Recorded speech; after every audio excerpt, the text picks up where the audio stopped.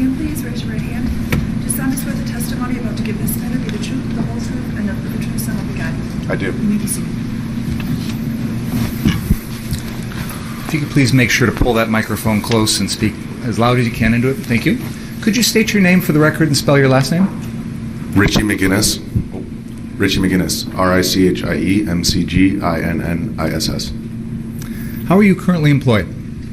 I'm the video director for the Daily Caller. What is the Daily Caller? It's a news website. How long have you been working for the Daily Caller? Since May of 2017. When you say you are the video editor, you said? Technically chief video director. It's chief video director. What are your responsibilities? I oversee all of the video content that goes up on the website and all of our video and social media platforms. Is it fair to say that the Daily Caller is an online news source as opposed to, say, a newspaper or a magazine? Yeah, there's no print. Okay. And what is your educational background? I have a bachelor's in Middle Eastern history and Arabic from Georgetown University. Would you consider yourself a journalist? I would consider myself somebody who works alongside journalists every day. When you say you work alongside them, what are the different roles that you have versus the journalists that you work alongside? So basically the journalists are the ones who actually post the articles.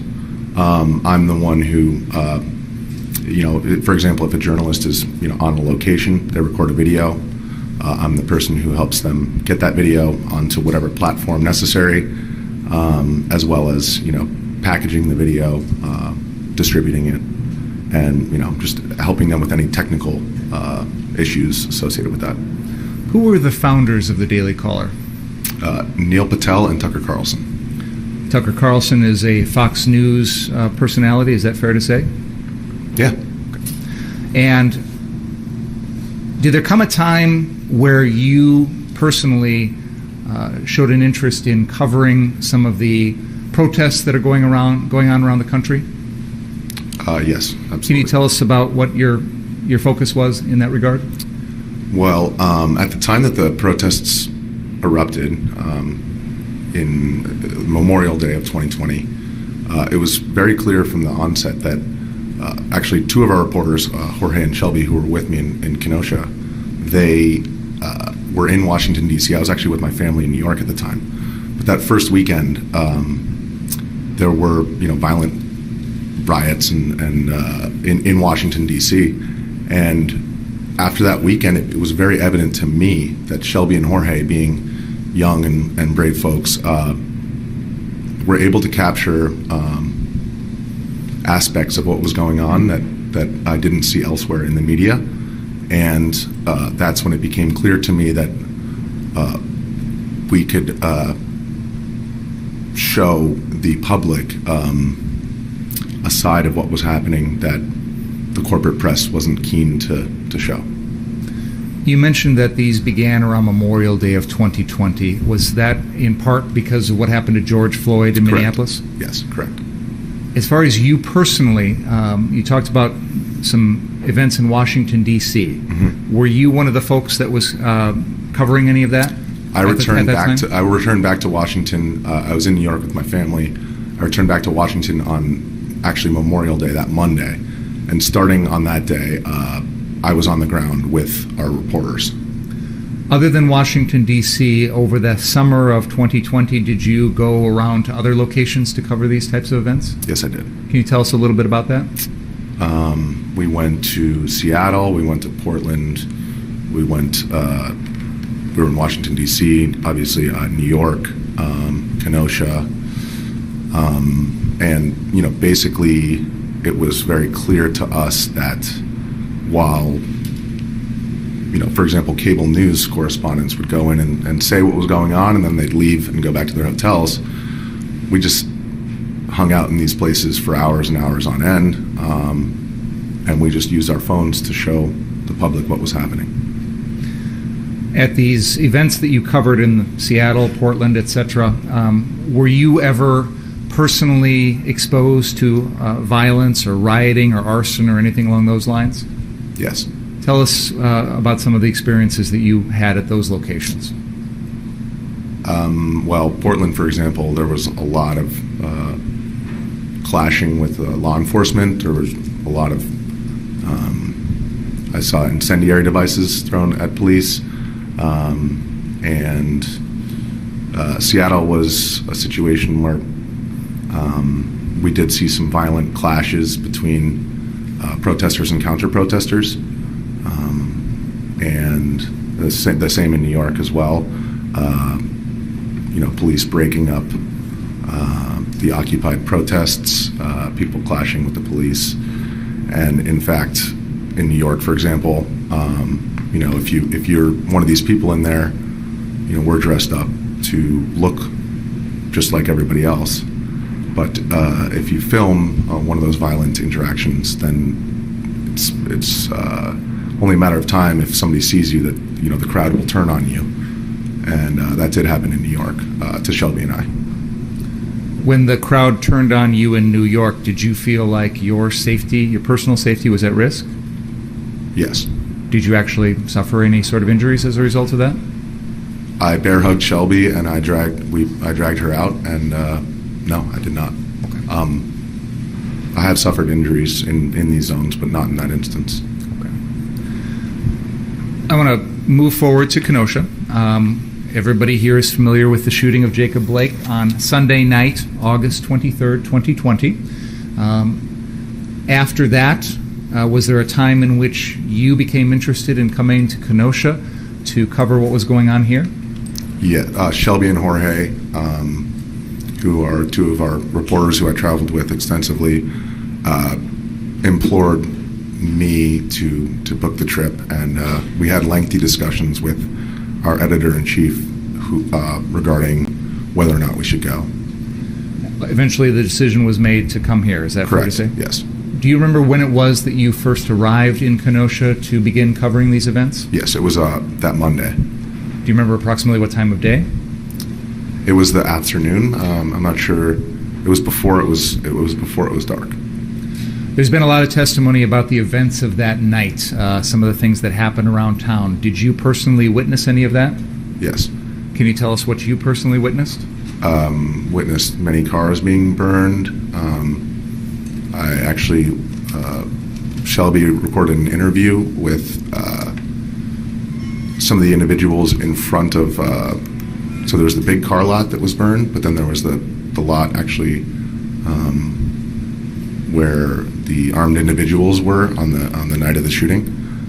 We actually were in front of that business the night before, and Shelby recorded an interview where those individuals were, there were people who, I guess the owner of the business had asked people to go out and try to put out the fires. So she recorded an interview with individuals who were using a power washer, and there were other people using like buckets to try to put out fires with the cars. Mr. McGinnis, we have a map on the wall behind you there. I don't think there's going to be dispute that we've established that on Monday night, the car source location, which is at the northeast corner of 59th and Sheridan Road, had a large number of cars that were destroyed by fire that night. Did you personally witness that? Yes. Now, you said you spoke to the owner of the business. That would be the car source business? I didn't speak to the owner. I spoke to individuals who were out there trying to put out fires, and I believe in Shelby's interview they mentioned that the owner had asked them to come out to put out the fires. Now, you also mentioned there was a second location, and that would be this car source, which is sort of kitty corner to the southwest. And I know you mentioned there were armed individuals there on Tuesday night, right? Yes, and that's the same business that we saw people with power washers at the night before. At this location that I'm highlighting here, which is at the southwest corner of 59th and Sheridan, on Monday night, did you see any armed individuals there? I did not know. Were there fires at that location on Monday night? Yes. Okay.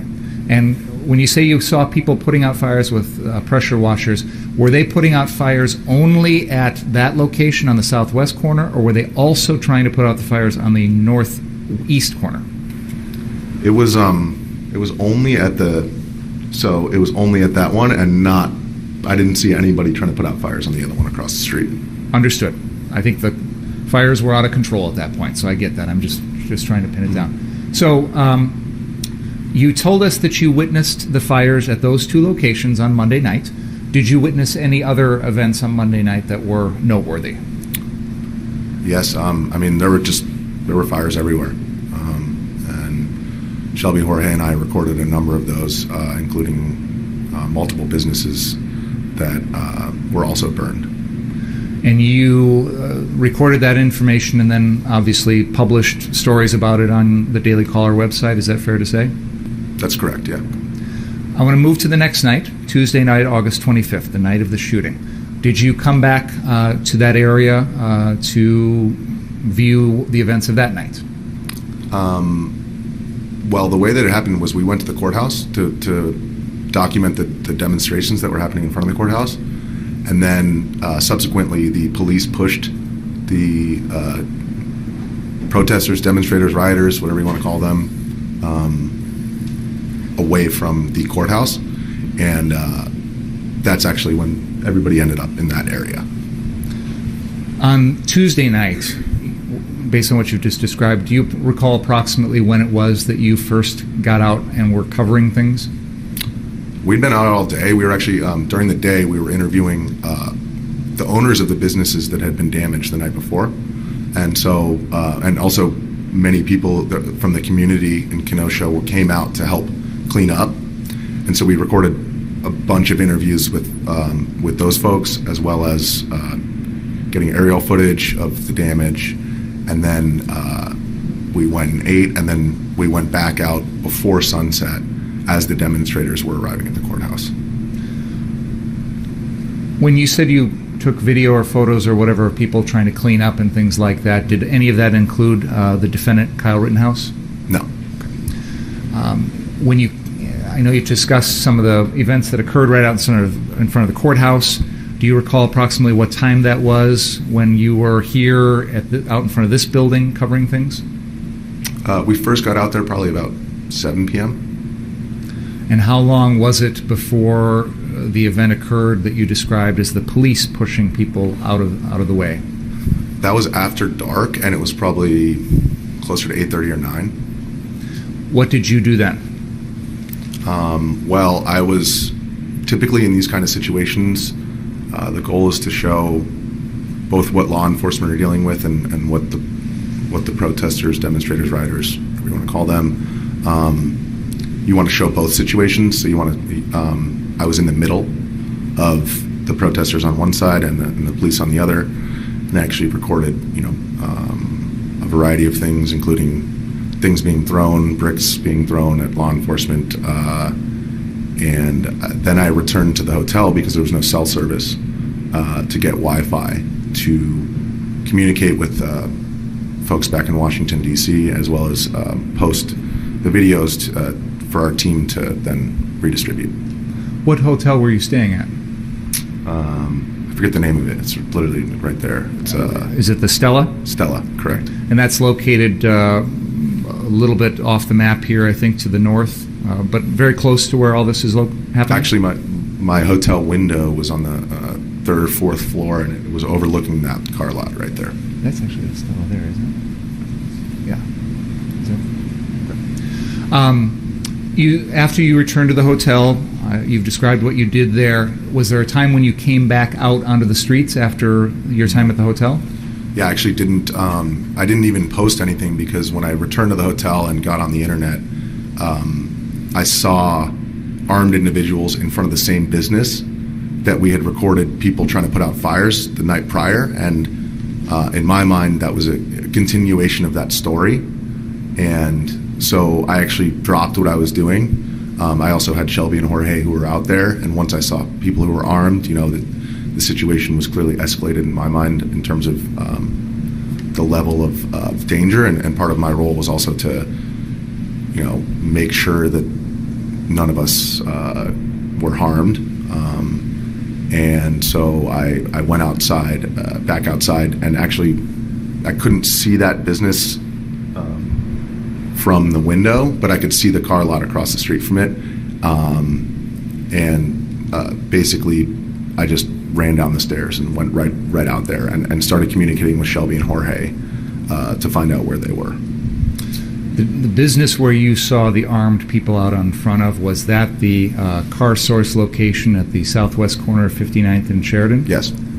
You mentioned that after seeing them, you felt like the situation was escalating. Why did you feel that way? Anytime that there are guns, that elevates the level of danger in my mind. Just given that, I've been to, like I said, across the country, many protests in places where people have guns and there's a lot of people in a confined space. These are the kind of situations where everybody's very passionate about why they're out there. So in my mind, that the presence of weapons meant that, I should be on the ground and Shelby, Jorge, and I should be as close to each other as possible to ensure that, we're all safe. So did you feel that the presence of guns at that location, did it make you concerned about the safety of your reporters? Yes. So you said you ran down the stairs of the hotel, and did you go then, after you left the hotel, did you go directly to that location, that Car Source at 59th and Sheridan? Mm-hmm. Is that a yes? Yes. Sorry. Okay. Yeah. Now, you've referred to guns. Are you familiar with guns yourself? I'd say familiar. One of the guns that we've talked about already in this case is, it's technically a Smith & Wesson M&P 15, but it is an AR-15 type rifle. Yep. Are you familiar with that type of rifle? I've shot it. And when you got to that 59th Street Car Source location, did you see individuals who were armed with that type of rifle? Yes, multiple. Tell us what you did once you left the Stella and went to that location. I went down and proceeded straight from the hotel to the Car Source, and basically as I walked up, I saw, I guess there were about 3 on the ground, and I couldn't quite tell how many people were on the roof, but there were like approximately 5 or 6 armed individuals in front of the business. And typically in these situations, especially with armed individuals, I'm just trying to look as unassuming as possible. And so I put my hands up and I said, hey, are any of you guys willing to do an interview about why you're here? Yeah. Now, you've given interviews to various media outlets about your experiences that night, correct? Yes. And at one point you described the appearance of these armed individuals at the 59th Street Car Source as menacing. Do you recall that? I don't recall that. What interview was that? Sure. I wouldn't say that that's. I would say menacing is not a bad word to describe it. I would say actually, like I said, the presence of weapons, just in my mind, elevates the level of risk. You did an interview shortly after this August 25th incident with someone by the name of Kyle Rittenhouse. Do you know who that is? Yes, I do. And in that interview, at one point, you indicated that the group that was armed at 59th Street Car Source appeared menacing. Would you agree with that? We can play it. I would agree. I would say that.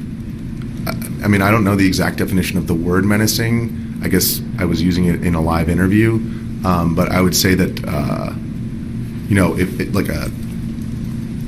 the level of risk was elevated. Okay. Is what I would say. One moment.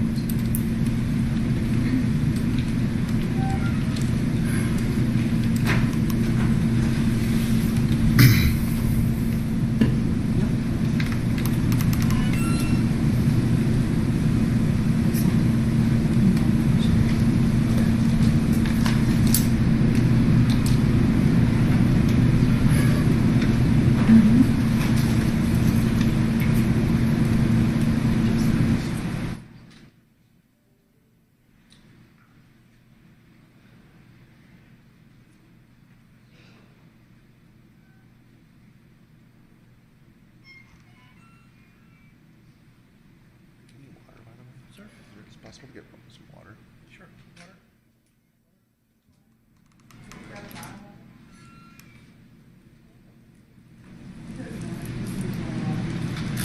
Thank you.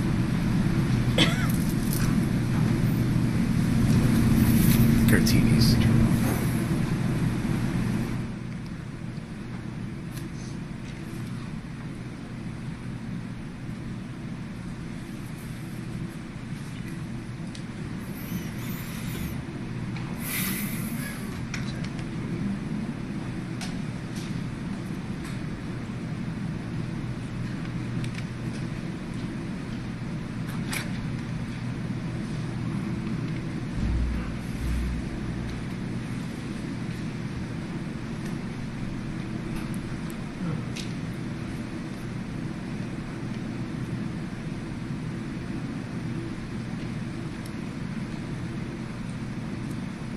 I think they're coming out. No worries. I'll survive. I think she went upstairs to get a cold one out of her.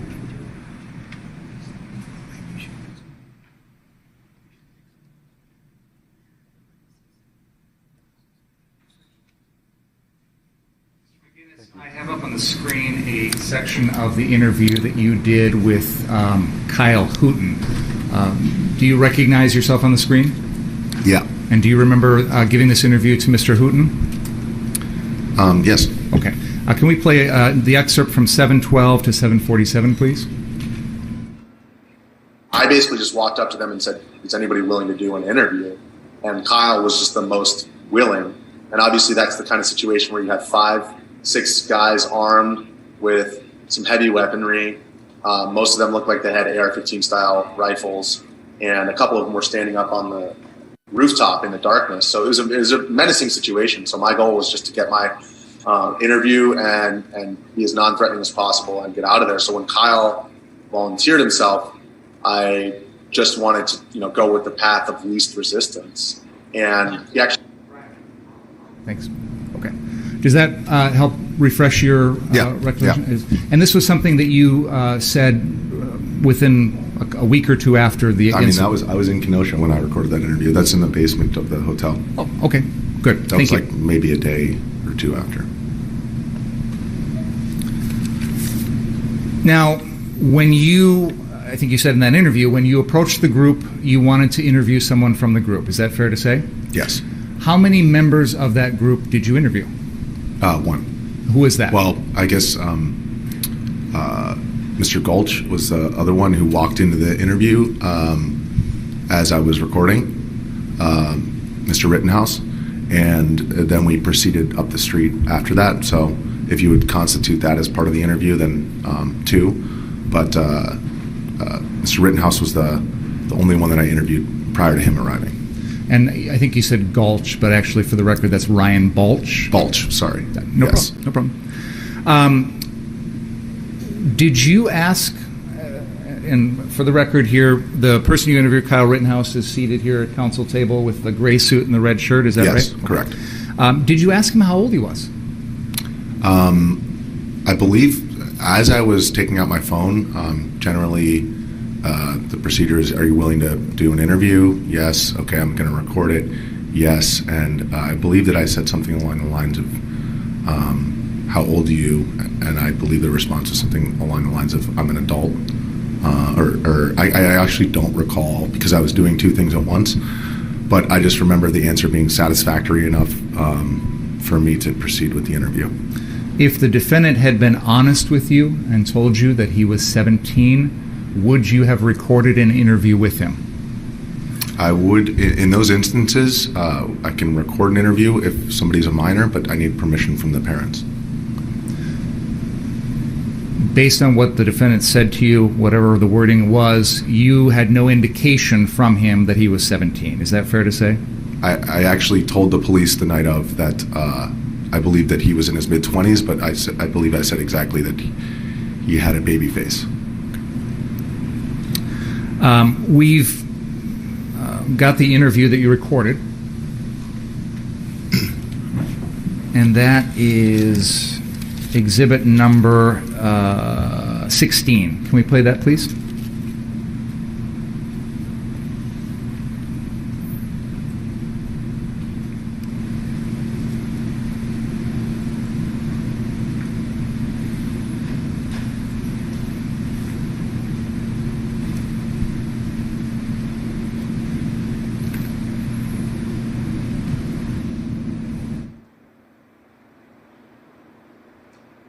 are you doing out here? Obviously, you're armed and you're in front of this business we saw burning last night. So what's up? So people are getting injured, and our job is to protect this business. And part of my job is to also help people. If there's somebody hurt, I'm running into harm's way.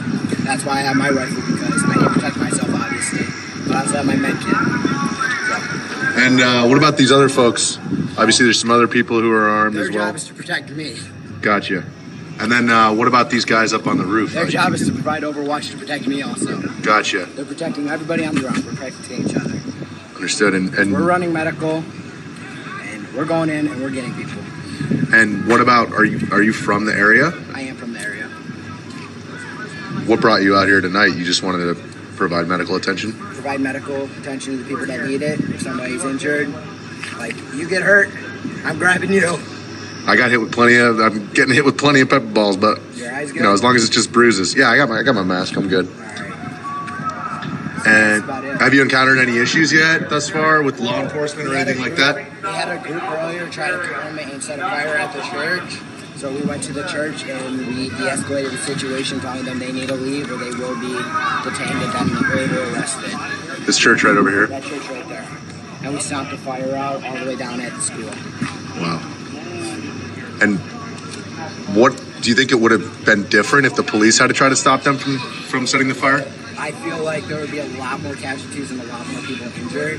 So I think the police are fine where they're at and that let us run the medical, because EMS is not coming in. This is considered a red zone to the EMS and fire. They are not coming in. Yeah. So us citizens, we need to help each other. Me and him are out here running and seeing if people need medical attention. But speaking of which, we need to go check to see if somebody got hurt again. All right. Understood. If you want to follow us, you're fine. Yes, sir. Absolutely. Good night, Ann. This might be another one of theirs.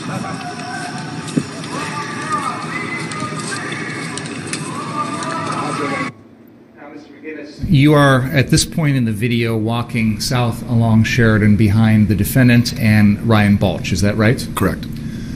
At that moment, given what you've told us about why you were out there and the coverage you've done with other events around the country, why did you decide at that moment to follow them? Well, during the interview, he mentioned, what his mission was there, and it seemed to me that they were proceeding to, try to do what he was talking about, and I wanted to record it. Can we please play exhibit number 17?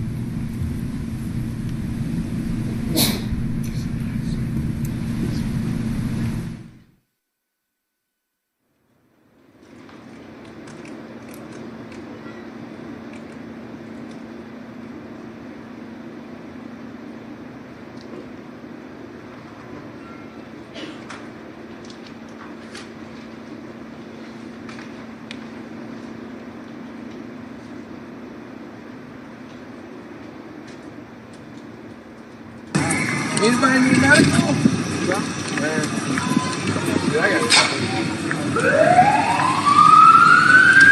So you guys are kind of like medics who are packing. Yeah, Right? basically. Well, he's an EMT, and Gotcha. I'm just kind of protecting his ass. Oh, so you're a certified EMT? Yeah. Gotcha. And do you work as an EMT normally? I just got the thing, and I'm a lifeguard normally. I got my ALS and I got my Gotcha. The defendant tells you that he is an EMT. Is that right? Yes. Did he say anything else to you? It's a little hard to hear in the video as to what his qualifications were. I believe he mentioned something about lifeguard certification. In your experience at the various events that you've covered, similar to what was going on in Kenosha, Seattle, Portland, etc., have you seen other individuals who proclaim themselves to be medics or EMTs who are armed with AR-15s? I don't recall any people who... I saw a lot of people who were medics, some of whom were armed, but not with an AR-15 that I recall. When you saw these other medics who were armed, what sort of things had they armed themselves with? I just recall specifically in Seattle, a medic armed with a handgun. Other than that one medic with a handgun, do you recall seeing any other medics in any of the other events that you covered who armed themselves with a gun? No. Do you recall seeing any others that armed themselves with an AR-15? No. We can continue the video, please. And I'm former Army infantry, and I got a whole bunch of trauma training. Well, thank you for your service. We got you if you didn't get it. I appreciate the service. Oh, shit. Dude. There. Do you? It appears Mr. Balch reacts to something at this point in the video. Do you know what that was? That was I believe it was a brick that was thrown at a piece of a brick that was thrown at the armored personnel carrier right there. Did it like bounce off towards you guys or something? Do you know? Yeah, it bounced off in front of us. Okay. Thank you. Please continue. Thank you. There's a guy with a rack. Be careful, right behind that white fence. There's a rack there, so be careful. Hey, friendly. Medic coming through, medical. Medic coming through. Does anybody need medical? We're running through Roger over here. Anybody need medical? Hey, guys. Medical? But if you talk to them, you tell the guys walking out the fire extinguishers are here to put out the fires? They know. Okay, good. They know. He just got shot up. You good? Yeah. It's all right. Where you shot? I'm not shot. You just said you got shot. No, I didn't. I thought you got rubber bulleted. Oh, no, I just got rubber bulleted. Yeah. Oh, it didn't even leave a welt. It just stung. It just fucking stung. I'm fine. I knew. Little pepper boy never hurt nobody. It was literally just like, oh, It's a little spicy, that's all. It was like, oh shit, that was really annoying. Yeah, a little salsa. Like, I could shoot my friend. Could you please not? It was just like, no, I'm gonna fire extinguisher. Does anybody need medical? Does anybody need medical? I think someone's got some medical weed, I'll tell you that. Does anybody need medical? Medical!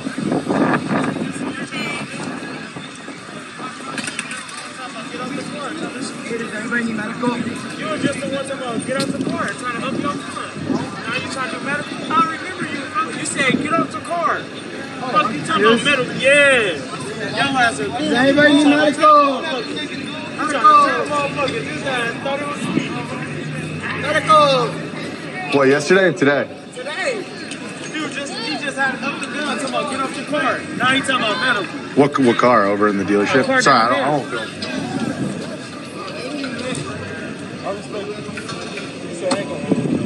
Hey, if you wanna, it's cool. But no, I'm not gonna do it without your permission.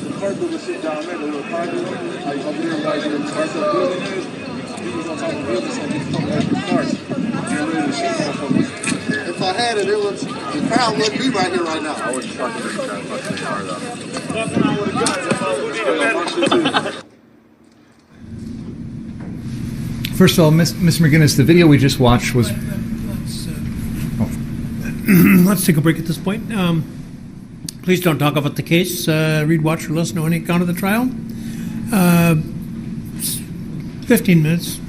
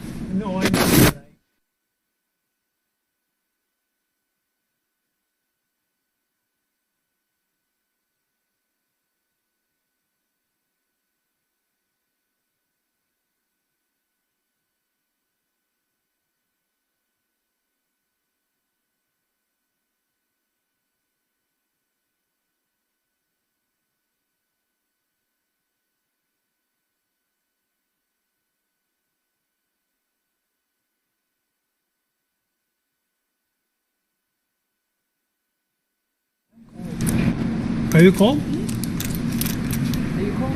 I'm always cold. I never do that.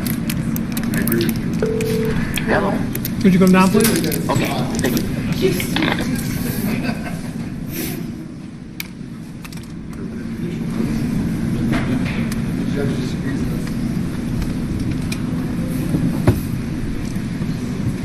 Attorney Richards and I stipulated it was too hot. Oh, are you? Yeah, my wife says that I'm too hot. No, what does that mean? No, it's true. I one of my daughters and I really turn it up high, and oh yeah, and the rest of the family is must be the chocolate I eat. I said it must be the chocolate that I eat. And it's got sea salt in it. It's dark chocolate with sea salt. Mm-hmm. And caramel. Oh, and caramel? I think that's what it said. It tastes like it. I felt a little. Either that or Small amounts I eat cherry velvet chocolate.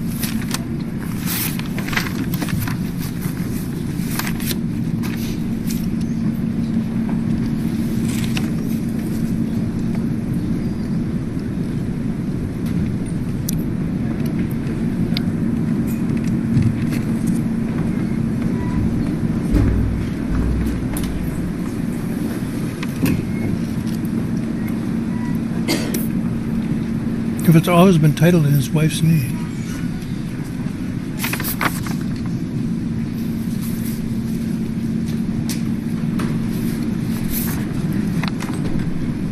The interlock device has been installed on our other car.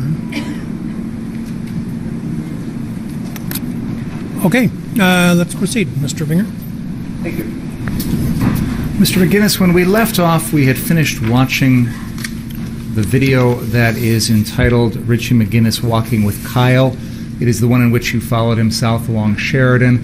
And at some point in the video, the defendant encounters a group of individuals. The most noteworthy of one is wearing bright yellow pants. Mm-hmm. Do you recall that? I do, yeah. And there's some interaction between the defendant and that individual, and then the defendant walks across Sheridan Road, but you stayed. Yes. Why was that? Well, Kyle had told me my goal going into these protest zones is to tell the full picture, or our goal. After interviewing Kyle, or Mr. Rittenhouse, it was clear, what he thought his mission was there. But these individuals seemed to think differently. And so I wanted to hear what their opinion was on the matter, because that would be part of providing the complete picture. And the individual in the yellow pants accused the defendant of pointing his AR-15 at that individual. Is that fair to say? I believe he said, yes, something along the lines of, you were waving the gun, you think you're in a movie. When you approached those individuals to speak with them, you took your, was it your phone that you were recording with? Yes. You took your phone and you stopped recording. You pointed it to the ground, and then after a while it stopped. Yeah. We've established you're a video director for your website. Capturing video is one of the things you do. Why did you stop recording that interaction? There are 4 individuals there, and you can see in the video one of them had large rocks in his hands. And, it's a public street, so generally speaking, but just from the perspective of an ethical perspective as a journalist or somebody providing content, you generally want to get the permission of people if you want to conduct a proper interview. When I walked up to them, one of the individuals who had these bricks in his hands stepped out on me like he was going to, smash my head. So I put my phone down and I told them, I'm not going to record. I just want to know why you guys are mad. Did you ever ask any of them for permission to record them? I did. So based on this guy's actions, they didn't want to be recorded. So I actually I was more concerned with why they were mad than actually getting it on video, just from the perspective of gathering information. as someone who works in journalism and takes video, gathering information without having a record of it doesn't do much good, though, does it? It can, because it does do good, because you can, from that information, then ascertain other individuals to talk to, and also I think there's an aspect of gaining somebody's trust before you conduct an interview. So a lot of times it's helpful to speak with people about why you're there, why you want to interview them, and then maybe try to restart and say, hey, now that we're on the same level, can I do this interview? So the question I asked you right before that last one was, did you ask any of those individuals for permission to record them? And I don't believe you answered that question, but I'm assuming the answer is no, based on what you've told us. I actually mentioned that I was going to stop I stopped my phone and I said, listen, guys, I'm not recording this. I just want to know what the deal is. Why are you guys mad? So it was clear to me that there was no permission to be granted because the guy had bricks in his hands and he wanted to. And again, I don't mean to be overly formal, Mr. McGinnis, but the question is, did you ask them for permission? I did not. Understood. And obviously, they never verbally gave you permission, correct? They never said anything like, hey, go ahead, you can record us. Nothing like that. No, they did not. You took their reaction to you, this physical movement, as a sign that you shouldn't be recording them. Is that fair to say? That is fair to say, yes. Okay. You mentioned that one of the individuals had some things in his hand. I think at one point you said rocks, and another one I think you said bricks. Well, it was like I guess bricks wouldn't be the right word either, because they're like gray. So I guess generally a brick would be like red. There were like pieces of gray stones that you would use to build a building. How many of these individuals did you speak with that are all in a row there? Do you remember? I talked to all of them. But how many were there total? There were 4. Okay. And one you said had a couple of rocks or stone in his hand? Yeah, one had like one in each hand, and then another one had like a stone in one hand, and then it was like a strap, leather strap, something like that. That was seemed to be, I couldn't tell if it was attached because it was in his hand. And I believe, those are the only guys who had rocks in their hands. There were 2 of them. Okay. Other than what you've just described, did you see any other weapons of any kind on any of those 4 people? At the time, I did not, but in hindsight, I believe that one of them was armed with a handgun. With a handgun? Yes. Okay. The person who was wearing yellow pants did not have any sort of weapon, correct? No. Okay. Not that I could see. So just so we're clear, at that moment when you were dealing with those 4 individuals, you perceived 2 of them to have rocks in their hands. And that was the extent of any sort of weapon that any of them had that you saw at that time? That I saw, yes. But in these kind of situations, it's never really clear who's armed and who's not. I was still unsure of my safety in that situation. Were you armed? No. Can you help us understand what it was about these 4 individuals who, by the way, all 4 of them are black, correct? Mm-hmm. Correct. What was it about these 4 individuals, 2 of whom had rocks in their hands, that made you concerned about your safety? Well, the way that the one stepped out on me, it was like he was presenting the rocks as if he was ready to smash my head. And he stepped out in my direction, at which point I kind of took 1 step back. And in those kind of situations, I'm just trying to keep my distance to ensure that, if he's going to advance closer, then I'm going to take that many steps backwards to keep our distance. Do you have any idea why this individual stepped forward towards you in such an aggressive manner? It was because of my phone. Because I believe that it was because he perceived me to be recording him, and he didn't want to be recorded. Once you stopped recording, did his demeanor change? I put my phone down, and then I told him I'm not recording, I just want to know what happened, and his demeanor did not change. And he still had the rocks in his hands as if he was ready to hit me. And so then I said, hey guys, let's take a step back here for a second. Does anyone want to, I generally carry like cigarettes and White Claws to diffuse these kind of situations. It's like a tactic. People are always really angry in these areas, and that's a good way to, I guess, break the ice. So, in your experience in these types of crowds, you have experienced anger, threatening behavior, that sort of thing before. Is that fair to say? Yes. Definitely. And one of the ways you've learned to diffuse the situation is to offer individuals something like cigarettes. Anything, cigarette or White Claw. That's generally. White Claw is a hard seltzer, an alcoholic beverage in a can. And actually, I had 2 in my gas mask bag, and I just said, "Does anyone want a White Claw?" And it's like, people generally think it's kind of funny, and oftentimes take me up. And it's a good tactic to kind of, because the goal here is to elicit their truth, what they think is the reality in this situation. And so my goal is to basically make them feel comfortable telling me what they think the truth is, and that's one tactic to achieve that. So when you offered these guys a White Claw, did they take you up on it? One of them did, yeah. The guy who was squatting down in the image. So you handed him the White Claw. I said, "Do any of you want a White Claw?" I had my hands up, and I said, "I'm going to reach." And actually, the guy who was squatting down, he started to stand up. He said, "I'll take one." And I pulled it out, and I used to bartend, so I cracked it for him and then handed it to him. So you gave them a total of 1? 1, yes. This individual you described with the rocks who stepped forward to you, can you demonstrate for us the manner in which he was holding those rocks? Because you made it sound like he was about to hit you with them or something. Yeah, he was like holding it, as if like he was ready to fight, but with rocks. So, he was kind of in an athletic position, and he stepped out in front of the other guys towards me like that. And how close did he get to you? Probably 8 feet.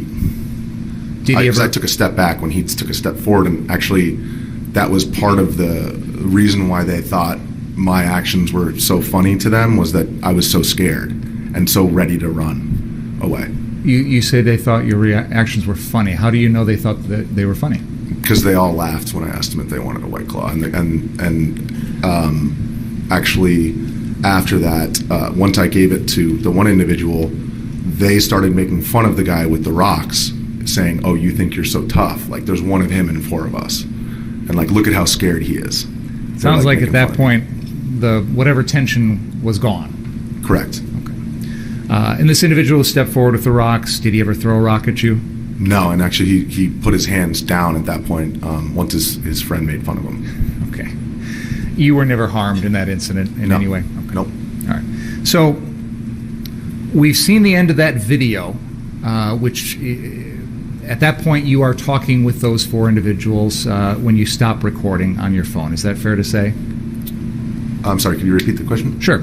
We just watched a video of you following the defendant and Ryan Balch down south on Sheridan. You encounter the individual with the yellow pants and the other 3 individuals next to him. You walk up to them after the defendant walks away. You start to have a conversation with those individuals, the 4 of them, and you stop recording. Yes. Okay. What I want to know is, after you stop recording, how long did you spend talking to those guys? It was a matter of minutes. I'd say less than 5 minutes. That whole interaction that I just described was probably about 2 minutes, and I talked to them for maybe another minute after that. After that, what happened? I got back to my task at hand, which was inquiring about why they were mad at who I later found out to be Mr. Rittenhouse. And they said something along the lines of, "Yeah, we were over there, we were jumping on some cars, and he came up with his gun." And that was actually, right then, was the point that I saw Mr. Rittenhouse running down the street. And I said, "Hey, guys, I got to go." Are you able to show us on that map, when you saw the defendant running, which you just described, where was that on that map? Are you able to show us that? It was like, let's see, so we were right in this green right here. We were approximately right here at the green in the parking lot, and he was running this way. Okay, you just kind of drew a line all the way from 60th down to 63rd. Are you able to be a little bit more specific as to where he was when you saw the defendant running? So you're saying where was the defendant? Yes. When you first saw him, you said he drew your attention because he was running. Yeah, he was. So he was basically right running down this corner right here. So you've indicated an area right in front of the Ultimate gas station. It was in front of this. We were over here. Okay. And he was here. All right. So again, I don't. The gas station's up here. It was down here. Okay. On that map, I think it's labeled the Ultimate Convenience Center, but it's the gas station that is on the southeast corner of 60th. That's correct. That's correct. Yes. And so, just because sometimes these things don't translate into the record, you've used the pointer to illuminate an area in front of the First United Methodist Church. On the east side of the church, between the church and Sheridan Road, there's a parking lot area there, and you've kind of pointed to that as where you were talking to these four gentlemen. Is that a fair summary of the location? I believe actually it was a little bit further south, so it was like somewhere right around here. Okay. So sorry, it was actually just a bit farther. Is this south or?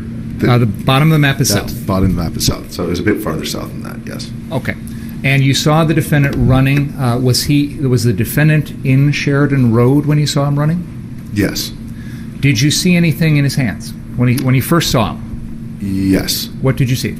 He had one of those small fire extinguishers that you saw earlier in the video. It was that sized fire extinguisher in one hand and the AR-15 in the other.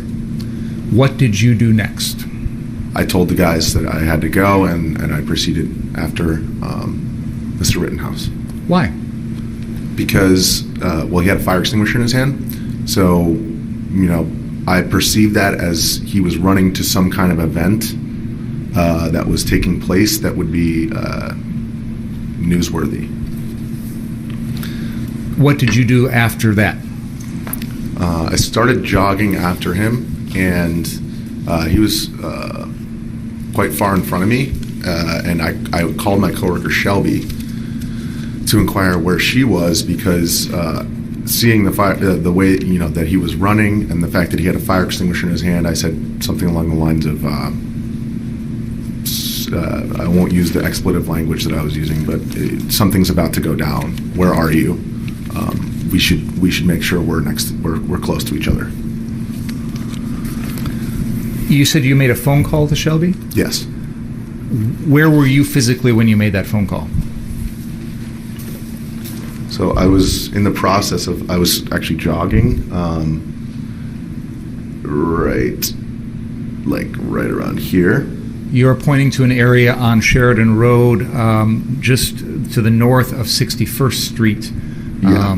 I was probably right around this corner by that point that I called her. Actually, right around here, because I had opened my gas mask bag for the White Claw, and then I ran off without clipping it back. My gas mask actually fell out of the bag. So what happened was the gas mask fell out. I picked it up. I put it back in the bag. I clipped the bag, and then I pulled my phone out to call Shelby. So it was probably actually just south of there by the time I got on the phone with her. You have given an interview in which you indicated that your attention was drawn, or when you saw the defendant running, that you felt that he was drawing the attention of the crowd. Do you recall saying that in one of your interviews? Yeah, I think in that interview, I was referring... Which interview are you referring to? I think it's the one that you gave to Tucker Carlson, actually. But I'm not... Okay, I believe that I was referring to him shouting medical. And I did notice that when he was running, there were a lot of people looking in that direction. There were in this area, this parking lot here, there were dozens, if not hundreds, of protesters or rioters or whatever you want to call them, right in here. And so when he was running, it was kind of people directed their attention that way, for sure.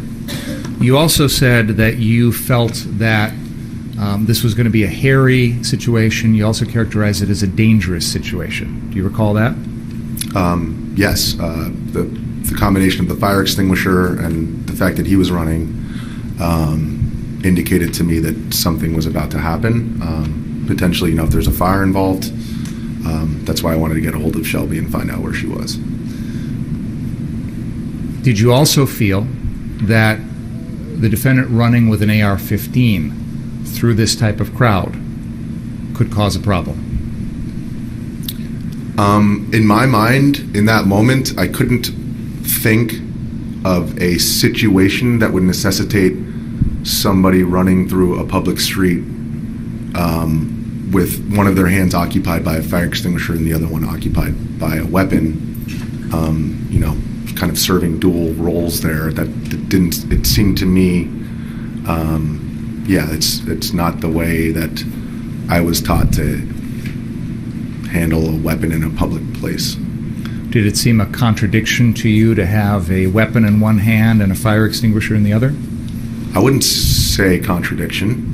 I would say that, all these, like in these protest zones, there's like, everybody's kind of serving a role.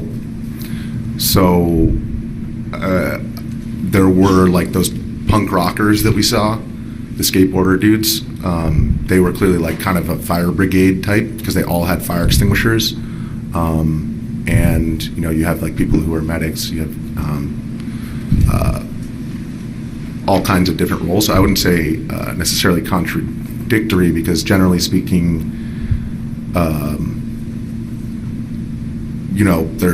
I just wouldn't deem that to be a contradiction. The punk rockers, the fire brigade that you described, did you see any of them with guns? I did not, no. Did you feel that carrying around an AR-15 was incompatible with the role of a medic or the fire brigade? I wouldn't use the word incompatible. Certainly doesn't match up, though. I don't know exactly what you're getting at, but I wouldn't say... I don't know what matching means here in this instance, if you could clarify that. So you indicated that when you saw the defendant running, you left those four individuals and followed. You've described a point in that process where the gas mask fell to the ground, you picked it up, whatnot. Did there come a time when you were following the defendant when he was no longer running? Right about... I was on the phone with Shelby at the time, and right about when he slowed down, I was still running to catch up. So he did slow and stop, down and around where the eventual shooting took place. So he starts running, walks for a bit, and then there's a time after that when he begins to run again. Would you agree with that? Yes.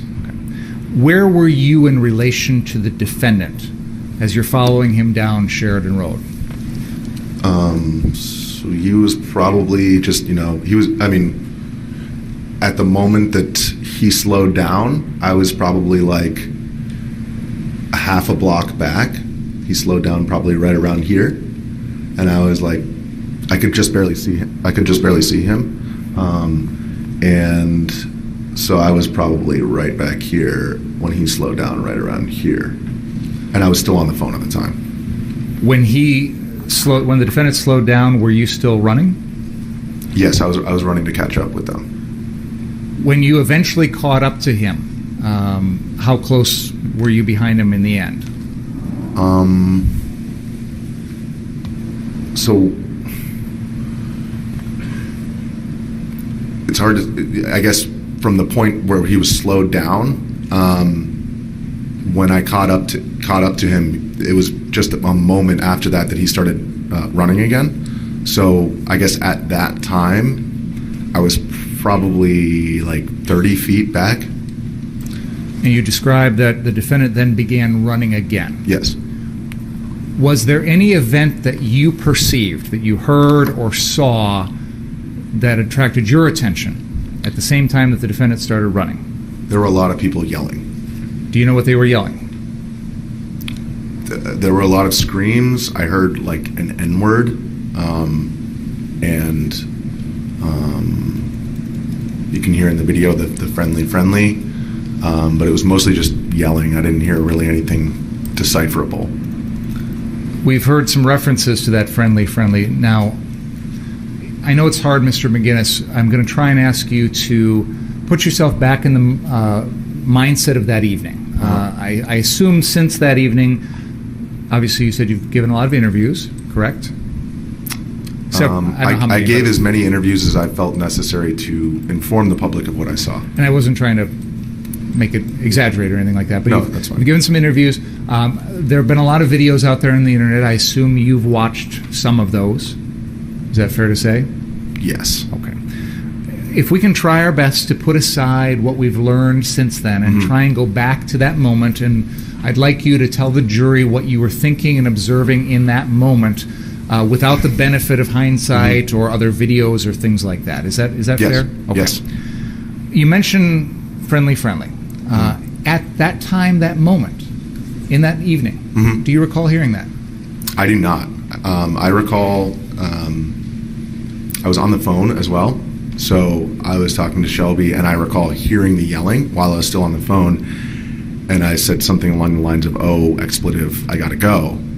And I hung up on Shelby, at which point that's when the running had started. Like I was already basically running with Mr. Rittenhouse and later Mr. Rosenbaum at that moment. So let's continue at where you just left off. Please tell us what happened next. It was hard for me to see because, like I said, I was like 30 feet back at the time, but I could see a lot of yelling. I could hear a lot of yelling, and I could see there was a crowd of people in the street, and one individual, Mr. Rosenbaum, advancing towards Mr. Rittenhouse, as well as a couple of other individuals who were moving very quickly in the area. But it was hard for me to see because I was a little bit back, and it was dark. What happened then? Mr. Rosenbaum advanced towards Mr. Rittenhouse. Mr. Rittenhouse gave I think he maybe saw him coming and gave like kind of I said on the night of to police that it was like a juke, but it was more like just a pivot and a run. Please continue. What happened after that, as far as you recall? And then he pivoted and he ran towards this parking lot right here. So he was like right on the side of the street, and he ran towards this lot, and Mr. Rosenbaum ran after him, and I was behind both of them.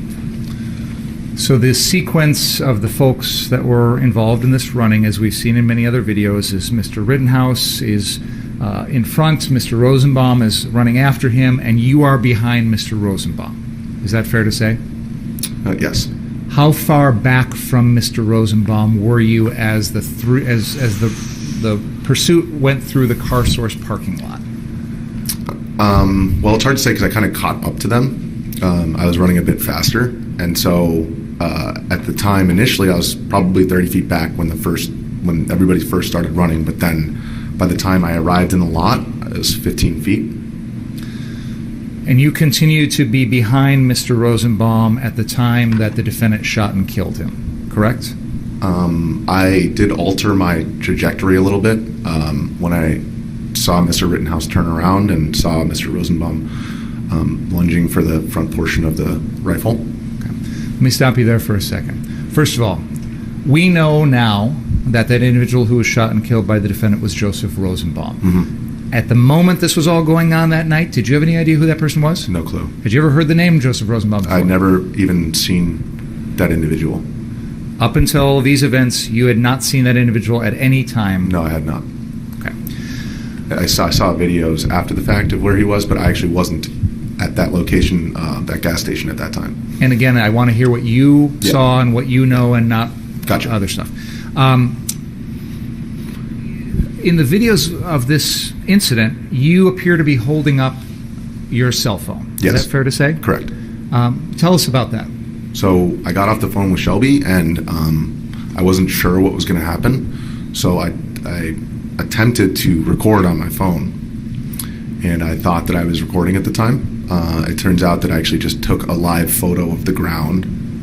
I assume at the time that I pressed what was the photo button instead of the record button, the video button. So as you're running, you're holding up the phone, thinking you're recording video, but in fact you're not. Is that fair to say? Yes, the video did not start until, and I've turned all this over, I'm sure you've reviewed it. Sure. But it did not start until just as I was arriving over Mr. Rosenbaum after he had been shot. So I don't know what happened in that period of time. I wasn't even looking at my phone. Usually when I'm recording, I'm constantly looking at what the video is recording to make sure that, everything's in the frame and whatever. But at that time, obviously, I was fixated on the situation in front of me rather than my phone, so I didn't realize that it wasn't recording. And I don't know what happened or why it started later. What was it about the situation in front of you? You said you were fixated on it. What was it about the situation in front of you that focused your attention? Well, there were we were running very quickly, number one. So I was just by virtue of the fact that I was running, I was focused on that. But also, I knew, having seen Mr. Rittenhouse earlier and just using my eyes at that time, that he was armed. And also, there was a bag that was thrown by Mr. Rosenbaum, and so clearly there was something about to happen. So I was paying attention to that. Did you ever see a weapon on Mr. Rosenbaum? I did not. Never saw a gun on Mr. Rosenbaum? I did not. Never saw him have a knife? Nope. Never saw him have a club or a bat or a chain or anything like that? I just saw the bag that was thrown. That was it. As the chase is occurring in the Car Source parking lot, did you hear, and again, I want you to go back to that moment. Yes. We've seen other videos, we've heard other videos, so we have hindsight. But in that moment, as you are following the chase behind Mr. Rosenbaum, behind Mr. Rittenhouse, did you hear Mr. Rosenbaum say anything? There was a FU, and at the time in that instance, my recollection of it the night of it was really hard for me to decipher, whether that was who yelled that. After seeing the footage, it's very clear to me who yelled it. Okay, let me stop. I don't want to. I want to. In that moment, I'm interested in your perceptions of the sounds around you. So I understand there's a lot going on, and it's a scene.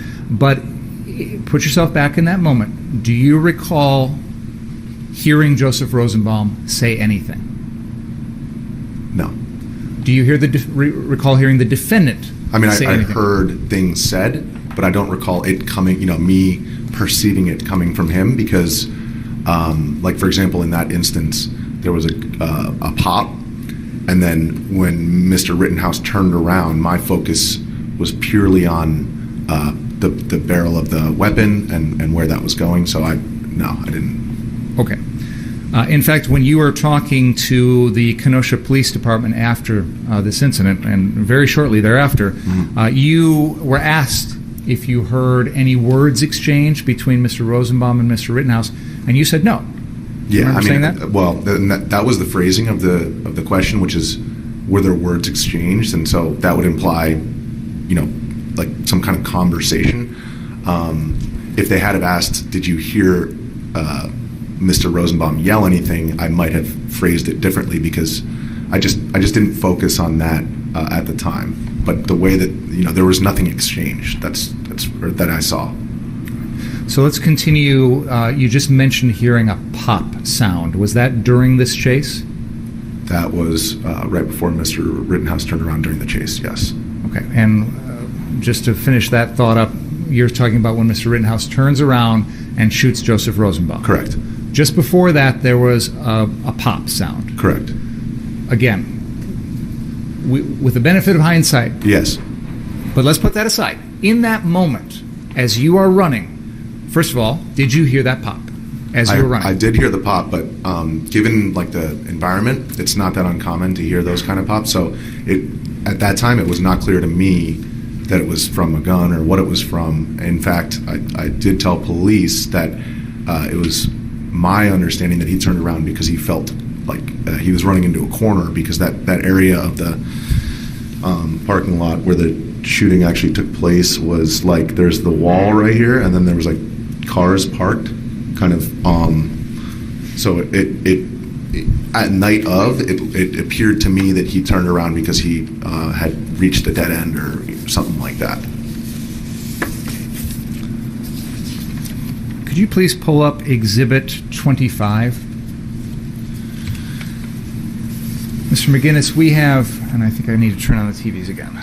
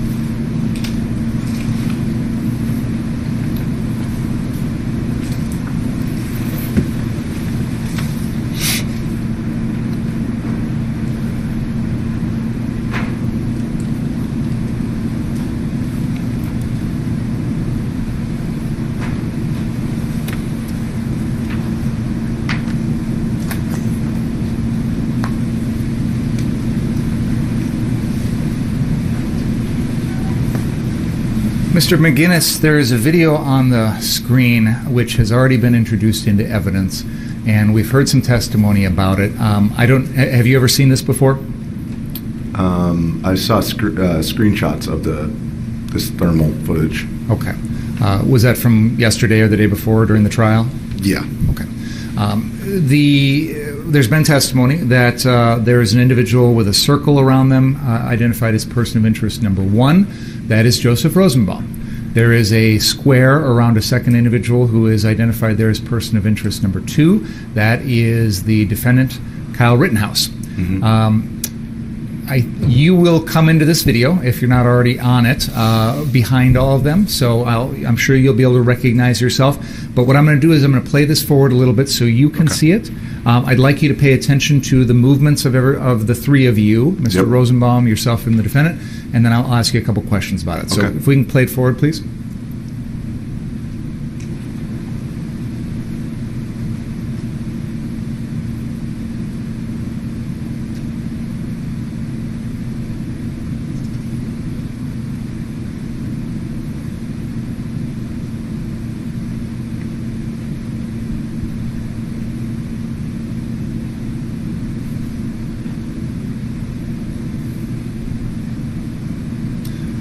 Let's pause it there, please.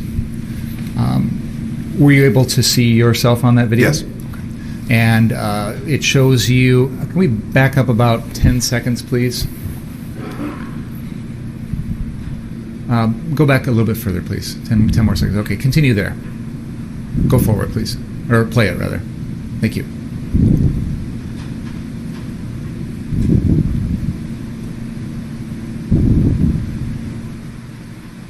Pause there. I don't know if it's possible, Mr. McGinnis, are you able to see yourself on that video at that very moment? I think I'm one of those two people. Okay. Let me continue forward, and unfortunately that laser doesn't work on the TV. Right, so gotcha. let's continue forward, and I'll pause in just a little bit here. Yeah, now I can see me. All right, pause. Mr. McGinnis, I've got a Sister Marciana's pointing device. The judge has allowed us to use. May I approach you on it? Could you please use this and go up to that screen in the corner, and can you point out yourself on that video? I think it's hard to see right here, but can you just go back for a second? Yeah, why don't we rewind it? I'm right under the text. Yeah, let's go back 10 seconds and play from there. And then, Mr. McGinnis, just pause when you see yourself, or raise your hand when you see yourself, and we'll pause it, okay?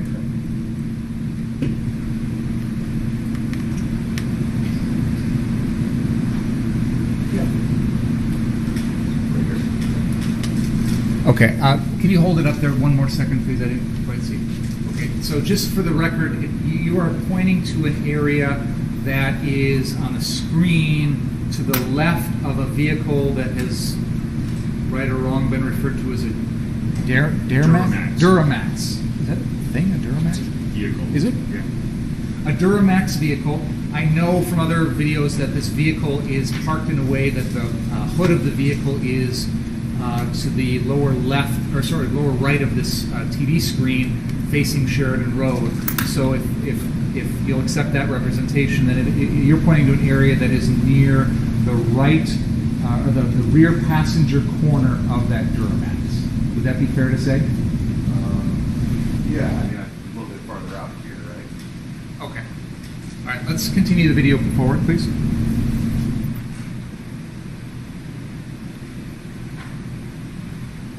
Pause. Can you use your Miss Sister Marciana's pointer to show us where you are? Okay, and you've just can you hold it up there for a second longer so we can make sure we all see it? Okay, that is you. Now I can tell from that video that there appears to be part of your body extended forward. Is that your arm holding the cell phone? Yes. Okay. Was that your right arm, if you recall? Usually it would be my right arm. Okay. Yeah. Fair enough. Thank you. That's good. You can leave that up there. That's fine. Thank you. You can go ahead and have a seat, please. Now, this is stopped at a moment which is right around the time, I think we're maybe a frame or two before Mr. Rittenhouse fires and the shots at Mr. Rosenbaum. And everyone can see where you're at in relation to that. What I want you what I'd like you to do, Mr. Guinness, is tell the jury in your own words, what was going on at this particular moment where we stopped in the video. So basically, I was running behind Mr. Rittenhouse and Mr. Rosenbaum, and like I mentioned before, Mr. Rittenhouse turned around and Mr. Rosenbaum continued, and I was continuing, but then I realized, that they were about to basically collide, and so at that moment, I was still running, but just before the shots, I kind of altered my trajectory of my run a little bit in the direction that I perceived to be out of harm's way. What do you mean harm's way? You were several feet away from them. What was the harm to you? Well, once Mr. Rittenhouse turned around and Mr. Rosenbaum continued, it was a very short, very, very short period of time from when he turned around to when the shots were fired. And basically in that very short period of time, I realized that Mr. Rosenbaum was continuing to advance and that Mr. Rittenhouse was standing still, and that they would be, based on Mr. Rosenbaum's, the way that he was running and then eventually lunging towards the front portion of the rifle, it was clear to me that something with the weapon was about to happen, and I didn't want to be on the wrong side of that. When you say something with the weapon was about to happen, what do you mean? Well, it wasn't clear to me whether the weapon would be grabbed or fired or what exactly was going to happen, but it was clear to me that it was a situation where it was likely that something dangerous was going to happen, be it Mr. Rosenbaum grabbing it, Mr. Rittenhouse shooting it. I didn't know, but I knew that my eyes at that moment were, like in this exact moment, were fixated on the barrel of the weapon because I didn't want to end up on the receiving end of that. You said your eyes were focused on the barrel of the weapon. Yes. Where was the barrel of the weapon pointed? At this moment, when he stopped, it was aimed about 45 degrees at the ground.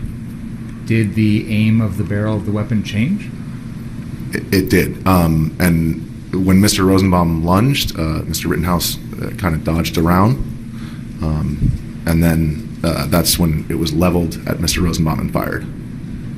What was the position of Mr. Rosenbaum's body when the defendant fired at him? Well, there were 4 shots, but it was like in one continuous motion. It was like a lunge towards the front portion, a dodge around, and when he missed his momentum continued forward. I'm going to stop you for 1 second. Yeah. When he missed, who's he? Mr. Rosenbaum, I'm sorry. Please Yes. continue. When Mr. Rosenbaum did not make contact with Mr. Rittenhouse, or it wasn't clear to me whether or not they made contact, but what was clear to me was that the trajectory of the rifle wasn't really altered by Mr. Rosenbaum's lunge. So if they did make contact, then it was just a glance.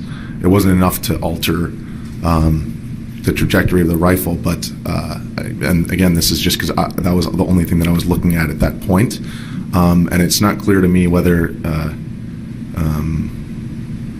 he basically fell forward, but that was as. I'm going to stop you for a second because you said he again. Can you? Oh, I'm sorry, Mr. Rosenbaum. Okay. He fell forward. Yes, like it was as if, you know, if you were to lunge at somebody, if anybody were to lunge, they'd probably stop themselves, you know, from falling face down on the ground. But the shots were fired in the exact instance that his momentum was going forward, and that continued until Mr. Rosenbaum landed on the ground. When Mr. Rosenbaum landed on the ground after being shot by the defendant, what was Mr. Rosenbaum's body position? He was lying face down. Is it fair to say, if I'm understanding your testimony correctly, that when the defendant shot Mr. Rosenbaum was already falling forward? His moment, I wouldn't say falling, I would say his momentum was definitely going forward. It's not clear, you know, to me whether he would have, I guess, fallen if, you know, the shots hadn't been fired, but certainly his momentum was in the forward direction, and also his hands were out in front of his feet, such that, you know, his center of gravity was beyond where his feet were. You gave an interview in which you characterized this incident as the defendant shooting Mr. Rosenbaum while Mr. Rosenbaum was falling. Do you recall saying that in an interview? There were 4 shots, so I don't recall specifically saying that, but was that the direct quote? Let's put it up on the screen.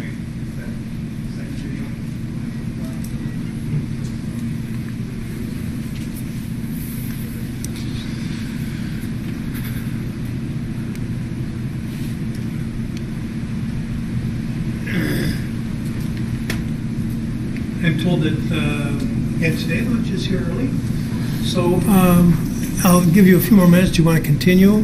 Could we just finish this little piece up and then I'll break? Can we play this starting at the 52-second mark, please? Well, Tucker, I was just about 10 or 12 feet behind them as they ran into the parking lot. And what I saw was Rosenbaum pursuing Rittenhouse, and Rittenhouse turned around. Now, right before he turned around, I'm not sure if this was a reason why he turned around, but there was a gunshot, and that's actually visible on video. It's not clear whether or not that gunshot was fired into the air or towards Rittenhouse, but Rittenhouse did turn around immediately after that. And at that point, he went from running away to aiming his weapon at Rosenbaum, and I was actually directly behind Rosenbaum. So I took 1 or 2 steps to my right as Rosenbaum was lunging for the barrel of the rifle, and he was that close to him. And Rittenhouse actually took the barrel of the rifle and just dodged around. And at that point, as Rosenbaum was falling forward, he fired quickly 4 shots into Rosenbaum. And at that point, I was only about... We just played an excerpt from a video interview that you did with Tucker Carlson on Fox News. Do you recall this interview? Yes. And the date of this interview is August 28th, 2020. Yes. Does that sound about right? Mm-hmm. So that's 3 days after the event occurred. Is that fair to say? I think it was so it happened on a Tuesday, and I believe that was Friday. Sure, 3 days later. Mm-hmm. Fair to say that on Friday after this incident, your memory of it might be better than it is 14 months later? It's just the same. I'm never going to forget it. Generally speaking, people's memory is better when it's closer in time. You'd agree with that? Yeah. And you mentioned seeing some other videos before you gave this interview to Tucker Carlson. So you'd watched some things in those 3 days, correct? That is correct, yes. Okay. But in this video here, you are telling Fox News, Dr. Carlson, that the defendant shot Mr. Rosenbaum as Mr. Rosenbaum was falling forward. Correct? Yeah, it's unclear to me because the shots were so quick whether, the shots are the reason why he, because he lunged and then the shot was fired as he was lunging. So it was like, I guess, perhaps it was the shots that caused him to then, rather than stopping himself, just fall flat. That's not what you just said. Let's play this back about 20 seconds, please.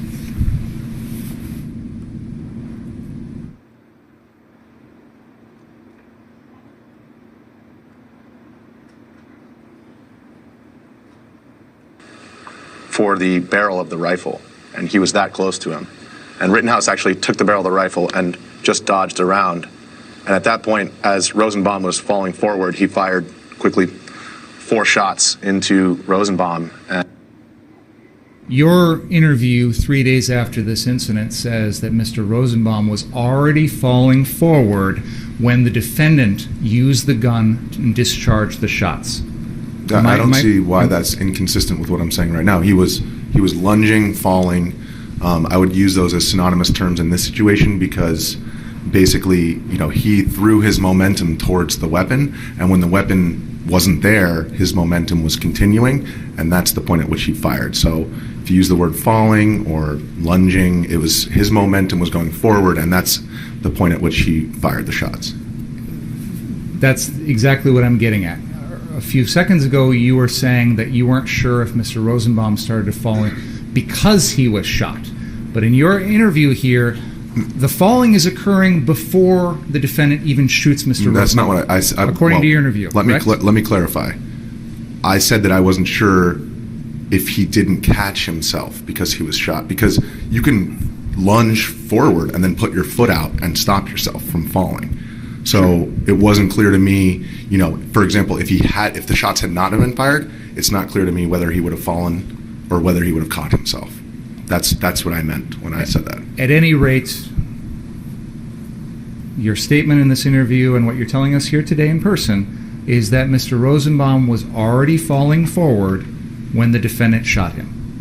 Is that accurate? Yes, his momentum was going forward. I don't know, this term falling, I just wouldn't use that. So I'm not going to say that because that's not what I said. You actually have said that. I'm using your I'm not going to say that right now because I'm clarifying. Don't comment on the witness's It's correct. It was a live interview. You can ask questions, but don't comment on the witness's testimony. Fair enough. At any rate, whether it's the momentum, falling, however you want to put it, Mr. Rosenbaum was in that motion. Yes. Before the defendant shot him. Yes. Okay. We can take a break now, Your Honor. All right, let's take a break. Folks, please don't talk about the case during the break. Read, watch, or listen to any account of the trial. Any questions, anybody? Okay, thank you. How long is the break? I didn't even tell them that. I usually keep it a secret, and then they eat faster. But I was going to say about 12:30, but if you have it's something you have to do or something. Okay, let's aim for 12:30 and hope that I can get my haircut warmed up.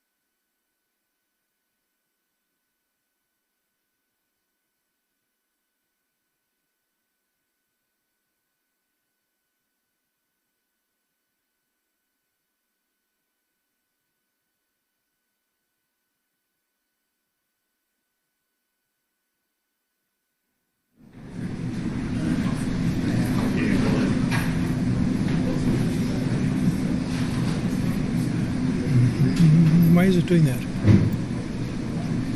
I know why. Mr. McGinnis will be here in about a minute, Your Honor. Sure.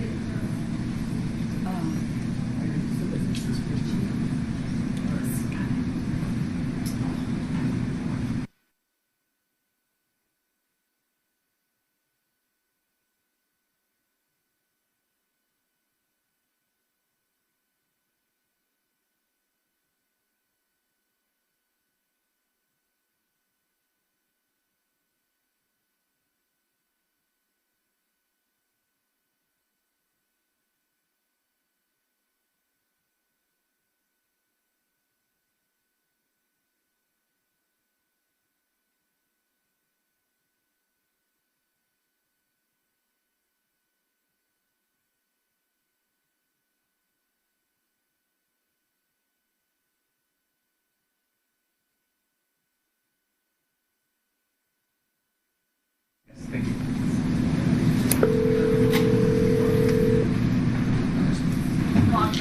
Would you come down, please? Yes.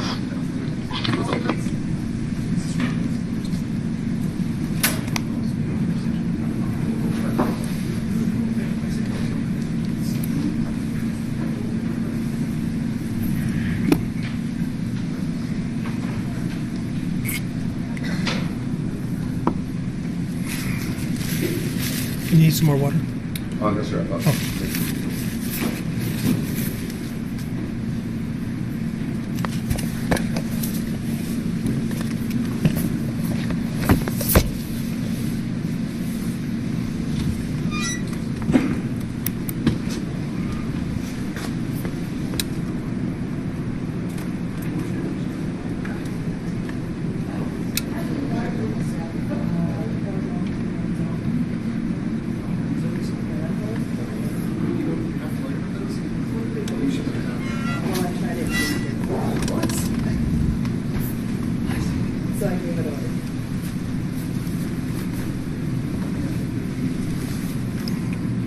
Oh, you can come on in.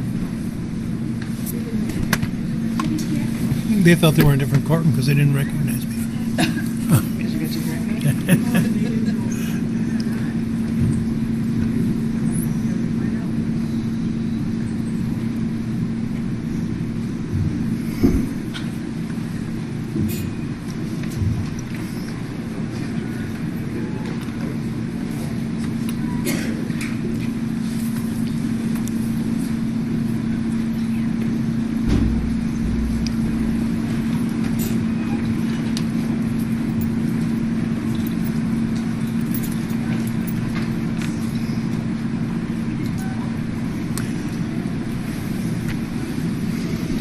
All right, good afternoon, everyone. And the answer to your question is yes, and it's a number one buzz is what it's called. But can anybody tell me why they'd call it a partial?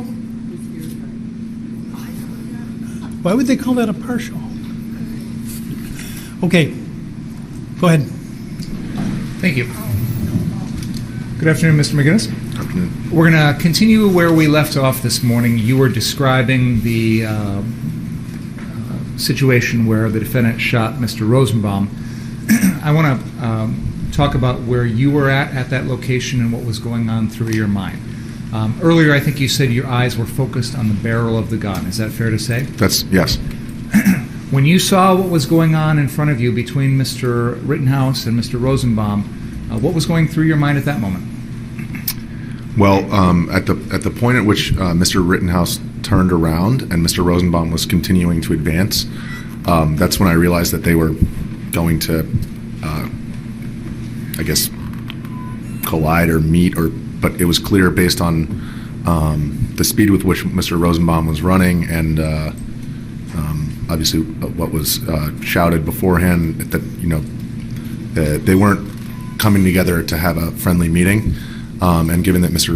Rittenhouse was armed, I became extremely worried because I was behind Rosenbaum that I was going to be caught in whatever was about to happen. Did you feel like you were positioned in the line of fire? I did, and that's why I altered my trajectory slightly. as the shots were being fired. When those shots were being fired, did anything happen to you? What exactly do you mean by that? Did you get hit? Nope. Did you feel at that moment like you had gotten hit? Well, I told the police the night of, because they were asking me, where my eyes were. So as Rosenbaum was lunging forward, my eyes were on the gun. But as the shots, when the shots were fired, I did actually change my. I looked down at my legs because it's difficult for me to say whether it was a sound or a sensation, but there was feeling sound that something went past my legs, and I looked down, and then I looked back up, and I actually stepped my feet to make sure that I was fine. You told the detective that you felt something on your leg, and your first thought was that you had been shot, correct? I was worried of that, absolutely. I'm not sure whether it was something that actually, actually contacted my pants, or whether it was just the, sensation sound. But it caused me to look down, and I did, stamp my legs to make sure that they felt okay. Did you feel that the defendant's actions of turning around and pointing the gun and discharging those rounds put you in danger?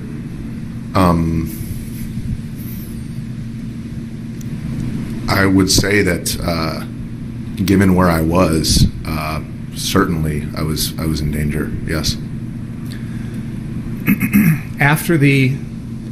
Let me back up 1 second. We've talked a lot about Mr. Rosenbaum's actions towards Mr. Rittenhouse, and I just want to clarify one part of that. At any point, did you see Mr. Rosenbaum touch the defendant's gun?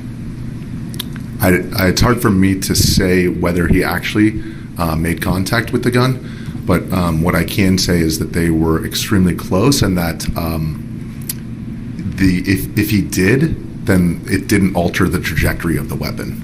So if he did, it wasn't like, he got a hand on it. It was maybe barely grazed it, but they were very close. And it was actually, since I was behind him, his body was partially obstructing the barrel of the gun at that time. So it's hard for me to say definitively whether or not he actually made contact, but not that I saw. I couldn't say definitively. I couldn't hear the last sentence. Oh, which part? Last sentence. I couldn't say definitively whether or not there was contact made. We know from all the videos, from all the evidence, Mr. Rittenhouse fires 4 rounds. You testified earlier, Mr. Rosenbaum winds up face down on the ground, correct? Correct. What did you do then? Well, after the shots were fired, there were other shots that were going off, and at this point, I'm aware of the fact that that's probably gunfire. Mr. Rittenhouse, from my perspective, had run away, and Mr. Rosenbaum was lying behind a car, and so I knew that he was, given the shots were fired at such close range, that he had to have been hit. And he was lying lifeless on the ground, and so I saw him behind the car, and I saw it as both a place that I could get safety, but also help him. And so I ran over. I said something along the lines of, "Are you okay? I'm going to flip you over slowly." And then I flipped him over, and at that point, other people were arriving, and that's basically all the rest is on video. But we were trying to. I presume that there were, given the weapon that he was using, that there had to be big wounds. And as people arrived, we were looking for those, and then somebody shouted that there was a hospital across the street. At which point, I told one individual to grab his other arm, and we carried him across the street. Should I just continue with? Let me stop okay. you there for a second. Can we please play Exhibit 19? 19?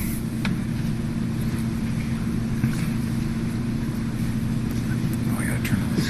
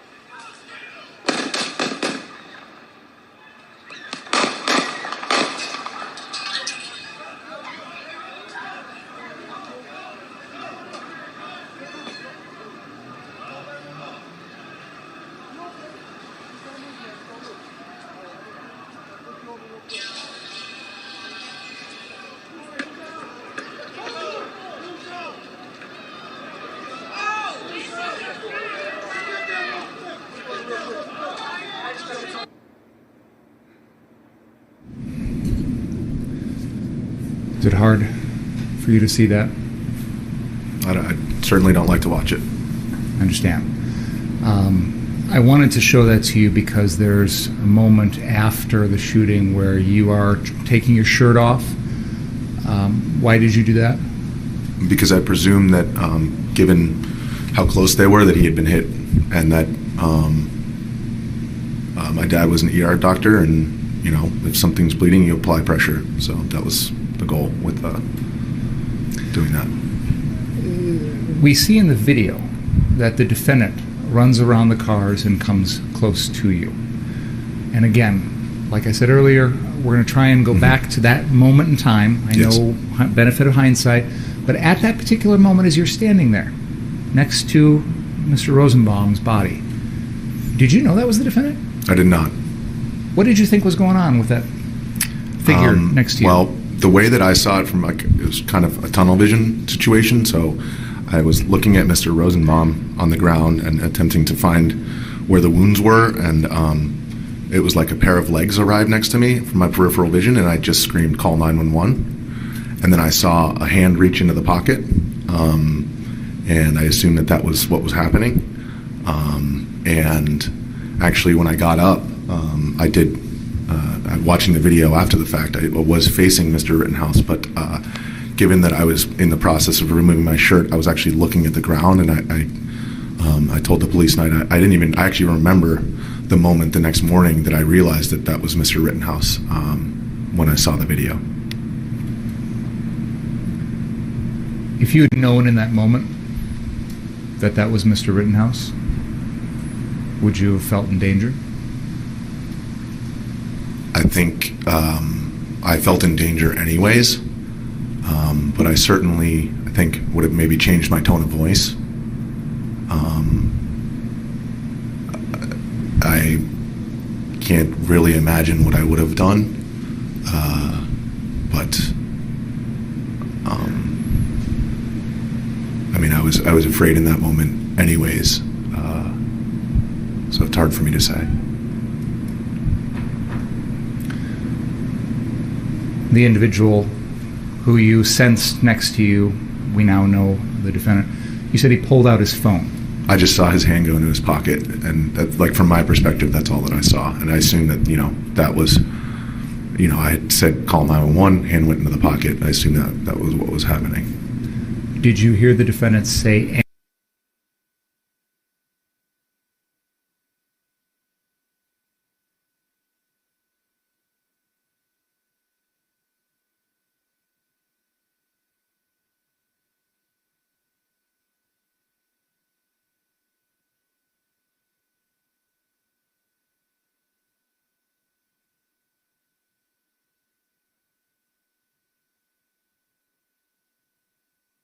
apologize, but I need to show it. I'm sorry.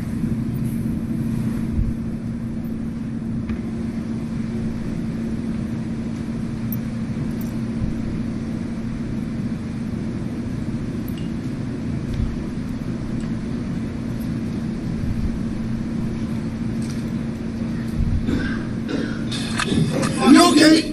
Just don't move, man. Don't move. All right, can I flip you over real quick?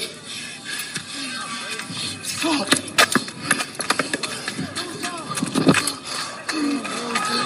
I'm gonna flip you over real quick, bro. Here, can flip over real quick. Just gotta get pressure on this, dude. Where's it at? Where is it? Turn around. Where's it at, dude? Get a light on it. Get a light. Give me a fucking light. Put pressure on it. Put fucking Where? pressure on it. Where, dude? Where? Where's the hole? Wait, where you at? Get the It's fucking right mask here up. in his head. Come on. Put pressure. Put pressure. Put pressure. Call the police. Call the Put more police. pressure. Hey, keep your eyes open. Keep your eyes open. You shot him. I didn't fucking go. Hey, you're okay. Dude, just get pressure on this shit. But you gotta keep him alive. Hey, bro, just talk to me, bro. What's your name, bro? Stay with me. Hey, what's your name, bro? What's your name, bro? Is y'all thinking the hospital right here? Yeah, get him up. We got a car. We got a car. Yo, keep pressure on it. I got him. Get him. I got him. Keep pressure on that. Got him. Get his arms. Put that down. I got you, dude. I got you. I will carry him in here. Guys, make sure he has a hold. Hey, keep his head. Keep pressure. Keep pressure.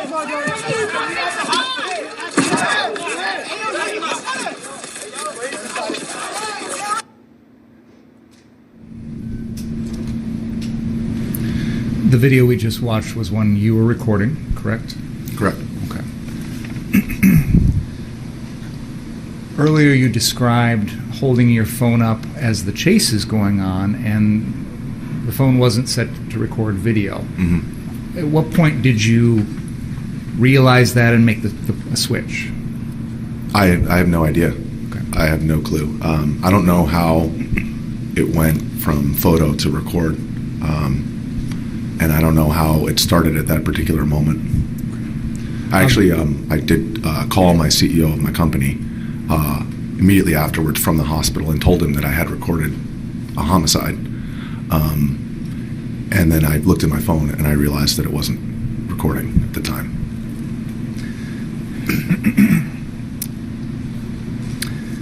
I think you testified a little bit ago, and I want to pick up where you left off, that you attempted to treat Mr. Rosenbaum, and then there's a process by which he is carried over to the hospital. Is that right? That's correct, yes. Can you tell us about your involvement in that process? Well, my hand was on his head, and I was under his right shoulder. There was another individual under his left shoulder, and then there were maybe one or two people carrying his legs. And we ran across the street, and there was somebody who told us that he worked at the hospital and that we should put him in the car to get him there quicker, at which point he opened the tailgate.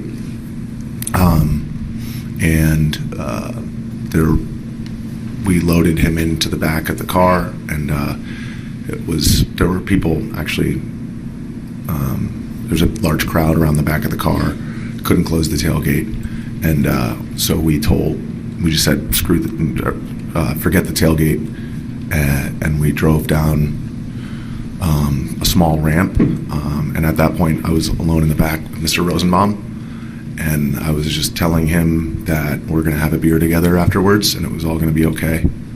And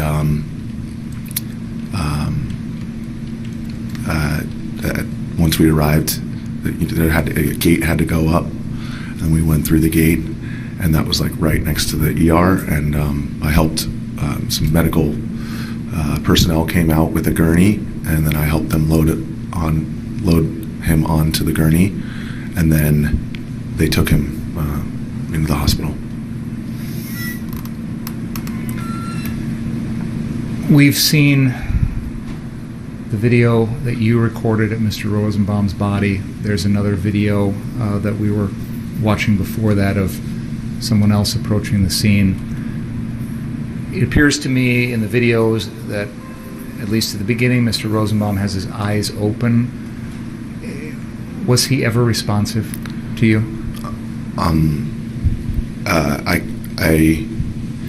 I believe that when I was talking to him in the vehicle, I like to think that he could hear me. It seemed that his eye was looking at me, but it was kind of rolling back, and then when I started talking, it rolled back kind of towards me, and I was looking at him. So I'm not sure if he heard me, but I think perhaps he did. Did he say anything? No. He was having difficulty even breathing. Just so we're clear, from the moment you came upon his body after the shooting until the end, did you ever hear Mr. Rosenbaum say anything at all? No. After you helped the hospital personnel get him on a gurney, did you stay at the hospital for a while after that? Yes. I was, number one, covered in blood, and number two, I didn't have a shirt, and the police actually locked down the hospital. My coworkers, Shelby and Jorge, came to the hospital, and actually Shelby literally offered me the shirt off her back so that I could, not be conspicuous if I tried to leave. But then the police said, you're going to, can you come to the station? I mean, it wasn't really an ask. It was more of a, you're coming to the station. But, I had already talked with my mom and my CEO, and I was resolute and cooperating fully with the police. So I said, whatever you guys need me to do. And I stayed at the hospital for maybe an hour or 40 minutes before a squad car came and got me. And there was actually a detective or a uniformed police officer who asked me some questions while I was at the hospital, and I gave him my phone. While you were at the hospital, did you see any other folks that had been shot or injured that night? I did. I saw Mr. Groswitz. Groswitz. Where did you see him at? So right after I loaded Mr. Rosenbaum onto the gurney, before I could even grasp what was happening, he came in to there were like the doors that we came in were on one side of the hospital, but then there were like the emergency room sliding doors, like the public access, and he came in through there with an officer, and he was holding his arm, and I saw his arm. Can you describe what you saw? It was his bicep was effectively gone, and there was just a lot of blood. Can you tell us in your own words how you were feeling at that moment?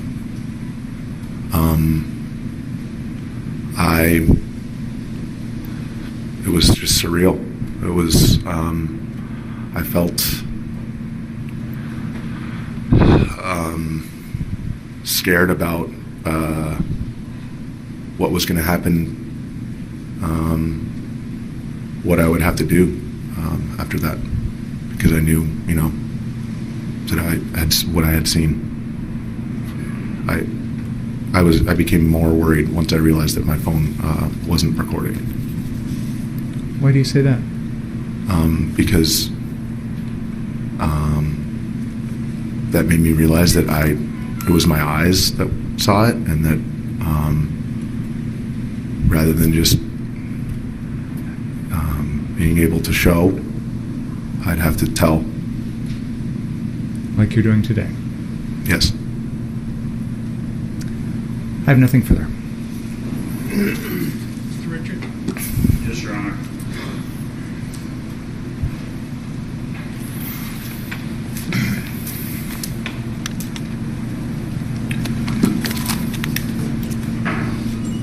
After you left the hospital, you went to the Kenosha Police Department, correct?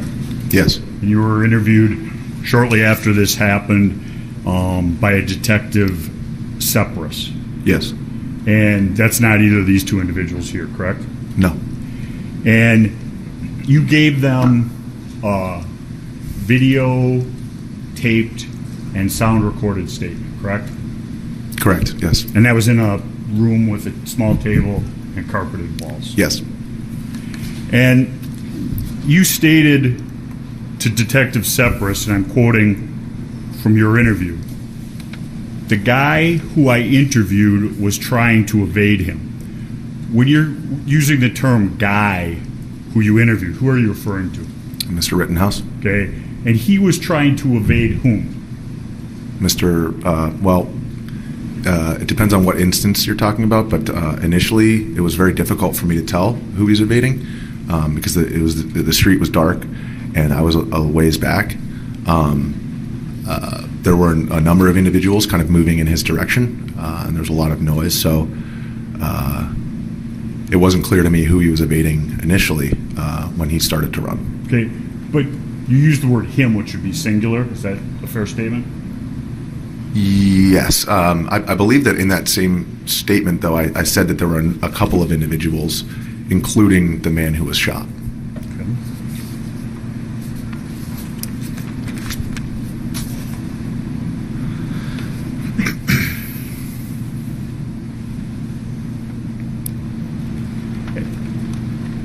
I'll read from your statement at page 20.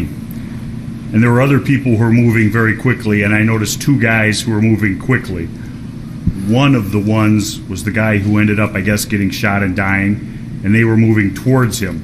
So he was, according to what I saw, trying to evade these individuals.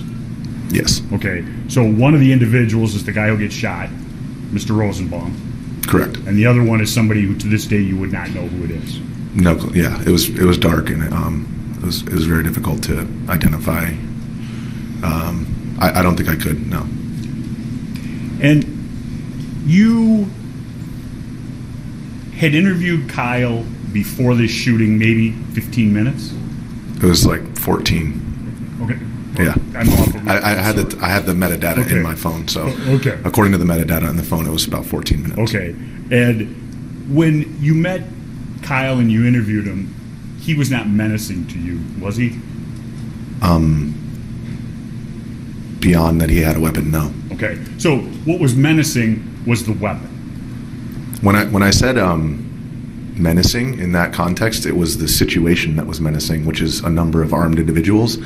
And specifically in that instance, I was most nervous about the individuals on the roof because I couldn't see them. So it was just more concerning to me because at least, the folks on the ground, I could see them. Okay. And Kyle was one of the ones on the ground? Yes. And the interview, which Mr. Binger took from and referred to the menacing word, was you being interviewed by a Kyle Horton, and that interview was 26 minutes long, correct? Mm-hmm. And you used the word menacing once. I guess so. You went through it, so I'll take your word for it, but I don't recall saying it another time. Okay.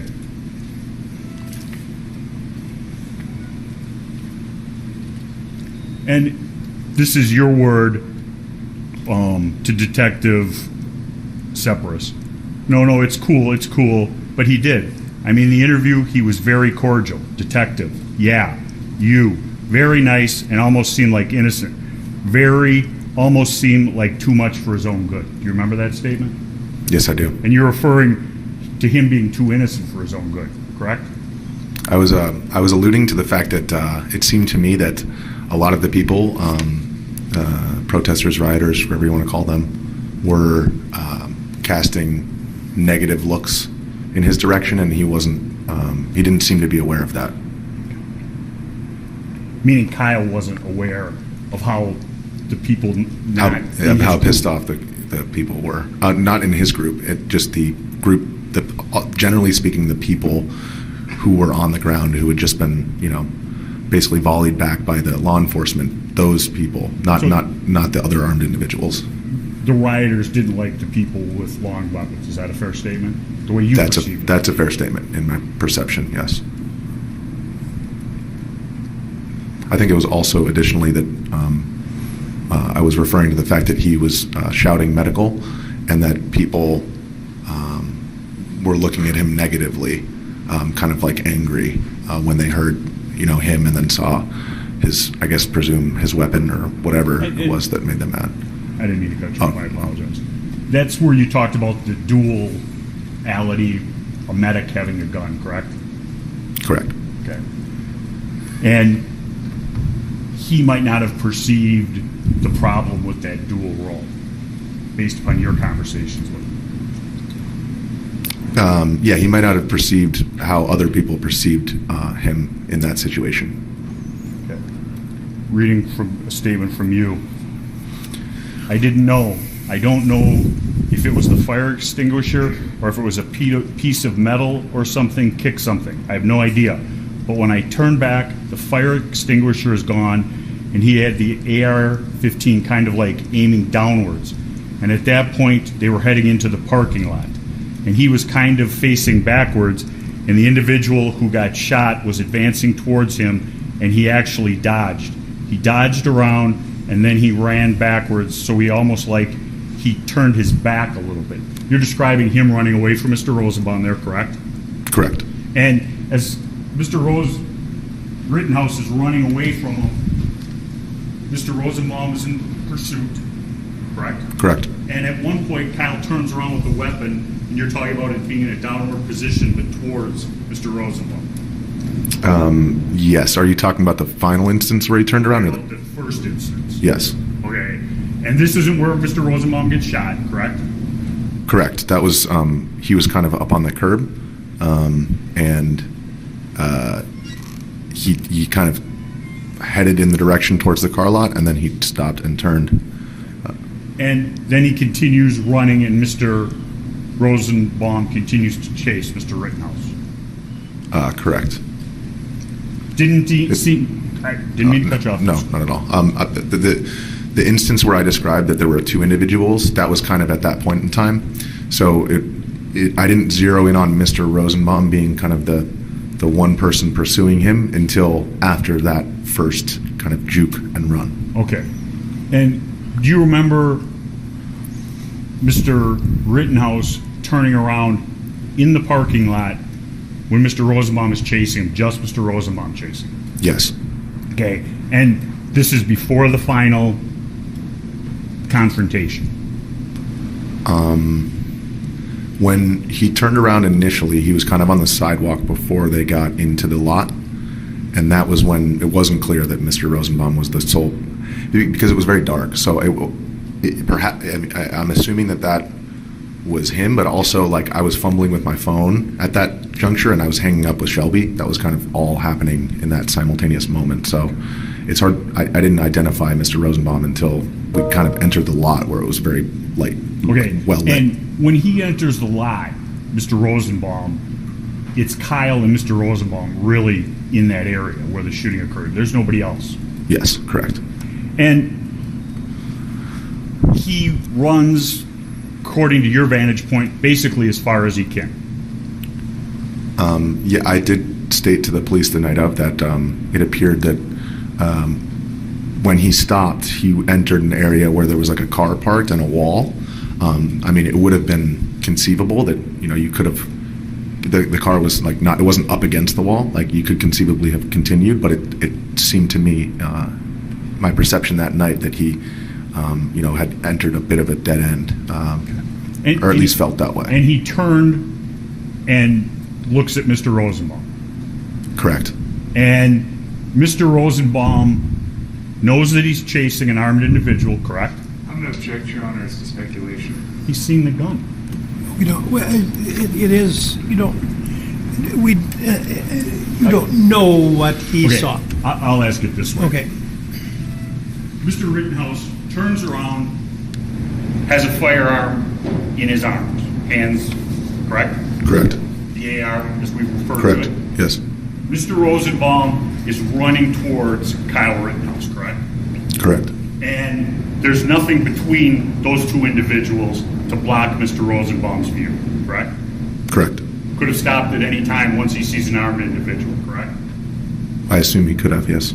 He kept advancing. Correct. And he continues to advance until he makes a lunge for the weapon, correct? Yes. It appeared that he was lunging for the front portion of the weapon. Okay, which would be the business end of an AR-15. Yes. And you know, as you sit here today, that he yelled the words F you, but the whole words, correct? Yes. Okay. What was the tone of his voice as he yelled that? Very angry. As he goes at Kyle Rittenhouse, correct? Correct. And there's been some statements about him shot in the back. Don't dispute it. If you're Mr. Rittenhouse and I'm Mr. Rosenbaum, did you ever see him turn away from you back to Mr. Rittenhouse? No. Okay. And your vantage point would allow you to see if in fact this is the proverbial shooting an innocent person in the back, correct? You mean, was I close enough? Yeah. Absolutely. Okay. And as he shot, you never saw him turn around, look at you directly, and begin running away for the back shot, correct? Correct.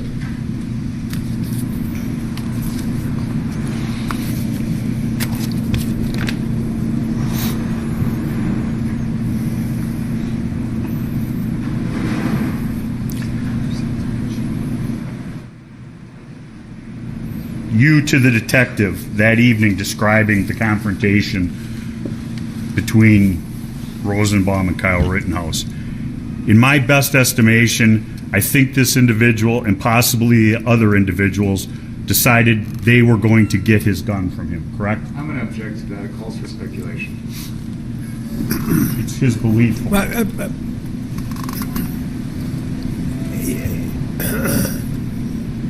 You can explore what appeared to him to have happened, but when you say belief, people don't talk the way lawyers want them to. Lawyers want very strict adherence to just perception by the senses. In ordinary discourse, people don't talk that way.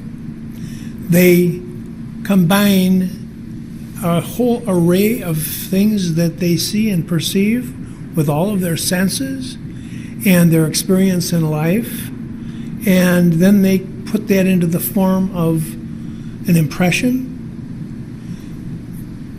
And now the lawyers, and I'm not singling out one lawyer or another, lawyers typically, they want, well, just as was referred to earlier, just the facts. I'm going to let the witness testify as one would ordinarily discourse with others, but keep in mind there's a huge component of things other than what he perceived with his senses, and then I'll let the state redirect on those issues, but he can answer the question. I'll read the statement to you, and then I'll ask you why you believed it or why you thought that, okay? Yep. But in my best estimation, I think that the individual and possibly other individuals decided that they were going to get his gun from him. Do you remember telling Detective Sepper? I do, yes. What was that statement based upon? It was based upon the way that they were advancing towards him. It seemed that they were trying to move quickly, such that they could catch him. Okay. And from your vantage point, remembering back to that evening, did you see that Kyle Rittenhouse was with anyone that was friendly to him that night? That night? At that time? At that moment, no. Mr. Balch was with him when I was walking behind them, and then after I saw Yellow Pants guy, that was the last I saw Mr. Balch. So he was alone after that. Statement from you to the detective. And it is very clear from the moment I focused on that situation between those two that the unarmed guy got shot, was trying to get his gun. And you remember making that statement? Yes, I do. Okay. And what is that statement based on? That was based on the motion of him running and reaching for the front portion of the rifle. Okay. And that evening, you told the detective he paused, so it looked like he was very close. You used the word very close. What does that mean to you? Well, I was behind Mr. Rosenbaum, and Mr. Rittenhouse was on the other side of me and Rosenbaum, and so it was clear that as he lunged forward, they almost made contact. It wasn't clear if they did or not, but very close, just meaning like close enough to just reach out and touch someone. And your perception was that evening, as you watched it, he was going for the barrel of the gun. Correct. And the detective followed up on that to pin that down, and you stated, but he was certainly trying to grab the barrel of the gun. You were certain of that night. Your Honor, I'm going to raise my objection again. This is speculation. And I'll repeat my same statement that I made to the jury. There certainly is an element of conclusion in the witness's answer, but that's the way people talk in ordinary discourse and convey information one to another. So they have to weigh it in terms of its reliability, knowing that it's not like a series of photographic images. So overruled. I think it was very clear to me that he was reaching specifically for the weapon, and because that's where his hands went. Okay. And your statement to the detective, yeah, so it was like the guy he shot was like this, and then he was and he leaned in, so he was like this. And so at that time he was shot, he was kind of leaning forward. You were describing to the detective what you observed Mr. Rosenbaum doing, correct? Correct. Could you describe that or show us? It's probably easier to show, to be honest. Just like he was in a low position. He's in a low position running, and then when he went for the front portion of the rifle, he lunged forward like that. Okay, so you've shown somebody in the tack position, you lunge forward and putting both of your arms out, and you're saying going for the barrel. I would say he was more like kind of in an athletic position, like you would if you were, like running as fast as you could. And then, I'm sorry, could you repeat the second part? So he's running as fast as he could, and then you showed both of your arms going out almost like a Superman? It was like a little bit, I think Superman would be kind of, straight out. It was more like out and down because the rifle was aimed, like it was lower than where his hands were, so his hands were actually going kind of downward as well, towards the barrel. When he goes for the barrel, what does Kyle do with the gun? He dodged around it. And then does what? And then leveled the weapon and fired. And it wasn't necessarily leveled because Mr. Rosenbaum was in a lower position, so it was still somewhat angled towards the ground, but it was leveled at his body. Okay. This exchange, ask you if you remember it. That's the only reason why I say that there were more people involved. Detective, okay? In trying to corner this guy or whatever. Detective, because I just heard a lot of yelling and a lot of really fast movement. That's more talking about what you observed at the beginning, correct? Correct, yes. But you thought this was a group of people, at least two, trying to get Kyle's gun from him when he's alone. if I were to, I mean, I believe that I was speculating that that's what they were trying to do based on what I saw. Okay. And the shots that you heard, there's a shot, and then there's Kyle's shots, correct? Correct. The shot that you hear first, can you say whether it's in front of you, behind you, to the side of you? So, like, there's like the building, that's the actual building in that lot.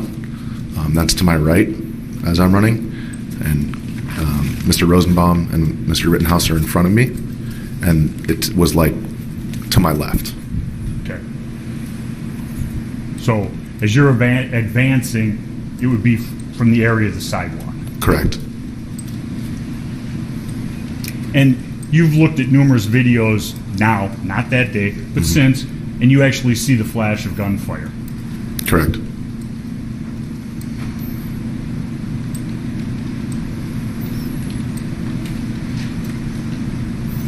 Your statement, getting towards the end, and it was pretty clear to me that the guy with the gun was trying to evade the other guy, and that's throughout this event until he stops. Yes, that's an accurate statement. He did not want to be caught by Mr. Rosenbaum. That is correct. And when he finally did turn and point the gun, Rosenbaum kept advancing. Correct. And Kyle Rittenhouse had no way of knowing that this was a three-person grouping. In other words, him, Rosenbaum, you. Is that a fair statement? I'm going to object, Your Honor. I don't know how this witness could testify as to what Kyle Rittenhouse knew or did not know. Well, his actual question was not what he knew, but rather whether he had. He asked whether, or he said he had no way of knowing. I think I'd be more comfortable if you rephrased your question. To your knowledge, did Kyle Rittenhouse know that you were behind Mr. Rosenbaum?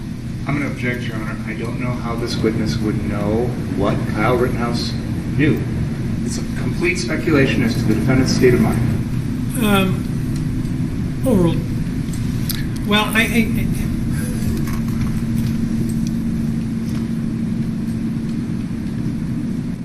think it would need to be phrased in terms of, did the physical circumstances suggest that Mr. Rittenhouse would have been in a position to know? Sir, would Mr. Kyle Rittenhouse been in a position to know that you were behind Mr. Rosenbaum? He was certainly close enough, but I wasn't looking at where he was looking. I was looking, like I said, at that point at the front portion of the weapon. It was quite light in that area, so it's very possible that if he had been looking in my direction, he certainly would have seen me. But he's running away from where you are until he turns, and he has this guy coming at him, correct? Correct. And if Mr. Rosenbaum had stopped 5 or 7 feet away from him, would he have been shot? I'm going to object, Your Honor.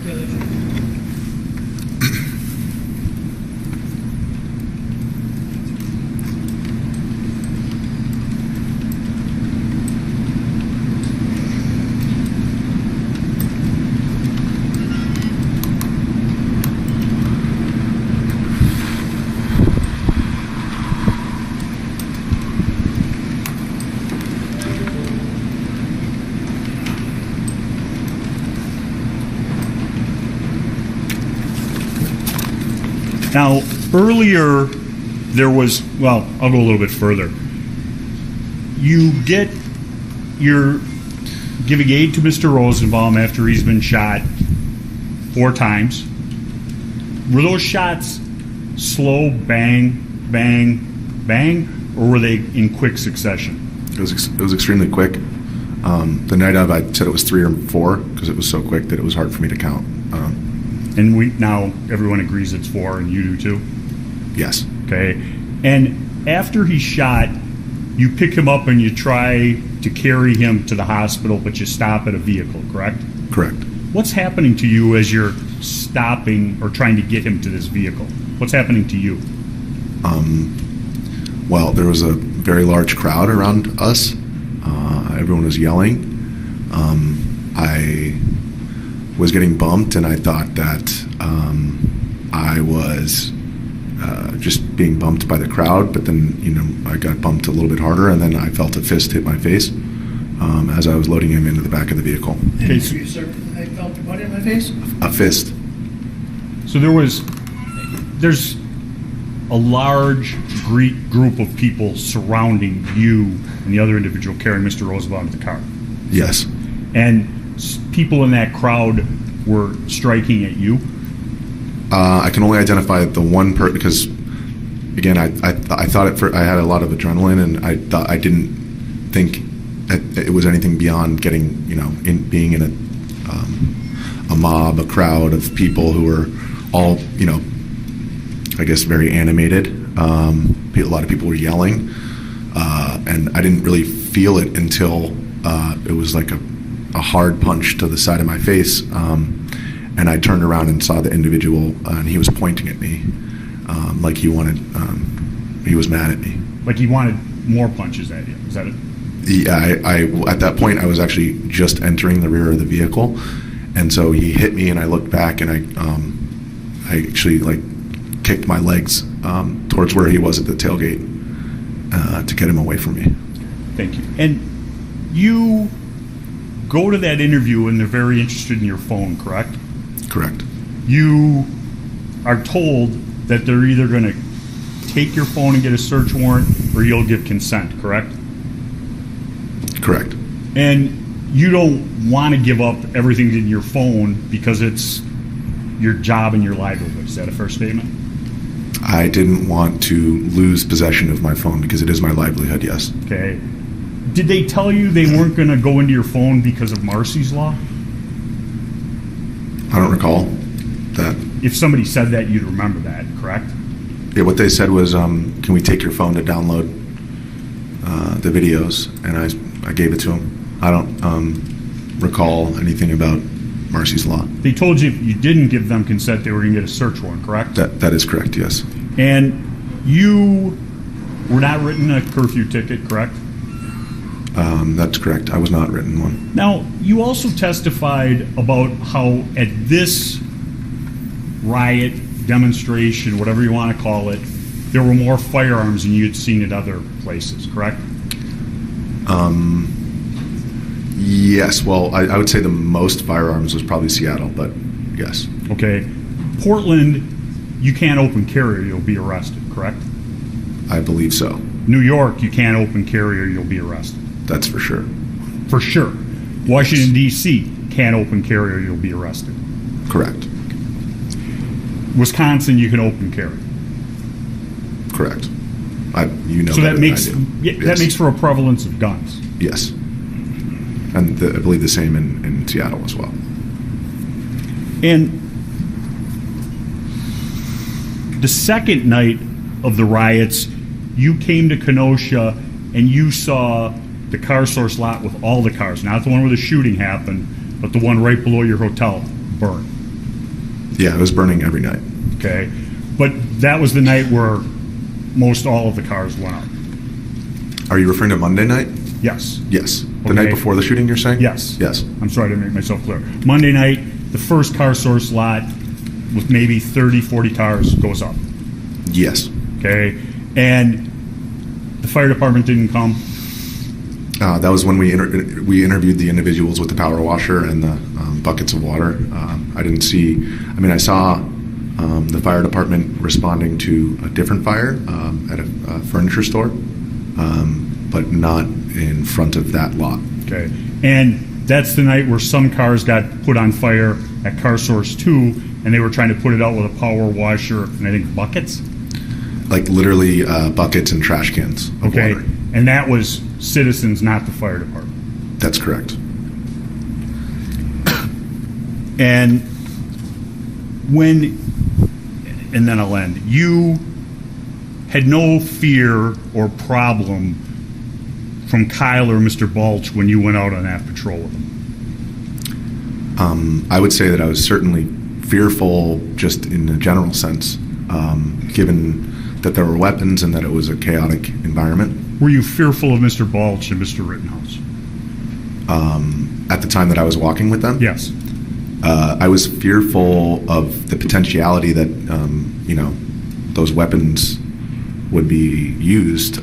So I would say I was elevated in terms of my assessment of the risk involved in the situation. But I wouldn't say that I was specifically fearful of them individually. I was fearful of what might happen. You're fearful of the situation in Kenosha on August 25th of 2020, all the armed people, the rioting, the chaos, and the social unrest. And the guns, yeah. And the guns. Yeah. And both sides had guns. I actually didn't see, I know after seeing video, I do see that now, but the only armed individuals that I saw that night were in front of the business. Okay. Thank you. I have nothing further.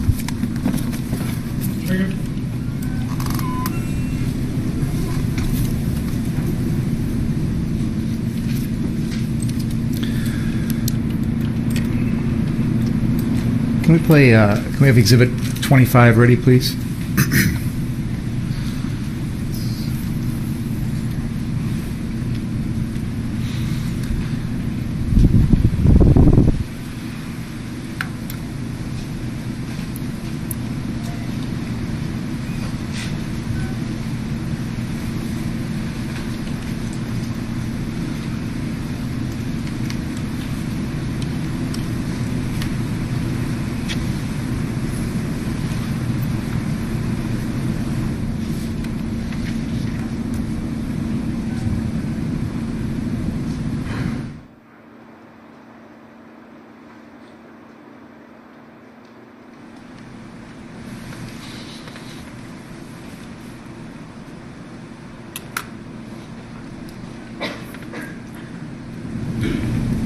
Mr. McGinnis, I have an exhibit up on the screen, which is the Exhibit 25. We've shown this to you before. I've heard you testify that you were, well, let me ask you this. Is it fair to say that at the moment this video is paused at, as we see on that screen, you are not yet on the screen? Is that fair to say? I think that sounds right. I think I was just off the screen to the right, up the street. And you've talked about your perception of person of interest number 2, which is the one with the square around them, that is the defendant, and what you believe was going on when he arrived at the car source lot. And you've talked about one or more individuals that are after him, he's having to evade them, things like that. There's been some testimony about that, correct? Correct. You've already acknowledged that you were further back, it was dark, it was hard for you to see exactly. Is that fair to say? It's fair, yes. Okay. What I'd like to do now, Mr. McGinnis, is I'm going to have this video played, and I would like you to pay attention to that area. And we have person of interest number 1 identified, that is Joseph Rosenbaum.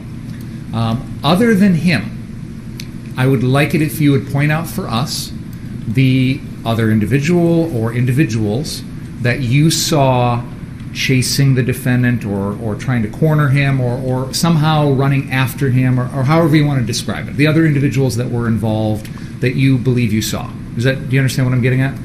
Yeah, I would say, I wouldn't say chasing, I would say it was like they were directing their attention in his direction and moving towards him. Okay. But it wasn't, it wasn't like a dead sprint chase or anything like that.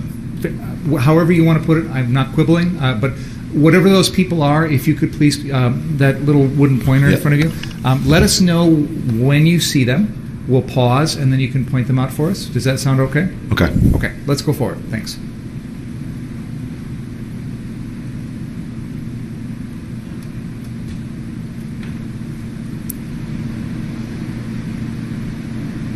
It was, so basically it's the individuals like in the middle of the street. Okay, can we pause? Do you want us to go back a little bit? Sure. Let's go back 10 seconds. Because there was a crowd in the middle of the street, but they're basically on the side of the sidewalk. why don't you, yeah, please point at it for us. There's just a large group right here. Okay, so you're circling a group of people that are near the sidewalk in front of CarSource. Are you able to count how many people there are there?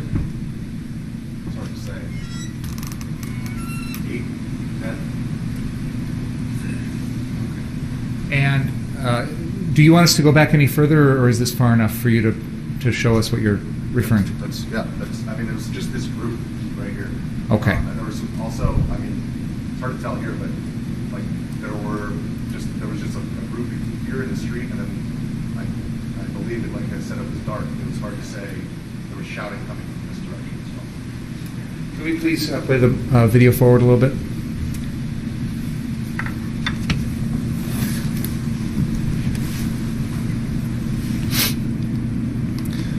Now, pause, please. Okay, I will, yeah. The Madam Court Reporter has asked if we can make sure that you have the microphone close. Yes. I know I asked you to go up there, so that's my fault. What I'd like to do, if we could, is rewind 20 seconds, please. Okay. And I don't know if I can phrase this easily, Mr. McGinnis. I don't know how to put it. Do you feel like you would be able to point out any folks other than Mr. Rosenbaum that are moving towards the defendant or running after him or in it? I know you said their attention, and that can mean many things. So I guess I'm interested in physical movements. Are you able to point out any individuals that moved physically towards the defendant other than Mr. Rosenbaum? Do you want to play it again? Yeah, let's play it again. And I'd like you to keep an eye, before we start playing, I'm going to ask you, Mr. McGinnis, if you could please try and keep an eye on that for us and let us know if you see any of those folks. Maybe you can point them out for us. I'm interested in physical movements towards the defendant. Does that make sense? Yes. Okay, let's go ahead and play it.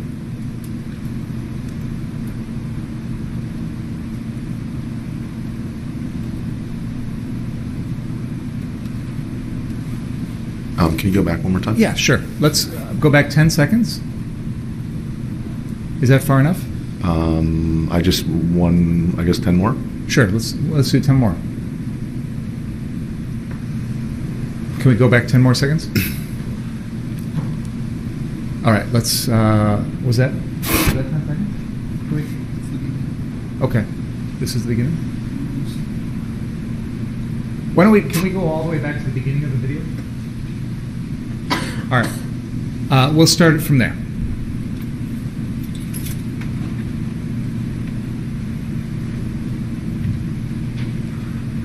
I think that so when I told that to police, it was basically you can see me running up. There, just to my left, in the center of the street, there are some individuals who were yelling, and I guess it's whether they were just advancing in that direction and yelling, or advancing specifically towards Mr. Rittenhouse. But the individuals that I was referring to when I said that were in the bottom right portion of the screen. As I was running up, I basically ran past them. It's clear from the video that Mr. Rosenbaum is specifically coming after Mr. Rittenhouse, chasing after him. The impression, maybe I misunderstood, it seemed to be that you were indicating you saw other people that were directly going after the defendant. Did you see anything like that? Other than Mr. Rosenbaum? It seemed to me that they were turning their attention towards him, and that they were shouting at him. I wouldn't say that they were like I said, it wasn't like a chase. It was like a turning and kind of directing their attention, and it wasn't, a running at him, more of like turning their bodies towards him, and like those individuals in the bottom right of the screen seemed to be gravitating towards where he was. But they were already headed in that direction anyway. Yeah, that's unclear to me where they were. Like I said, I ran up and it was dark, so and I was on the phone, so I just heard the yelling and I saw attention. My eyes went to Mr. Rittenhouse because of where other people were looking. Would you agree with me that in the video we're watching, this infrared video, this aerial footage, there aren't any other figures that are moving towards the defendant at any point other than Mr. Rosenbaum? If you rewind, I believe that it's possible that they're just walking in that direction. So it's not. Let's go back to the beginning of the video. And again, if you can use Sister Marciana's pointer and point out anyone that you believe is moving towards the defendant other than Mr. Rosenbaum.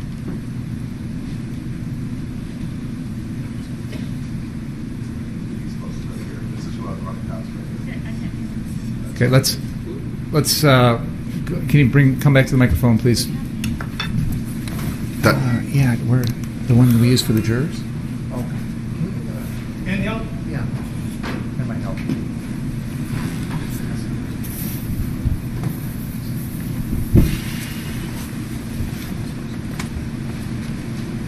Why don't you bring that along with you when you go to the screen?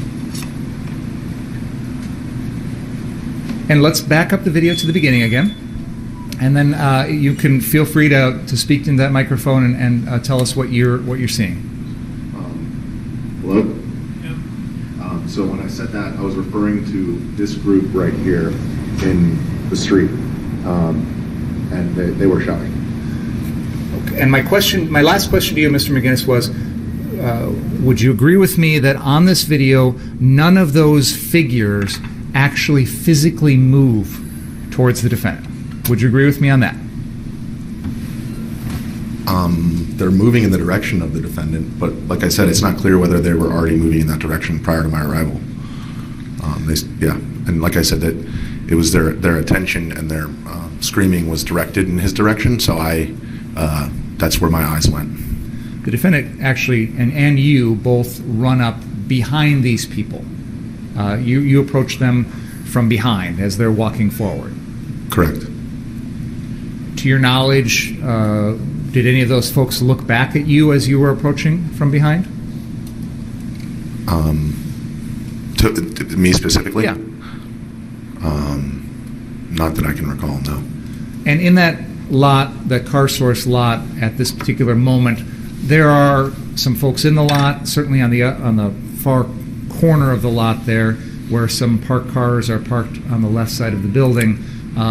We all know now, with the benefit of hindsight, there's a large crowd there who are bashing the crap out of those cars, windows, the doors, everything. We know that with hindsight. Let me ask you this.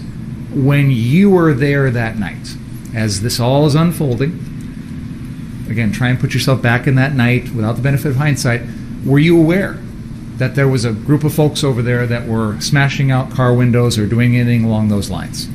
When I was on the phone with Shelby, she mentioned that something was going on up the street, but she said she heard. I believe she said something along the lines of there's like windows are breaking, and I assume that was probably from the car windows being smashed. But other than that, no. All right. You indicated that the defendant, when he was running away from Mr. Rosenbaum, I think the words you used was he entered a bit of a dead end as he was running by those cars and the building. Do you remember saying that? Yes, I do. Okay. Now, on the video here, the person of interest number 2 with the square around him is the defendant. And person of interest number 1 with a circle around him is Mr. Rosenbaum. Can we please continue the video forward?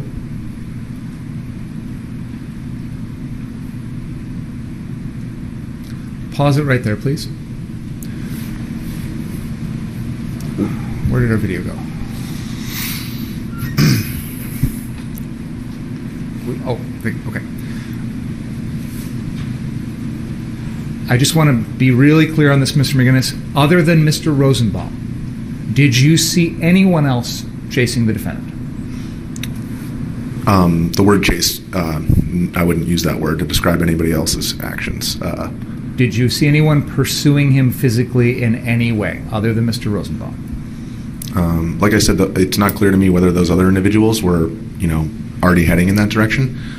As for once Mr. Rittenhouse started to run, I didn't see anybody else running after him. So Mr. Rosenbaum is running after the defendant. Other than that, no one else is coordinating with Mr. Rosenbaum or helping to corral the defendant or, pen him in or anything along those lines that you saw. Would you agree with me on that? Beyond the screaming and the yelling and, maybe walking in his direction, no. The video here shows the defendant, person of interest number 2, and he is about to run. Let's continue the video to the end, please. Okay, let's stop for a second. Can we go back about 10 seconds? A little bit more. Keep going back, please. Oh, I'm sorry, that's all the way at the beginning.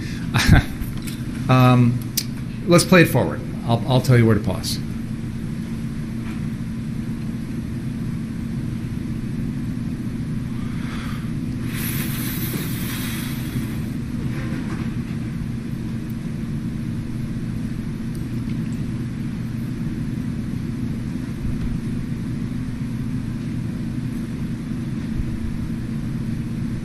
Pause.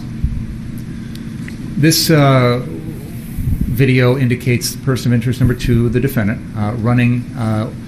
Would you agree with me? He's going to wind up running into the center of those 4 parked cars, 2 towards the top, 2 towards the bottom, and that's where the shooting occurs? Correct. Okay. Now, it appears to me on this video that if you run through those, there's a huge amount of open space on the left bottom of that parking lot, right? Correct. Okay. Yep. Like I said earlier, that's why I said a bit of a dead end, because if somebody wanted to pass through that area, it wasn't like the cars were snugged up and next to each other and you'd have to jump over them to get out. Like they were, parked closely, but there was enough space to pass through if you wanted to. Okay.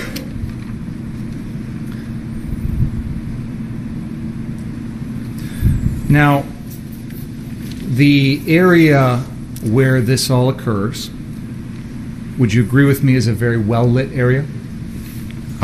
Yes. You mean this all? You mean the final chase? In the parking lot there where the shooting occurs? Yes. There are 3 large lights up on top of the Car Source building that are blasting that parking lot with light. Would you agree with me on that? It's certainly a well-lit. Yes, it was a lit parking lot. Like I said, the street just off there was very dark, but that area, there were large overhead lights.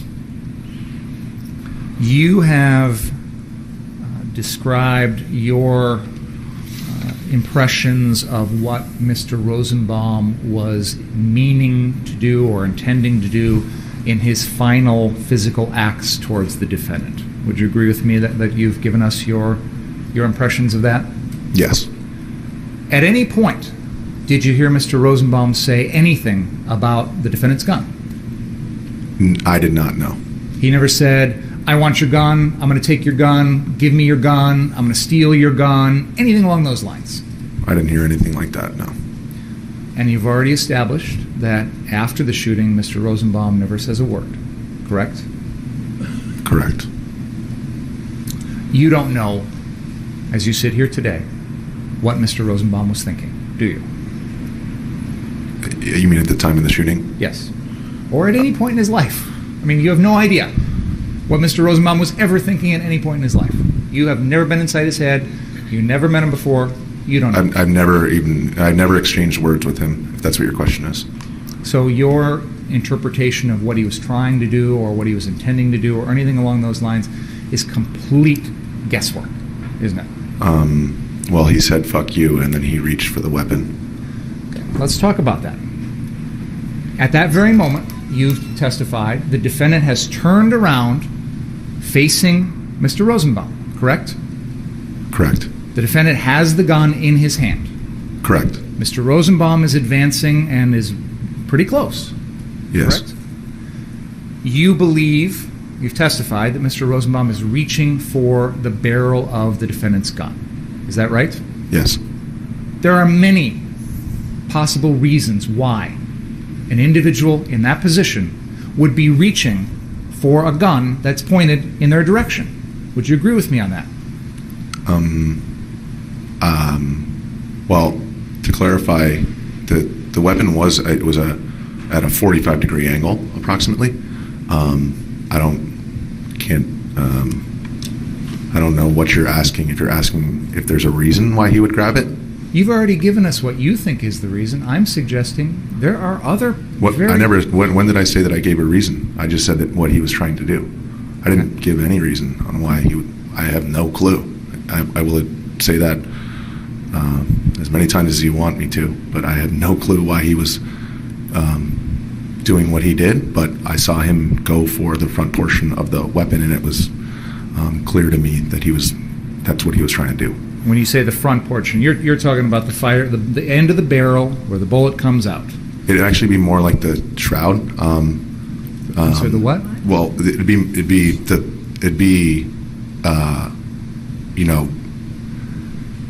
it wasn't like he was grabbing for the very, very tip of the gun. It was like he was grabbing for the front portion of it. So like his hand, where he missed, was like, I guess 6 inches up the weapon. Still on the barrel? Yes. So yeah, sure. You indicated that that Mr. Rosenbaum, I think you used the terms, he was in a low position running. Do you remember saying something to that effect? Yes. You have any idea how tall Mr. Rosenbaum was? Is not very tall. Shorter than the defendant? Correct. Shorter than you? Correct. And you said that when Mr. Rosenbaum was reaching for the defendant's gun, the defendant, you've given us a physical gesture, and if I'm doing it correctly, and again, I'm going to ask you if I'm doing it correctly, it's like he's got the gun in his hands, the barrel is pointed to the defendant's left, he sort of moves it around almost up and over the outstretched hands of Mr. Rosenbaum. Would that be fair to say? So that to the defendant's left? Yes. It was aimed at a 45-degree angle towards the ground. I wouldn't say it was aimed to the left. It was aimed kind of, if you were to draw a line, it was aimed towards Mr. Rosenbaum, but at the ground. Okay. And then it was when he lunged that the weapon went to his left. And again, with the pronouns, I just want to clarify. When Mr. Rosenbaum lunged, I'm using the proper names. When Mr. Rosenbaum lunged, Mr. Rittenhouse moved the gun. Moved the gun to Mr. Rittenhouse's left, and to my right. And by doing so, I know you've testified you're not sure whether or not Mr. Rosenbaum actually touched the gun. Fair enough? Correct, yes. But at any rate, by doing so, Mr. Rittenhouse was finally able to get that gun in a position where there wasn't any more risk of Mr. Rosenbaum grabbing it by doing that little maneuver. Correct? So at the point at which he dodged around, it was like they were extremely close, and so it's not clear to me what would have happened if those shots hadn't have been fired.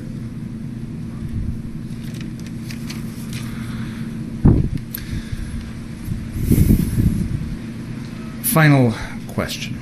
You talked at the end of your testimony about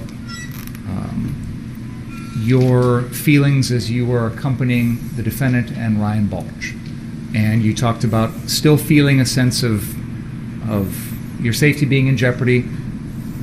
And correct me if I'm wrong, but it seems to me your primary concern was the guns. That's what the thing that was making you feel the most unsafe that night, was the presence of these guns. Would that be accurate?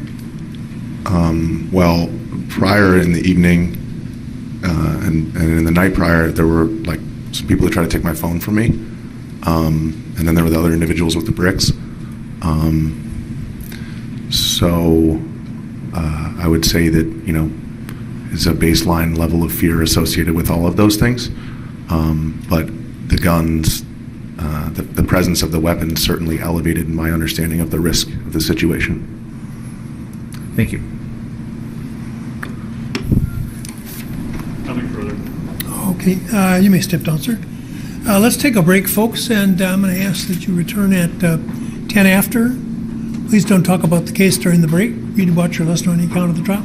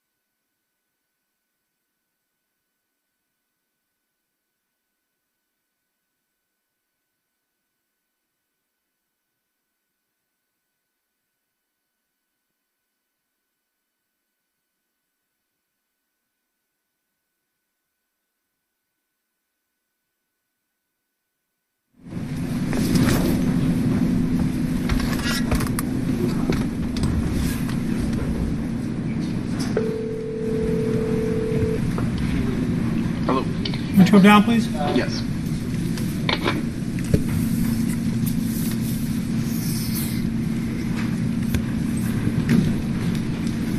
Did you print out your calendar for Monday? I beg your pardon?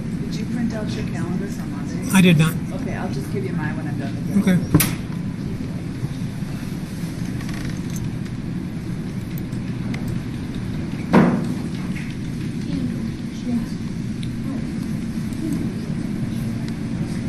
I just want to make sure that you had. Yes, these are the ones that have been received, the two you have ahead. Yes, that is just fine. Mark it and sign it.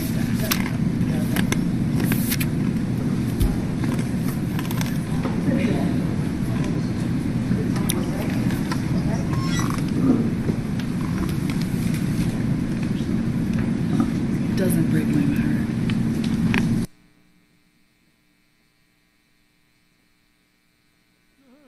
We warned him. Yeah, we did.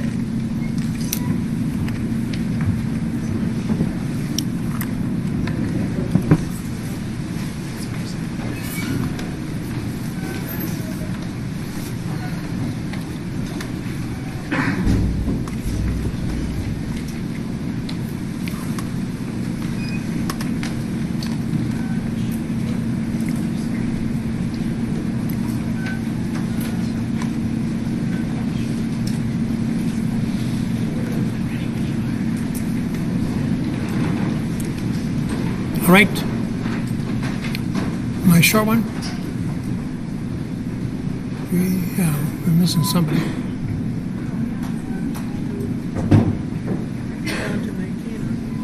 Yeah, but we have 12, 16, 18. No, we got everybody.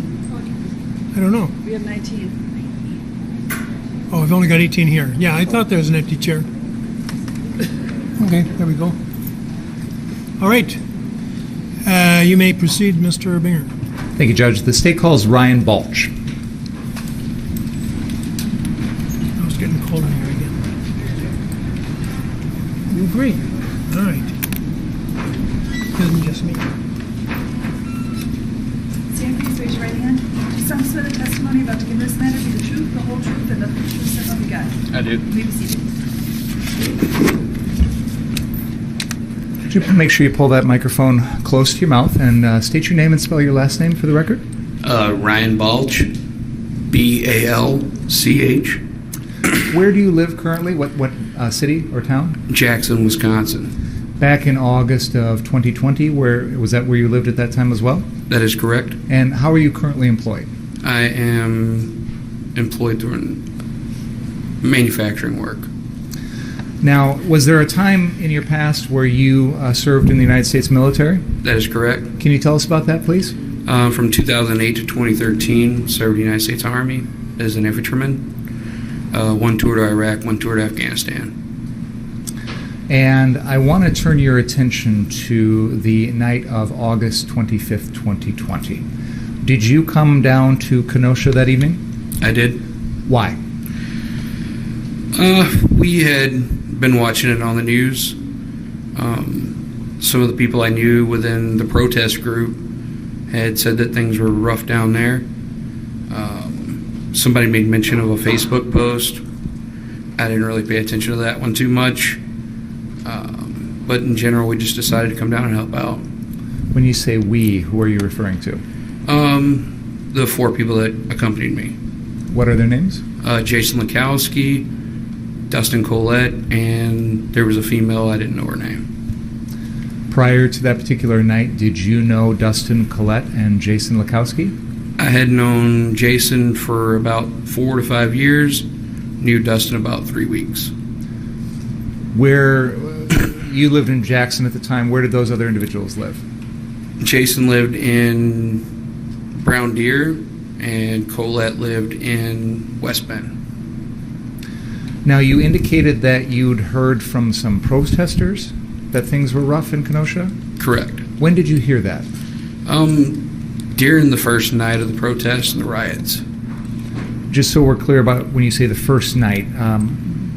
August 24th. Okay. Would have been. situation kind of began with the shooting of Jacob Blake on Sunday night, August 23rd. Correct. There were incidents that night. Monday night, August 24th. There were incidents that night. And, of course, Tuesday night, August 25th is the night that we're going to be talking about. Do you remember which of the first two nights it was that you first heard about things? Was it Sunday or Monday? Anybody I had contact with wasn't down there for the 23rd. So everything I heard about was on the 24th. Were you personally down here on the 23rd or 24th? No. The first time you came down was on Tuesday? Yes. And when you traveled down here, you mentioned there were three other folks with you, a female, and then Mr. Lukowski and Mr. Collette. Who all traveled together? I have to backtrack a little bit. Me and Collette rode together, and the female rode with, I forget the other guy's name that she rode with. Jason Lukowski? No, Jason Lukowski came in later in the evening. I see. Okay. You have identified Dustin Collette and Jason Lukowski as people you already knew. Yes. There's a female you've mentioned. Was there anyone else coming down that you knew before this night? Danton Mertz would be somebody that I knew as well. And that's Danton Mertz? Yes. Okay. How long had you known him? About the same amount of time I'd known Collette. Just about 3 weeks? Yeah. Okay. Do you know where he was from? West Bend. We'll talk in a minute about where you wound up coming to in Kenosha, but when you were thinking about coming down, when you were driving on down to Kenosha, what was your plan? Where were you going to go? We really didn't have a set destination. There had been several places that we'd been told might need some help. But when we came in, most of those places were already occupied. So we ended up on Sheridan Road at 63rd and Sheridan. Do you remember any of those other locations that you'd heard about? They were car lots. I don't remember specifically the names. Okay. Obviously now you're familiar with Car Source. Correct.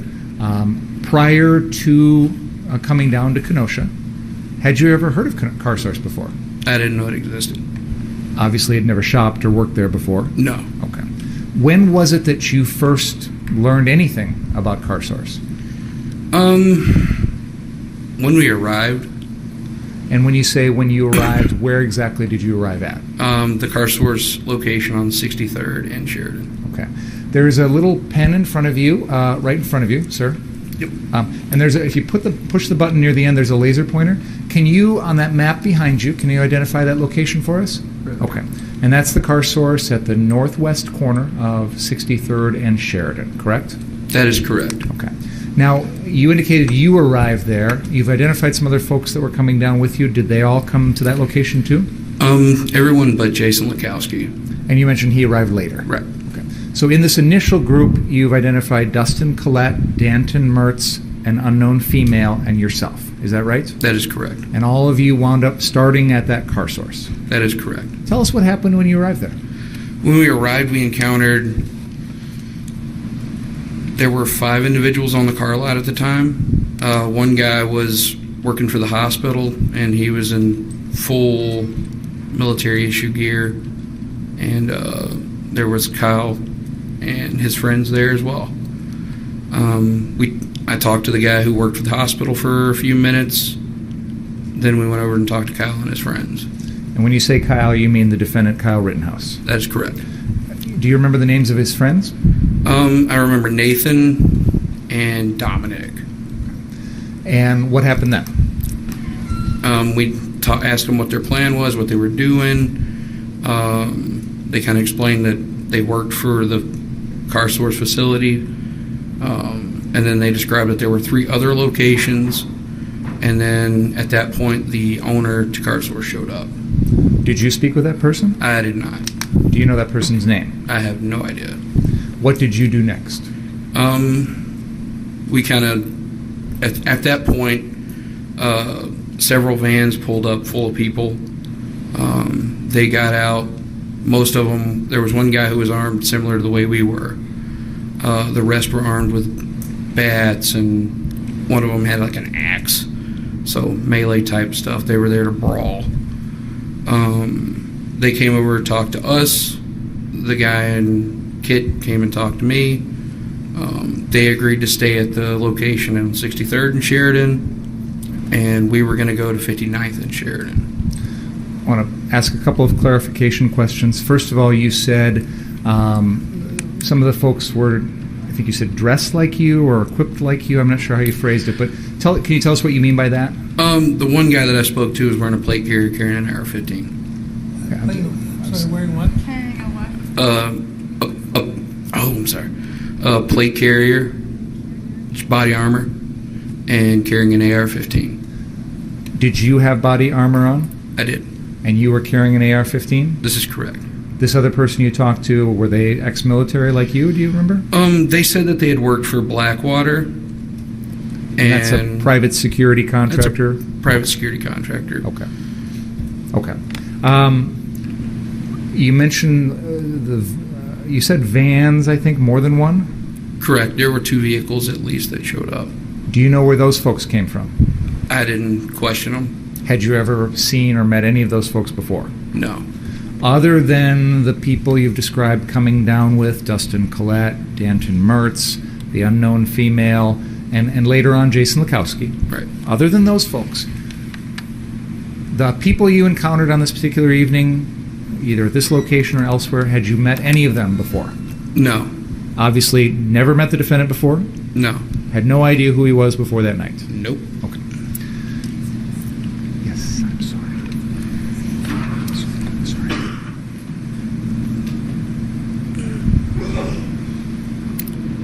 You mentioned that one of the folks that came in the vans was similarly equipped as you, and then the rest had different types of, I think you characterized them as melee weapons. Would that be fair to say? That would be fair to say.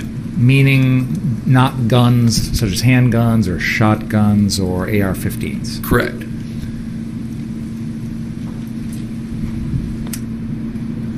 And I believe you said that at some point there was an understanding that those folks that came in the vans would stay at 63rd Street Car Source, and some of you, including yourself, would go up to the 59th Street Car Source. Is that fair to say? That is fair to say. What time of day was this when you were having this encounter at the 63rd Street Car Source? It was approximately 7. We were there to be more of a deterrence than anything. What were you going to do yourself, personally, to accomplish that goal? Pretty much tell people to stop. Just be... throughout the night it kind of proved out that we didn't have to actually do anything to not have them do it. Just us being there seemed to work. And that was kind of my intent the whole time, was to just be there, be seen, and to deter people from doing that. You mentioned your AR-15 and your body armor that you were wearing. Beyond that, what sort of equipment did you bring along to assist you? Maybe not stuff you actually used, but things you brought along in preparation for this night. Dustin Collette had brought some pepper spray grenades with him, and he kind of handed those out. We've seen photographs of you and videos of you, which we'll get to in a little bit. It appears that you've got maybe a utility belt on or something like that. I don't know. Can you tell us in your own words what other things you had on your body in terms of equipment? I had extra ammunition and extra medical equipment. Any other types of weapons or self-defense equipment on you?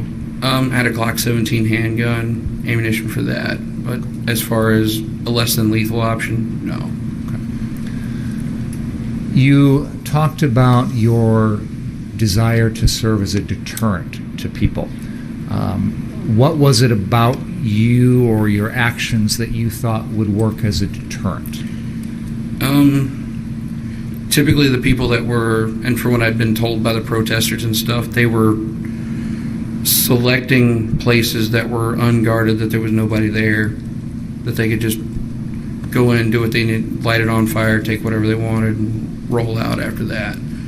So figured just being there would be enough. If just being there was enough, why did you bring along an AR-15, a handgun, and wear body armor? Well, because those people could be armed too. I'm going to get shot, I'd rather have body armor on, first and foremost. And I would like to be able to defend myself from it as well. So is it fair to say that coming down to Kenosha that night, you were prepared for the possibility that there would be gunfire? That's correct. You were prepared to use your gun to defend yourself? That is correct. Were you planning on using the gun to protect the property that you were guarding? No. So, for example, we know that you were at the 59th Street car source for a lot of the evening. If you had seen someone attempting to damage a vehicle, would you have used your gun and fired at that person to protect that property? No. At any point that evening, and I know I'm skipping ahead a little bit, but I'm trying to get to a point here, did you go inside the 59th Street car source? A couple of times, yes. What was inside there? Several cars that were being worked on, some tables, some chairs. Was there a living quarters or an apartment or anything like that where someone was able to sleep or live? Not that I saw, but I did see that it was attached to a gas station.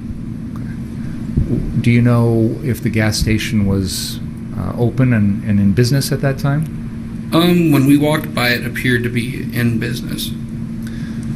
But it's fair to say that no one was living here. This was all business property. Fair to say? That is fair to say. As opposed to a house or an apartment. That is fair to say. If there had been any sort of damage to the building, the car source building, such as being lit on fire or rocks thrown at it or anything like that, would that have caused an injury or a death to a person? Had the fire spread to the residential buildings behind it, yes. Okay. At any point in this evening, did anyone try and start a fire at that car source location? Later on in the evening, they tried to start a dumpster on fire, and before that, they tried to light the church next door on fire.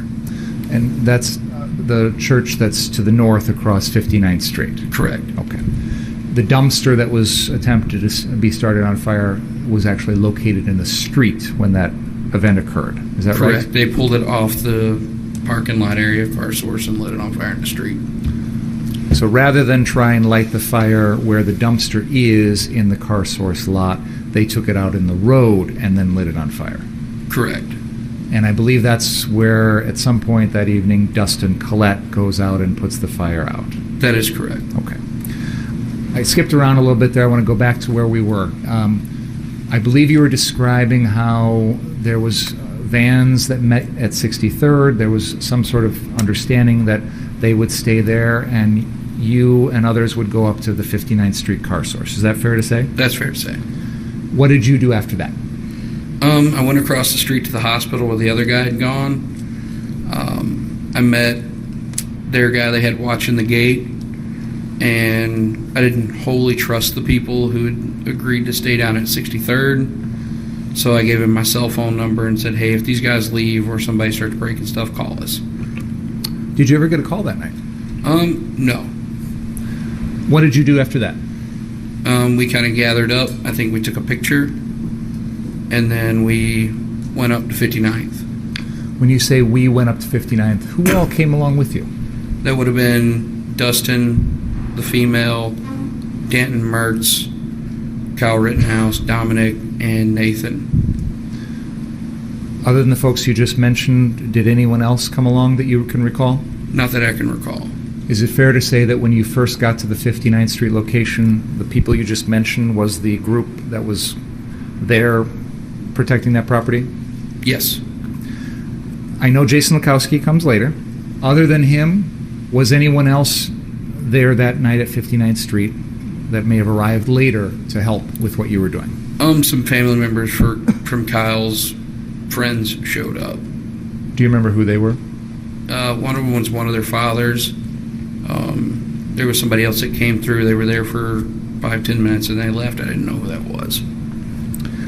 Do you remember approximately what time it was when you got up to the 59th Street car source location? We crossed 60th right as the sirens went off at 8 p.m. So we arrived at 59th around 801, 802. Where did you position yourself at that point? I stayed on the ground outside in the car lot area. Most of the cars were burned out at that point.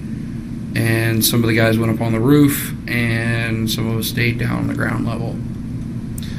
Now, you mentioned earlier you met the defendant, Kyle Rittenhouse, that evening. Correct. And that was first at the 63rd Street Car Source, right? Yes. And then he came along up to the 59th Street Car Source. Yes. Did he ever tell you how old he was? We asked the group when we first got there. They looked kind of young, and the general consensus was 19. Not sure what you mean by general consensus. Is that something the defendant actually said?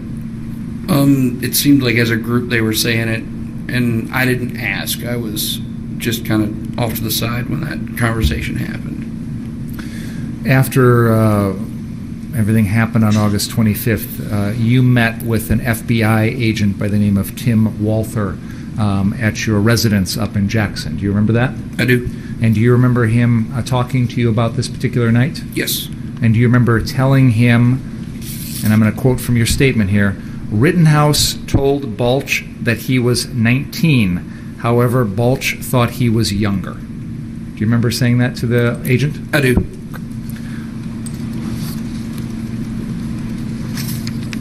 Did the defendant say anything else to you about himself or his qualifications or anything like that? Early on in the night, no.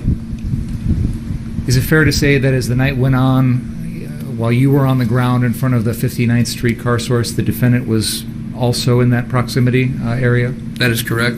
Were there times during the evening when you would chat with him about various things? That is correct. What was your impression of the defendant? He seemed like a young and impressionable kid. I use that term kind of broadly there. Someone way younger than myself. He seemed to be really interested in what I had done in life. When Jason Lekowski showed up, he seemed to be interested in what he had done in life. He had explained some of the stuff he had been doing. The lifeguard, being a lifeguard, being EMT certified, stuff like that. So the defendant told you that he was a certified EMT? This is correct. And that he was 19 years old? This is correct. Okay.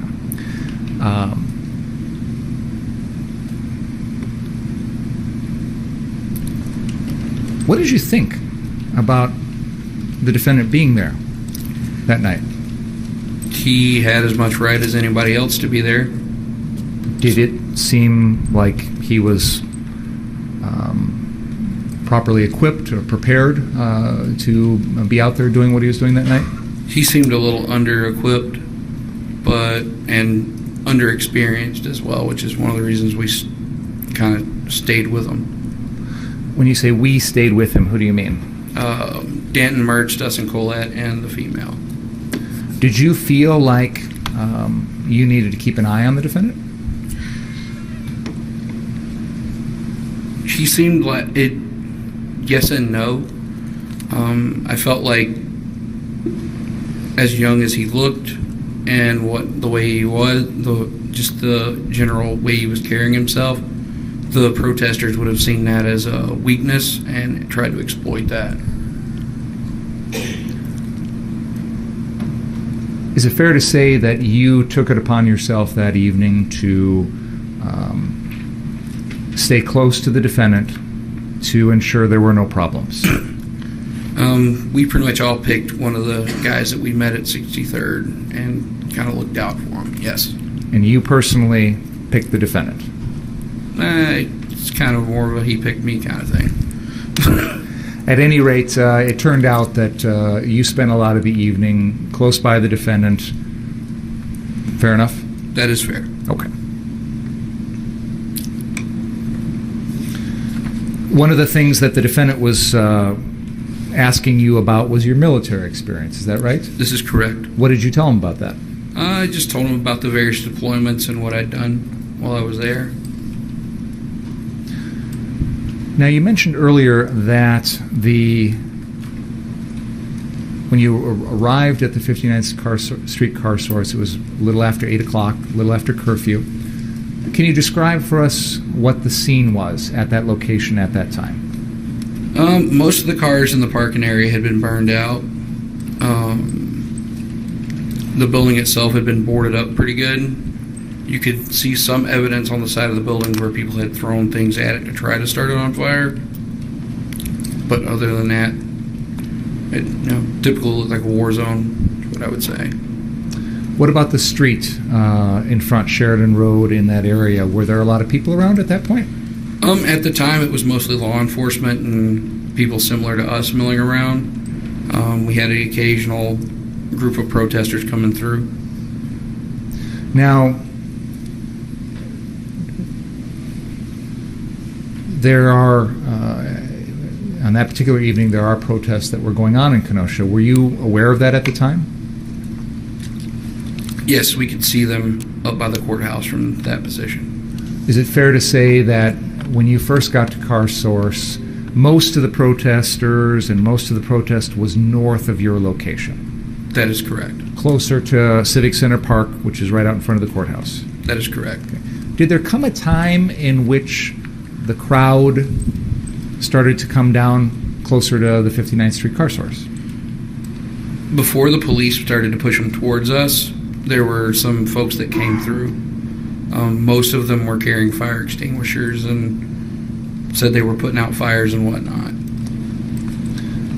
You mentioned the police pushing them to you. Did there come a time when that happened? Yes.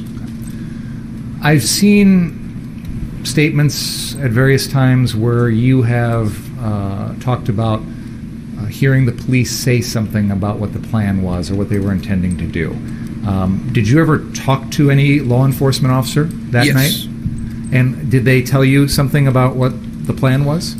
Yeah, right before, I want to say around 9 p.m., me and Kyle were walking down to the Ultimate gas station, and we encountered a female deputy. And she told us, hey, we're getting ready to start pushing them down, you guys. Once that happens, it's kind of going to be on you guys. And she got in her patrol car and left. Who was that person? I didn't get a name. So your understanding was that the police were going to move all these protesters into your area and give you the job of taking care of them? She didn't insinuate that so much as it seemed like what was likely going to happen. Do you know what the rank of this person was that you spoke to? Was this a captain, a lieutenant, a sergeant, anything like that? I didn't see any rank. Other than that, did you speak with any other law enforcement officers about this notion? No. Okay. And you said the defendant witnessed that? That's correct. And I believe you mentioned that was around 9 o'clock? It would have been around 9 o'clock. Had the police already pushed the protesters down your way at that point, or did that come later? That came a little bit later. They started pushing them around 9:30, 10. Okay. So I want to talk about the time period from when you first got to 59th at around 8 or so, and that time at 9:30 or 10 when the protesters start getting pushed down your way.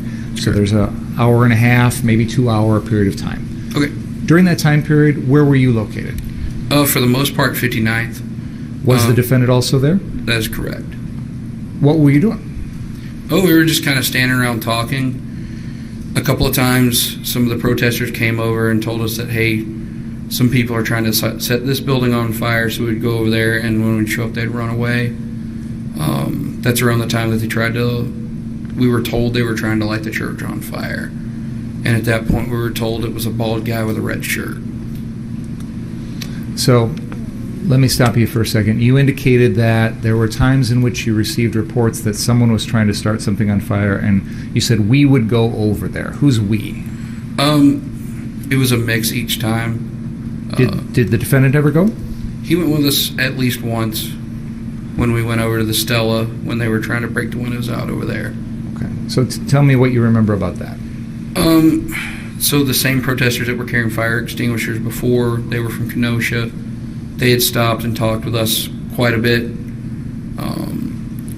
In fact, we'd helped them carry somebody from up at the protest back beyond the police so they could take them to the hospital. And the defendant helped with that as well. They came running down because there were, in their words, there were people trying to break into the Stella and light it on fire. Somebody had pointed a gun at them, and the cops weren't around. So we headed across the other car source facility, across the way into the burned out cars, and there were 3 to 4 subjects breaking out windows on the Stella and just milling around over there. And once we got to within 100 yards of them, I believe it was Colette yelled out at them. They turned and saw us and they ran off. You were one of the people, along with Dustin Collette, that went over there? That's correct. Who else went with you? I want to say that Kyle was with us and one of the protesters who had told us about it. So,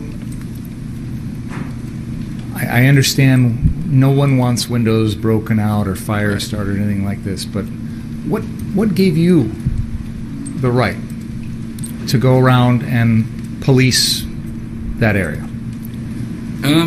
Well, there were members of the community that asked us to go help them. Who? These 4 protesters. Well, those you characterized as folks walking with fire extinguishers. Were they from the Stella? They came from that direction. Were they employed by the Stella? I didn't ask.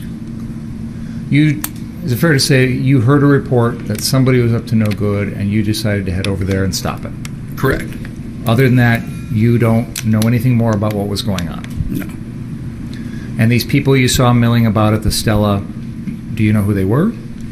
One was one of them was fairly tall. The rest of the people seemed to be about average height or shorter. Beyond that description of their height, do you know anything else about them? No, we didn't get that close. Don't know where they came from? Nope. Don't know their names? Nope. Don't know where they went afterwards? Nope. Don't know what their affiliation, if any, was with the Stella? Right? I would assume they weren't affiliated with the Stella. I would assume somebody breaking the Stella's windows was probably not. I agree with that. But my point is you're making an assumption. Correct. With less than perfect information. That is correct. You mentioned a fire at the St. James. Was that at the St. James Church?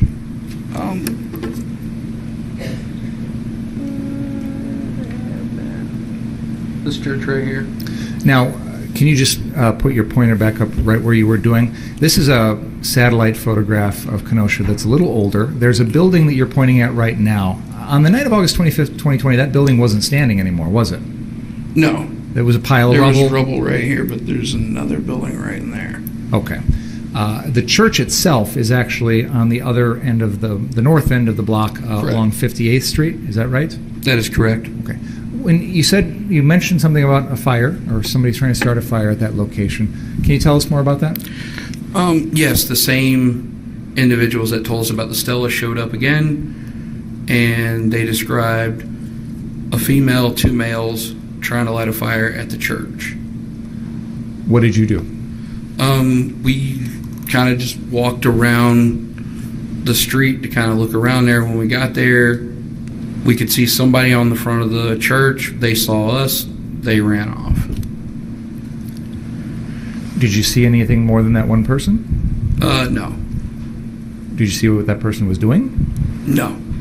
Did you see a fire? No. Did you put out a fire? No. We've talked about, and again, I started this with asking you about that 8 o'clock to 9:30 or 10 o'clock period of time, and you've described a couple of things, the Stella incident, the St. James incident. So beyond that, what other things were you doing in that period of time? We were walking down to 63rd to check it out. At that point, we had figured out that the folks that said they were going to stay there no longer stayed there. So onesies and two at a time, people were going down there to check on it. Then they would go over to the Ultimate, check on the guys over there, see what they were doing, and then circle back and come back. We've seen some photos and videos of the Ultimate gas station. Would it be fair to say that there were people protecting that location that were similar to your group, armed with long rifles, things like that? That is correct. And you mentioned that whatever these vans were with these folks with melee weapons at 63rd, at some point in the evening you found out they weren't there anymore? That is correct. I want to ask more specifically about that. Was that something that you personally found out or you heard from someone else? I kind of just heard it through discussion that there was nobody down there anymore. When you heard that, how many people were in your group guarding the 59th Street location at that point? It would have been around 7 or 8. And you said you would send groups of 2 people at a time to go down to 63rd? That's correct. Were you ever one of those folks? Yes. Was the defendant? Yes. What was going on when you went down there? When we went down that way, there was nobody down there. A couple of the folks that had been down there initially had moved over to the Ultimate. That seemed to be where they had kind of ganged up, but the folks with the melee stuff had kind of gone. Okay, so I want to make sure I'm understanding you. You said a couple of the folks that were at the 63rd Street car source initially wound up going over to the Ultimate gas station? That is correct. Were those folks that came in those vans? One of them came at the same time the vans did. Okay. So one of the people that came at the same time as the vans did wound up at Ultimate Gas. That is correct. And it sounds like there may have been more than just one person from 63rd that wound up at Ultimate Gas? There was one other guy that was with him when we showed up. Okay. So, is it fair to say that, speaking for you personally, Mr. Balch, you felt like it was part of your responsibility to not only guard the 59th Street car source, but also the 63rd Street car source? That is correct. Which is why you and other folks were going down there to check on it? That's correct. Okay. So I want to continue talking about that 8 o'clock to 9:30 or 10 o'clock period. We've talked about a few things. Other than that, what else were you doing during that period of time? Mostly we were just kind of talking to people when they would walk by. We didn't really have any negative encounters during that period of time. You'd get the occasional person wanting to have a debate and whatnot, but most of it was just walking down to 63rd, somebody coming saying somebody's trying to light something on fire, go check it out, come back, wash, rinse, repeat. Okay. So now you've mentioned there was a time when the police started to move the protesters in your direction, and I think you said earlier that was around 9:30 or 10 o'clock? This is correct. Okay. Tell us about that. As soon as they started pushing the protesters, we started getting the people who weren't intending on participating in a riot, I should say, started kind of drifting down towards us. They were shouting insults at us, and some of the other members of the group were having back and forth with them. I spent the large majority of that time trying to calm people down and just keep them moving down the street. Then we started encountering people who were more and more aggressive, and the cops would push them, then they would back off, then they'd come back and push them again, and they would push them further south each time. That's south. When you describe these interactions with the people walking past, was the defendant present for any of that? He had one exchange that I saw. Who was that with? Just some random person in the crowd screamed, "Fuck you." At the defendant? Yes. How did the defendant react to that? He said, "I love you too, ma'am."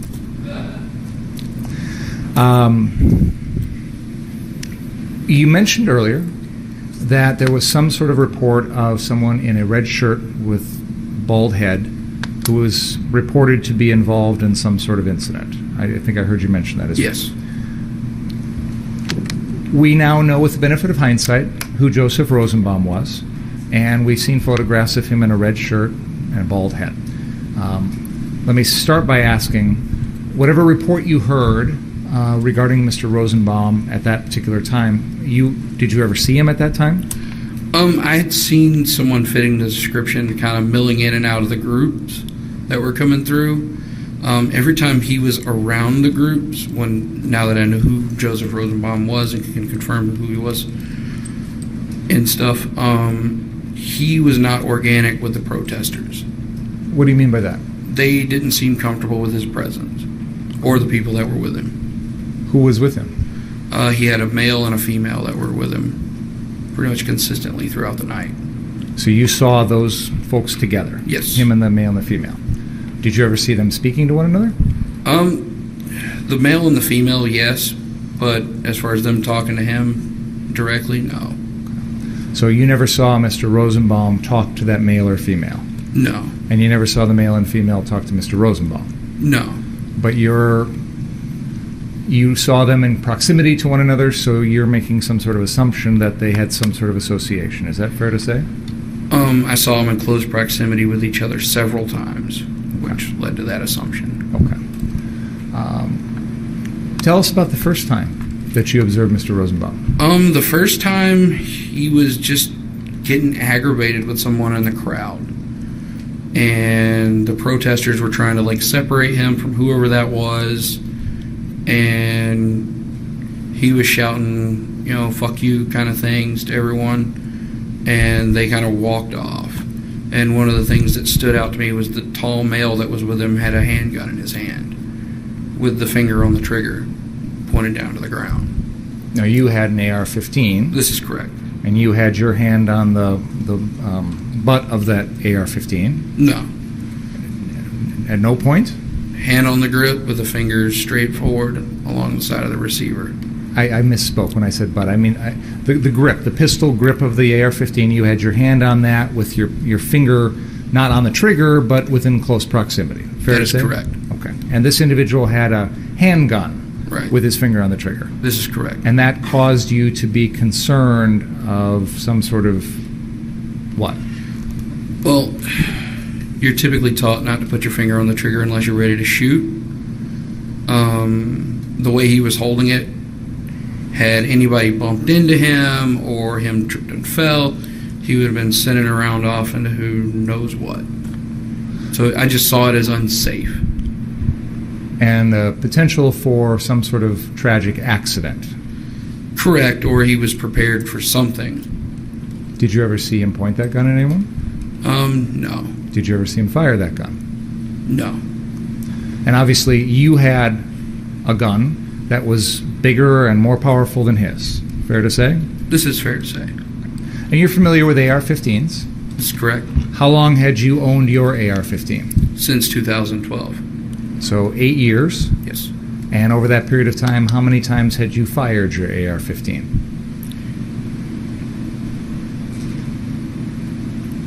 By August of 2020, I probably had somewhere close to 10 to 15,000 rounds through it. And what type of ammo did it take? What caliber? 5.56. And are you familiar with the term full metal jacket? This is correct. And is that the type of ammo you would use? Yes. And can you, as a military former infantryman in the Army who's fired 10 to 15,000 rounds, can you tell us a little bit about what full metal jacket bullets are? FMJ, full metal jacket bullets are just a solid copper jacket around a lead core. There's nothing really particularly special about it. It's not particularly more dangerous than any other type of ammunition. In the state of Wisconsin, you're not allowed to hunt with full metal jacket ammunition. Do you know why that is? Penetration. Over-penetration. What does that mean? FMJ versus hollow points. Hollow points are designed to hit the target and expand and transfer the energy. A full metal jacket's not designed to do that. So depending on what it hits, it can just sail right on through. So it's fair to say that a full metal jacket round fired from an AR-15 has the potential for hitting whatever it's shot at, say a deer, for example, and going through that and continuing on to something down the line. It can. As opposed to a hollow point, which typically hits a deer, for example, and then stops. Yes. And is it fair to say in your experience that a Glock handgun like you had that night is often loaded with hollow point ammunition, and a AR-15 is often loaded with full metal jacket ammunition? It depends on what you're doing with it. Is that what you typically would do? I tend to run full metal jackets, yes. In the AR-15? In the AR-15. What about in your Glock? Hollow points. And why is that? My AR-15, I mostly use it for target and competition shooting. Glock is more for personal defense. Loading a handgun like a Glock with hollow point ammunition is what you would consider to be the better choice for self-defense? Yeah, for concealed carry, absolutely. What about for open carry? For open carry, it would be the same thing for a Glock handgun. When you've fired your AR-15, 10 to 15,000 rounds of full metal jacket ammunition through there, what is the furthest distance of target that you've hit with that? 500 yards. So it's a weapon that's capable of shooting a full metal jacket round and hitting a target 500 yards away. Its maximum effective range is 550 yards. This is correct.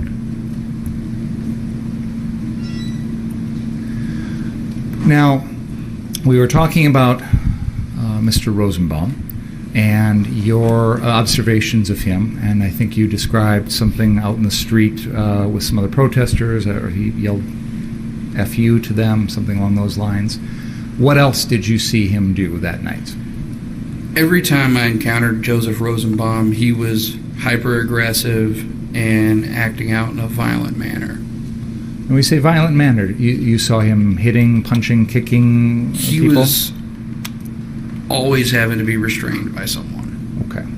And I understand that. Did you ever see him hit anyone? The crowd was pretty good about getting in between him and whoever it was. If he landed a blow, I didn't see it, but he definitely wanted to. Well, now, you have no idea, do you, what was going on in Mr. Rosenbaum's head? No. You'd never met him before that night? No. Okay. So, let's just keep to your observations if we can. How tall are you? 5'9". How tall was Mr. Rosenbaum? 5'4", 5'3". So much shorter and smaller than you. Yes. Fair? Now, I know you want to talk about what you believe he was intending to do, but my question to you was, did you ever actually see him hit anyone? No. Did you ever actually see him kick anyone? No. Did you ever actually see him with a weapon in his hand? No. Did you ever actually see him cause any physical injury to anyone that night? I saw him attempt to do it on a couple occasions, but I never saw him. That was not my question, Mr. Balch. Did you ever... Excuse me? It was my impression he was answering your question. You'd agree with me? Cross-examination. Pardon me? It's not cross-examination. He's supposed to ask open-ended questions. He was answering. It was my impression that the witness had not completed his answer. I apologize. I'll try to stop jumping in a little too soon, Mr. Balch. Did you ever see the defendant actually physically Mr. Rosenbaum? Did you ever actually see Mr. Rosenbaum physically injure anyone that night? No. Did you personally have any interactions with Mr. Rosenbaum? I got between him and Colette at one point, and then he threatened me and the defendant. The time you described where you got in between him and Dustin Collette, between Mr. Rosenbaum and Dustin Collette, was the defendant present for that? It immediately preceded him threatening me and Kyle Rittenhouse. So was the defendant present for that? Yes. Tell us about that. Colette had stopped him from starting something on fire. There's a video of it, and Dustin Colette said something to the effect of "fuck around and find out," and I stepped in and told everybody, hey, chill out, calm down, stop doing that. I turned and had an exchange with one of the protesters, and I kind of explained to that protester, hey, I get it, get what you're trying to do, but not this. And when I turned around, Rosenbaum was right there in front of my face, yelling and screaming. And I said, dude, back up, just chill. I don't know what your problem is. And he goes, you know what? If I catch any of you guys alone tonight, I'm going to fucking kill you. And he said that to you? Correct. Did he say that to the defendant as well? The defendant was there, so yes. And as far as you could tell, the defendant was close enough to hear what Mr. Rosenbaum said? That is correct. Now, when this conversation occurred, were you wearing your AR-15 slung in front of your body? That is correct. Did Mr. Rosenbaum ever reach for it? He didn't try. Did he touch it? No. You had your Glock pistol on your hip, correct? That is correct. Did he ever reach for that? No. Did he ever touch that? No. Did he ever touch you? No. And at that point, could you see that Mr. Rosenbaum had no weapons of any kind? He had a bag full of what looked to be chemicals to me in his hand, the guy with the Glock with the handgun behind him, and a female with a backpack. That was what I considered Rosenbaum having with him. Okay. So a couple things. First of all, this bag, this plastic bag. Yes. Was it something that you could see inside? It was a clear hospital type bag. It had containers, but I couldn't really tell what the containers were. I made the assumption at the time and told the FBI the same thing, that I thought it was for making molotov cocktails. And was that actually true? I saw a similar bag later in the night that didn't contain those chemicals. So the assumption Did not? did not. When you say you saw a similar bag in the night, what you mean, and correct me if I'm wrong, is after the defendant shot Mr. Rosenbaum, in that incident, Mr. Rosenbaum threw that same, and we can see from the videos, he throws that same bag at the defendant, and it is left lying on the ground of the 63rd Street car source. You're aware of that from all the videos, correct? Yes. Did you go to that 63rd Street car source after the defendant killed Joseph Rosenbaum? Yes. Did you see that plastic bag laying on the ground? Yes. Did you look inside of it? Yes. Did it have any sort of Molotov cocktail? No, it had some bottles that would be for soap, but I'd seen plenty of people carrying those around during the protest, so I had no idea what was actually contained within them. And when you say you've seen a lot of people carrying bottles of soap around? Incognito bottles to carry things around in. When you looked inside the bag that Joseph Rosenbaum was carrying, did you see any chemicals that could be used to start any sort of tear gas or explosion or fire or anything along those lines? I didn't really so much as look into it as I kind of picked it up and just kind of tossed it back on the ground. But it didn't appear to be any sort of lighter fluid or anything like that in there. Did you see anything in that bag that you would construe as harmful or dangerous? No. In fact, you felt safe enough to walk up to it, pick it up, and look at it. Fair? That's fair. So getting back to this incident where the defendant that Mr. Rosenbaum is talking to you and the defendant, you mentioned that there's two people, a male and a female, that are close by. As we sit here today, do you now know who those folks were? No, I don't. Did that male and female that you're talking about, did they say anything to you? No, the male always just had kind of a grin on his face the whole time. Like he was kind of enjoying all the violence and shenanigans that was going on. Other than that, did he say anything to you? No. Did he say anything to the defendant? I never saw him speak to the defendant. Did you see the female speak to you at any point? No. Did you see her speak to the defendant? No. Did either one of them do anything threatening towards you? No. Did either one do anything threatening towards the defendant? No.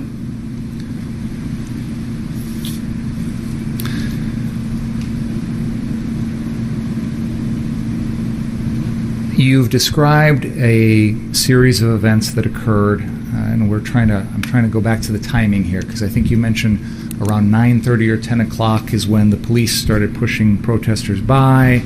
And I think you said there were times when the protesters would come back and then be pushed back and forth. Is that fair to say? That's fair to say. Would you mind using that laser pointer again, and point out the 59th Street car source, please?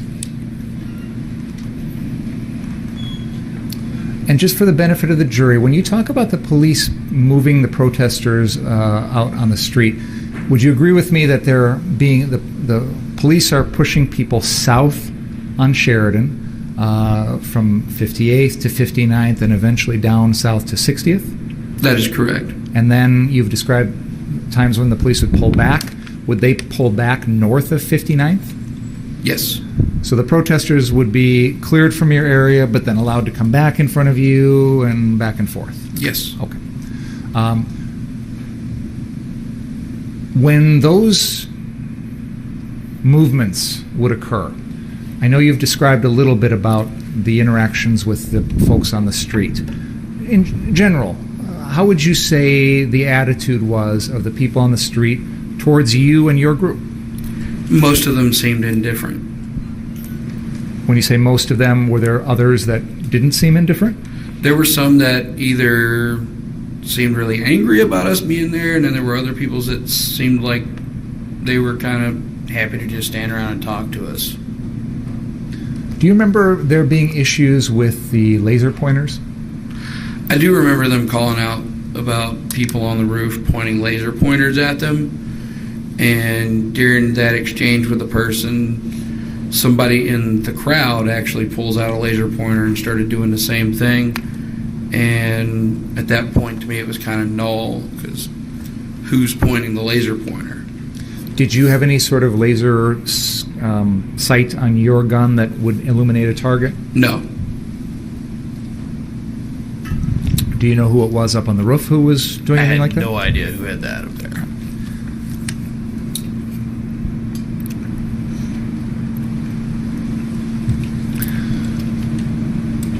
Do you recall speaking with a individual who was taking video for a news source or a media online source called the Rundown Live? I remember him coming into the car source area, but it wasn't so much as a formal interview as he was just standing around talking to us. Do you remember him speaking to you and the defendant when that dumpster fire occurred out in front of your location? Yes. Do you remember him speaking about staying on your property as opposed to going out in the street? Yes. That's something you heard? Yes. What did you think about that? We had protesters coming on to car source. By this point, we're already going out and people were getting knocked down in the street. We were already going out in the street and dragging them out of the street, making sure they were okay. He seemed to be he seemed to want to keep us out of the street as much as possible. But by that point, there really was no declination between what was car source and what was the street. Well, you knew where the property line was. Yes. But I understand you wanting to maybe go out and help people and things like that, but did you interpret that message, or did you think to yourself, we can stay here and protect this property, but it's not our job to go out there and police the neighborhood? Did that thought ever occur to you? Not really, no. Okay, so you felt like you were free to go out and confront people that you felt were doing things wrong? No. Help me understand that then. It wasn't so much as I'm going to go out there and confront people because I can. It was if somebody from the crowd asked us to go help them, we would. Okay, so if you're invited, right? But you weren't going to just rush into a situation when you're uninvited and try and interfere. That's correct.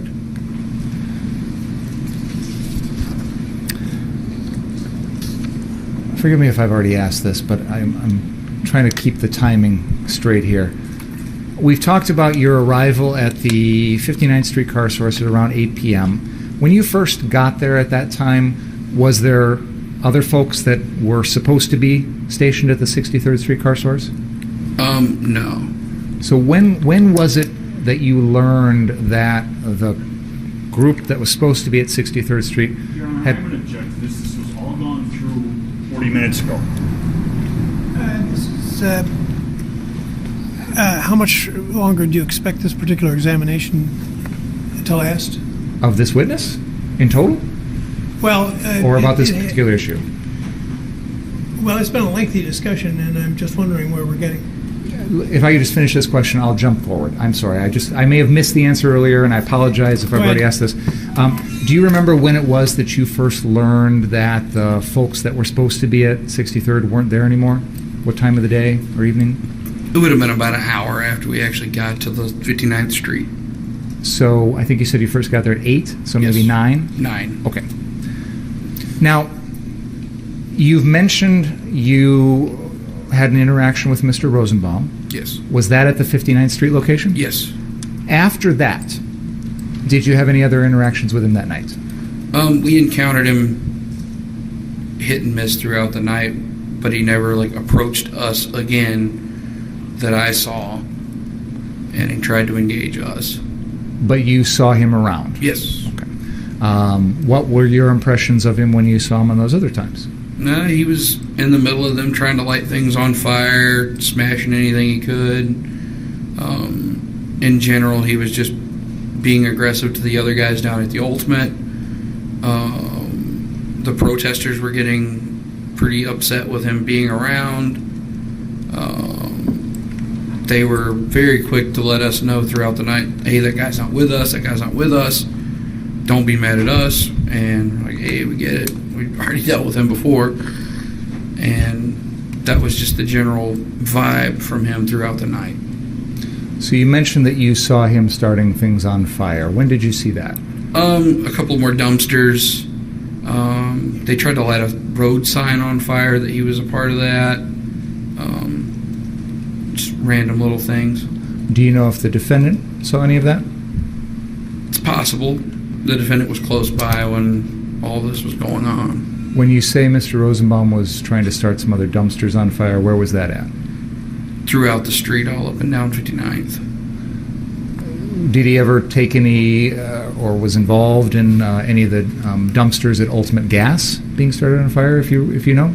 I do believe, talking to people after the fact, that he was, but I couldn't confirm that myself. Okay, and again, I'm not interested in what other people think or even what you've seen. That particular night, and I know it's hard to pretend you haven't seen any other videos in the last year, but I'm trying to focus in on what you actually remember that night, what you saw that night. Do you remember seeing Mr. Rosenbaum actually start any of those dumpsters on fire? No. Do you remember actually seeing him start that street sign on fire? Yes. Where was that at? That would have been... The protesters had been pushed a little bit south of us at that point. Oh, where's the button? Right in there. And so you're pointing to a location on Sheridan Road just north of 60th? That's correct. And when you say they took a sign, did you see Mr. Rosenbaum do that? Yes. And what happened then? They tried to light it on fire. It wouldn't go, so they kicked it over. When you say a road closed sign, can you describe what that looks like? It was one of those big metal, the ones that they're portable that they can put in front of a road to stop it, to close it real quick. Okay. So about as wide as the witness stand is. And again, you said they tried to start on fire, but they couldn't. Yep. So they just knocked it over. Yep. Other than that, did you see Mr. Rosenbaum try and start any other fires? Not after that, no. I think you said he was trying to smash things? Yes. What did you see? He was throwing rocks into the car source area. He was throwing rocks at buildings along the street. He was having a pretty good time. Did you ever see him throw any sort of tear gas or gas container or anything along those lines? I never saw him personally throw anything like that. When you say he was throwing rocks into the car source location, do you mean the 59th Street car source? The 59th Street and the gas station that's attached. Okay. Did you see those rocks hit anyone? No, I didn't see him hit anyone. What action, if any, did you take after seeing the defendant throw rocks at your group? I'm sorry, Mr. Rosenbaum. We didn't really take any action. By that point, the protesters were also pretty done with people doing that, so they were policing them as well. Did you feel like Mr. Rosenbaum's act of throwing rocks at your group was a danger to your safety? Yes. Did you feel like you needed to defend yourself? At that time, no. Why not? His aim wasn't very good, and he was pretty far away. Sounds like he was trying, but not really succeeding. Yeah. Other than what we've just talked about, did you have any other sightings, conversations, encounters, or anything along those lines with Mr. Rosenbaum that night? No. Now, you said there was a time in which where the police had pushed the protesters down south of 60th Street. Is that right? That is correct. And I know you said that there was some back and forth. Did there come a time in which the line of police vehicles kind of finalized and stayed at 60th? Yes. When that happened, were you still at the 59th Street location? That is correct. After the police had pushed all the protesters south of 60th, was there any further risk of danger to the 59th Street car source location? We were unaware of if or when the police were going to pull back again. So we did leave people there. If the police hadn't pulled back, if they'd stayed at that 60th Street line and kept the protesters south of 60th, would there have been any further risk of danger to the 59th Street location? This is speculation. Sustained.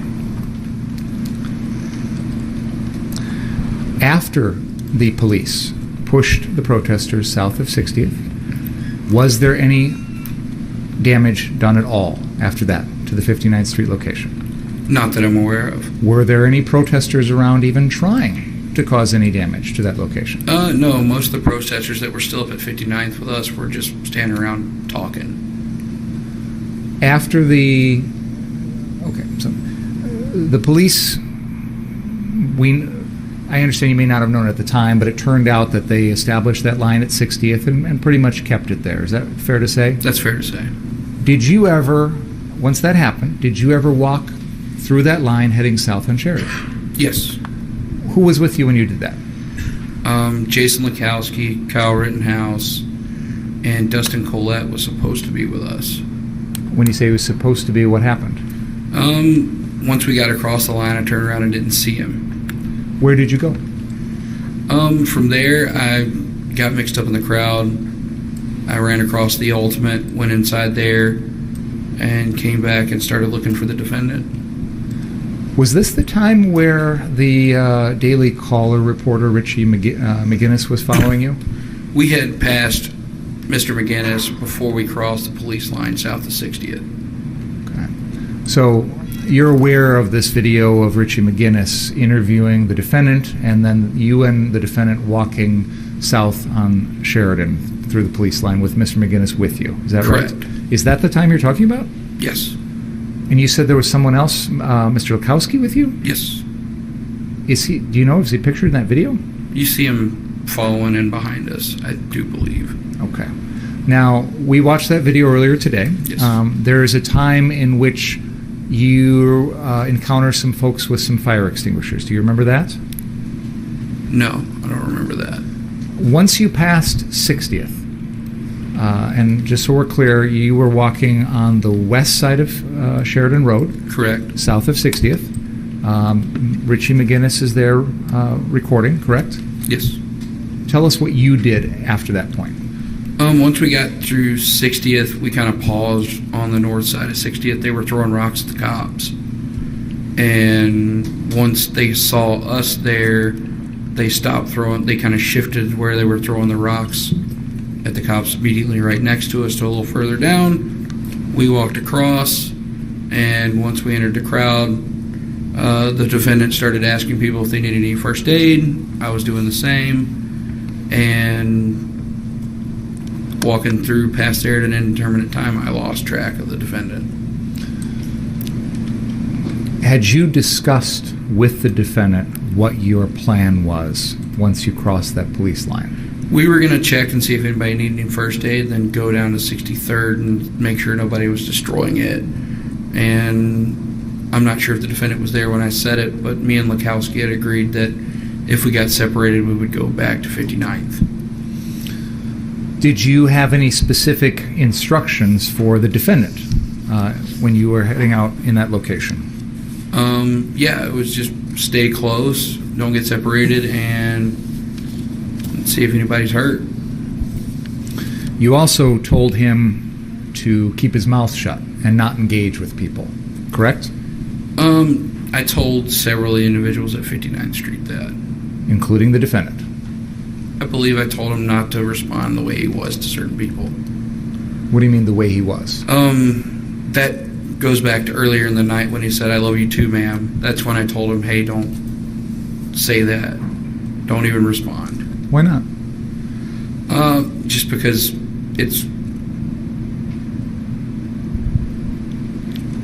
it can cause somebody to escalate the situation if they feel like you're making fun of them a little bit. So it just wasn't needed. So the plan once you cross 60th is stay together, but if you get separated, go back. Correct. And try not to engage. Correct. And you said there came a time in which you lost track of the defendant. This is correct. How did that happen? Got lost in the crowd. I had a female protester approach me and started to try to get into a pro-gun, anti-gun exchange. From there, I went inside to see if he'd wanted the ultimate to get any snacks. When I came back out, I encountered more individuals protecting the property. I talked to them. I assumed at the time he wasn't over there anymore, and I started to make my way back north to 59th. Can we please play exhibit number 17? I'm going to need to turn on the TVs again.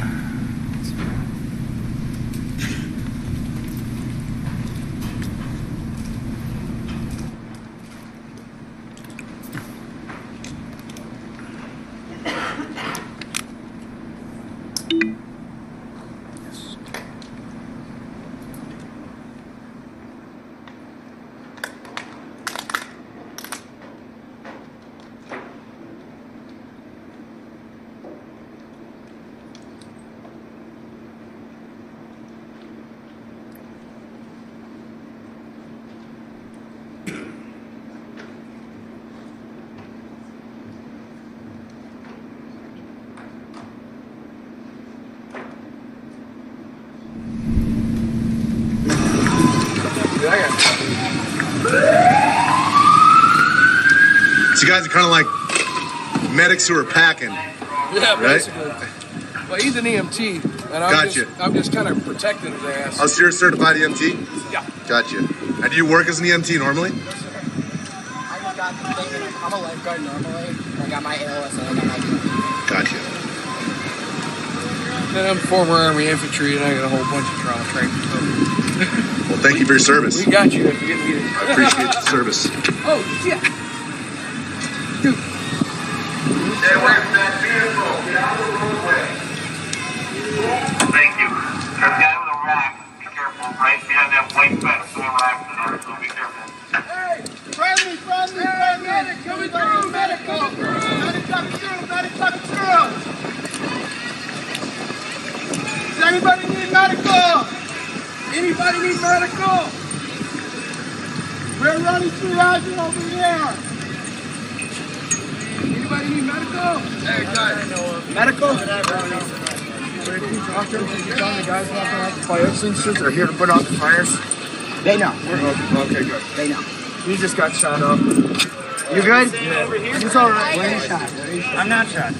You just said you got shot. No, I didn't. I thought you got run bulleted. Oh, no, I just got run. Pause the video right there. Did you see yourself in that video? Yes. And correct me if I'm wrong, but it appears that you are a little bit ahead of Mr. Rittenhouse in this video, but then you start walking east across Sheridan Road. Correct. Okay. And in that direction is the Ultimate gas station. Yes. Do you remember where you went after that? That's the point at which I went inside the gas station. Okay. And then came back out. I thought I heard you say that the purpose of going across the police lines was to see if people are hurt and to go check on the 63rd Street location. That is correct. Help me understand, how does going to the Ultimate gas station and going inside fit in with that? Because there were other people at the Ultimate gas station. I don't understand what that To go over there to see if they're hurt too. Oh, I see. So you went over there to see if those people needed help? Yes. Did you go inside the Ultimate gas station? Yes. And I think you said at one point you were going to get a snack for yourself. Yeah. Did you know at that point that you were leaving the defendant? No. What did you expect he was going to do at that point? I thought he was following me. How long was it before you realized he hadn't followed you? By the time I got across the street. What did you do then? I continued on to the Ultimate gas station and talked to some of the guys there. Turned around, he wasn't around. Went back inside and went inside. Inside the gas station? Yes. Why didn't you go looking for the defendant? I assumed that he had went inside the gas station as well. And then when you looked inside, did you see him? No. So where did you look for him then? Back outside the gas station. In the gas station lot? Yes. And this is a time in the evening when there are a lot of people in that lot? This is correct. Did you find him? No. So if he's not inside the gas station and he's not in the lot, did you go out around the area looking for him? I walked on the outside of the crowd and tried to look for him, and then I decided to head north to 59th. Why is that? That's where I told Lukowski we should go. Do you know where Jason Lukowski was at this point in the video that we just paused at? He was behind Richard McGinnis in this. And when you walked across Sheridan to the east, do you know where Mr. Lukowski went? No idea. When is the next time you saw Mr. Lukowski? After the shootings happened. So when you went back, when you left Ultimate Gas and headed back to 59th Street, did you see Mr. Lukowski at that point? No.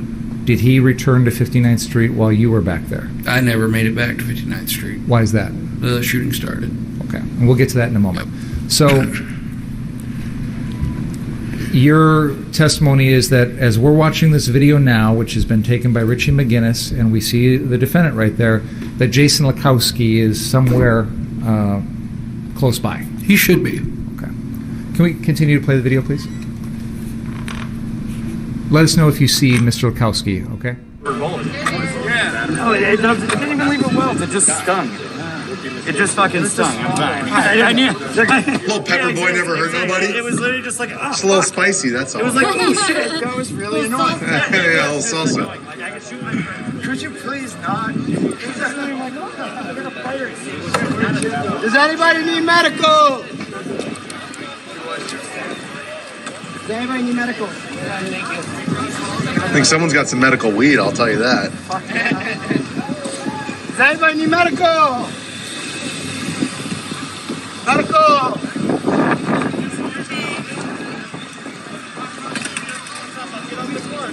Does anybody need medical? You were just the one talking about get out the car, trying to help you out front. Now you trying to do medical? I don't remember you. You said get out the car. Fuck you talking about medical? Yeah. Y'all ass are Does anybody need medical?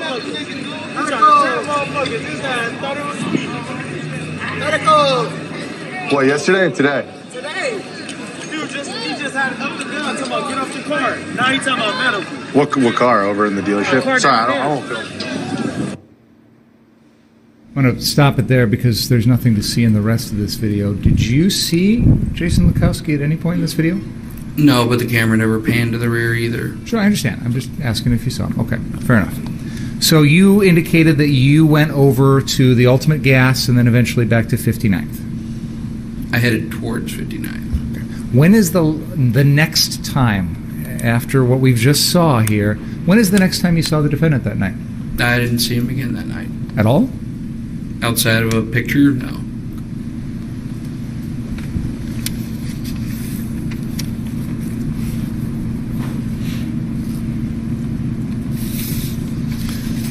All right. I would like to play exhibit number 18 at that timestamp I indicated, please.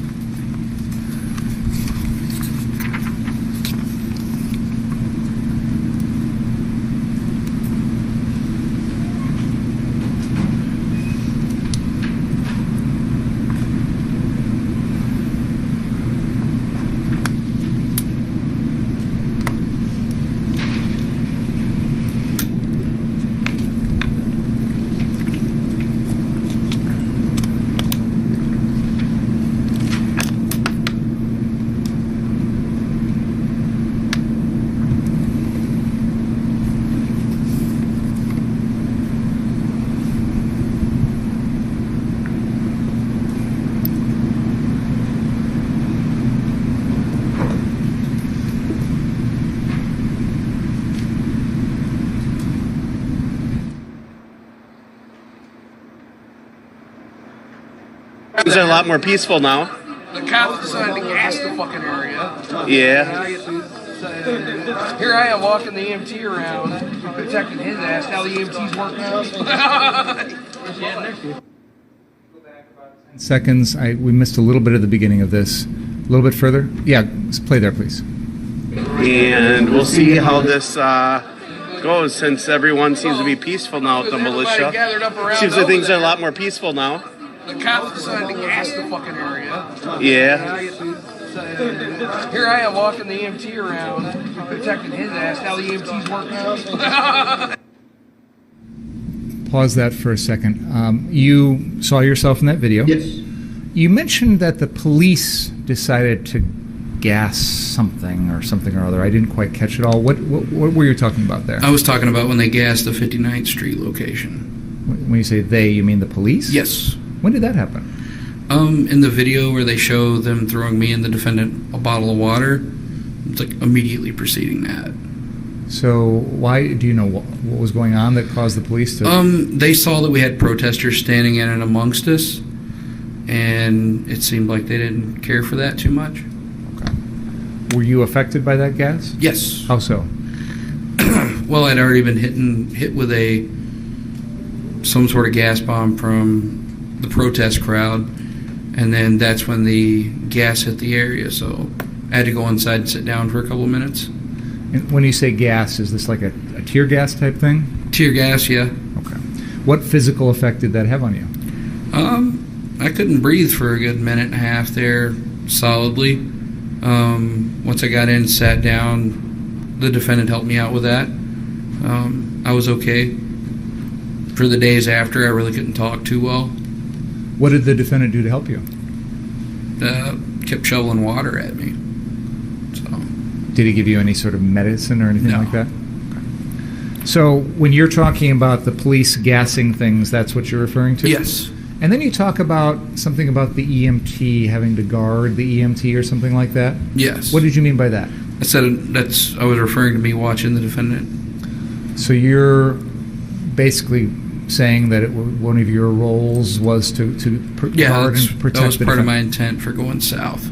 And this conversation occurs at the Ultimate gas station? Yes. Where is this time-wise in relation to what we had just seen, the last video where you were being followed by Richie McGinnis, and then we saw you walk east across Ultimate Gas? Where is this in relation to that? I don't remember exactly when I had this conversation, but I would say it was probably pretty soon after that. So this is after you walk across the street. You said you went into the store, you grabbed some snacks or whatever, and then I think you actually said earlier you spoke to some of the folks that were... I'm trying to set the time frame for the jury, but the ultimate relevance, Your Honor, is that this witness is indicating that his...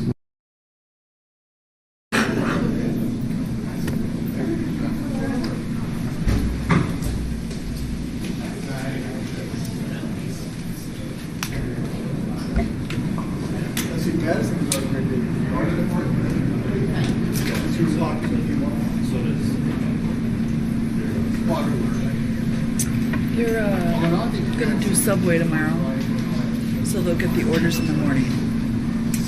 We're going to do Subway tomorrow, so they're going to get the orders in the morning. good. Just take a break, Brian. Water or whatever.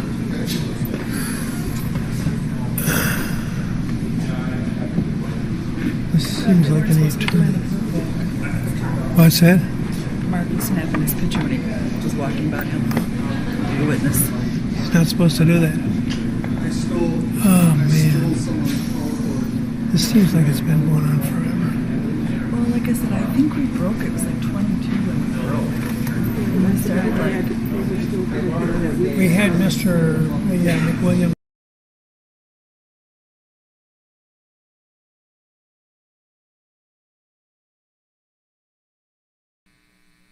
How long this has been on?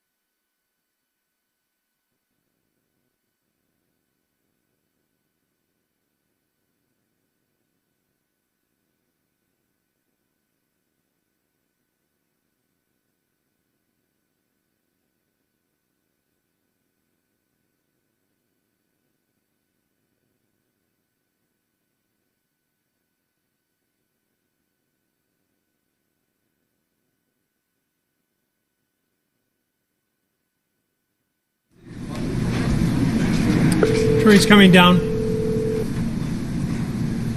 Hello? Would you come down, please? Yep.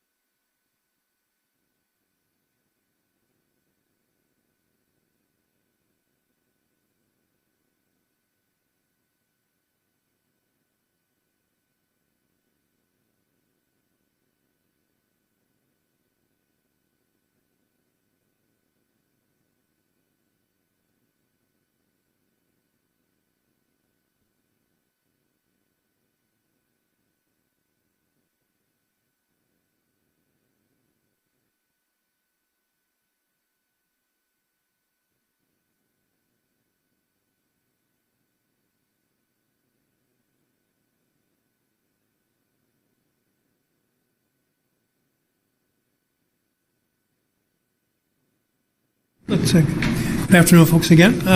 By the way, how are the calzones? You can be seated. Were they, anybody who didn't like them? How about the staff down here ate all the chips before I got any, but we have Subway tomorrow. Okay, good. Let's go.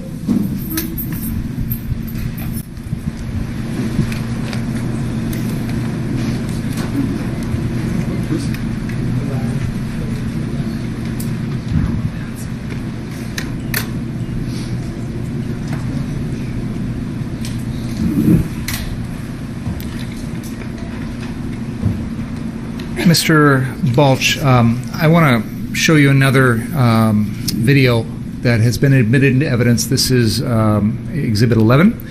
This is the Corey Elijah or Corey Washington live stream.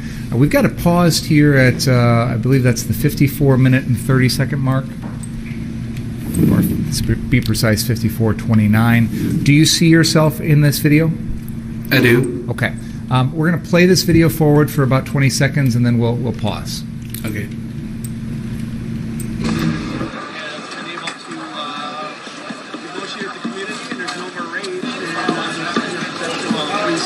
Are at a standstill on this corner. That's the fireworks being lit down there. Anybody else that said that there's Patriots LARPing here? I don't know what that is. You young kids. Now, Mr. Balch, what we've just seen in that video, it showed you walking near the gas price electronic sign there for the Ultimate gas station. Would you agree with me on that? I would. And you appear at the end here to kind of walk behind that, almost at the corner of 60th and Sheridan. Is that fair to say? That's fair to say. Did you just see the defendant run through the screen? I saw him, yes. Now, you had testified earlier that when you were at the Ultimate gas station, you were looking for him. It appears that you were within 10, 15 feet of him. Did you see him at that time? No. If you had seen him, what would you have done? I would have went with him. Is it after this point, then, that you returned to the 59th Street car source? I headed in that direction, yes. And you said you didn't make it there because why? Shooting started. What shooting was that? I had to point at the thing. Sure.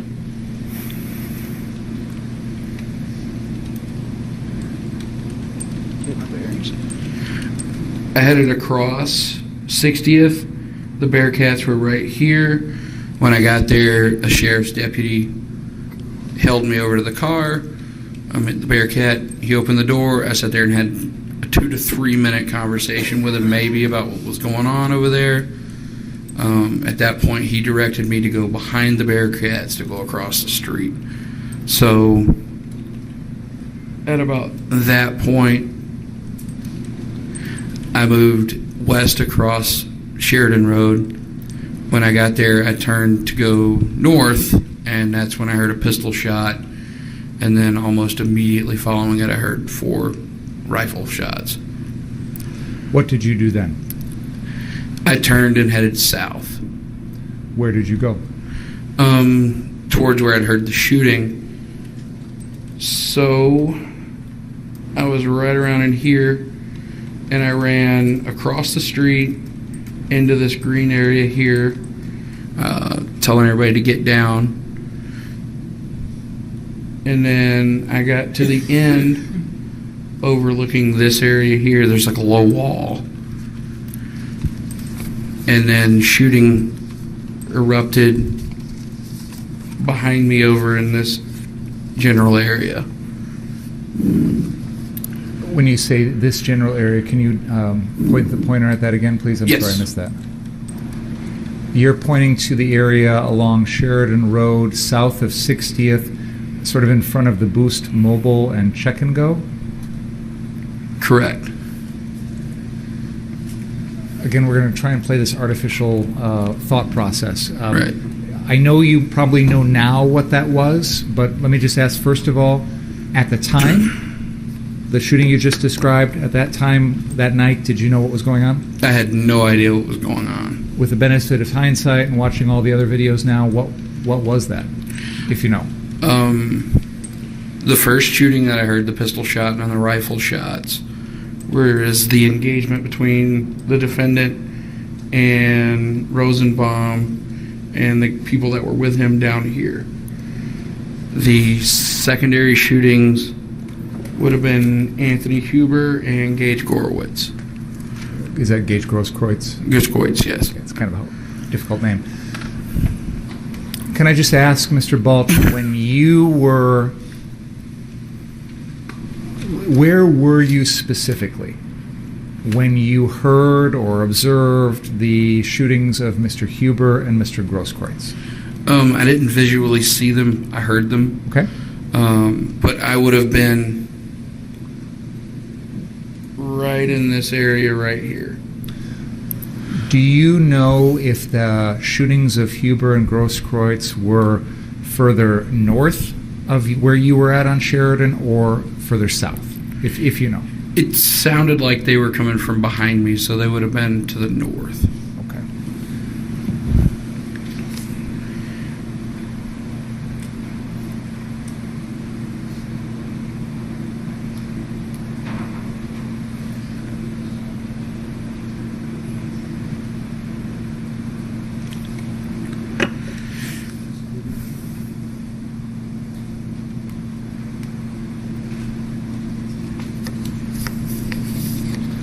We're going to have another video. It's just going to take a second to set it up.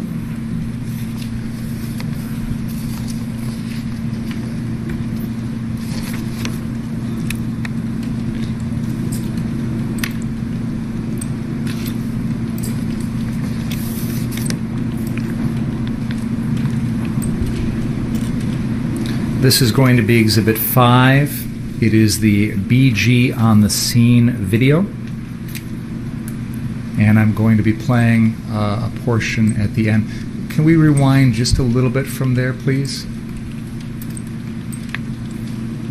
Keep going back.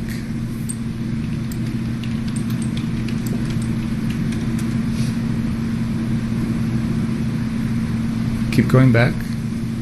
Keep going. All right, play from there, please.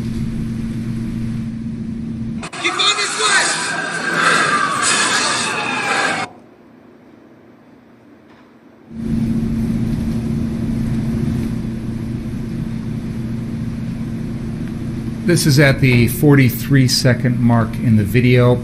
We've already had some testimony about this video, but Mr. Balch, do you see anyone that you know in that video? No. Okay. There's an individual there that is standing. There's two individuals that I see on that screen. The one on the right is kind of in all dark and appears to be holding a rifle of some sort. Do you know who that is? No, I have no idea. Okay, can we back that up again about 10 seconds, please? And then I'll play it forward.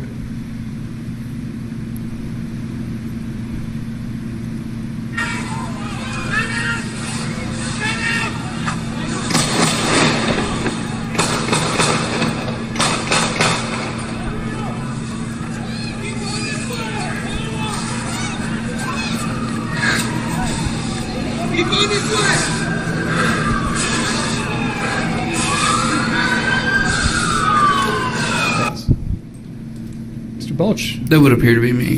That's you, isn't it? Yeah. You're actually, at this point, north of where the Huber and Grosskreutz shootings occurred. Is that fair to say? That's fair to say. So when you said earlier you were south of it, it turns out you were actually north. Yeah. Do you remember what you did? Actually, before I ask that question, we can see in this video that the defendant, Kyle Rittenhouse, is walking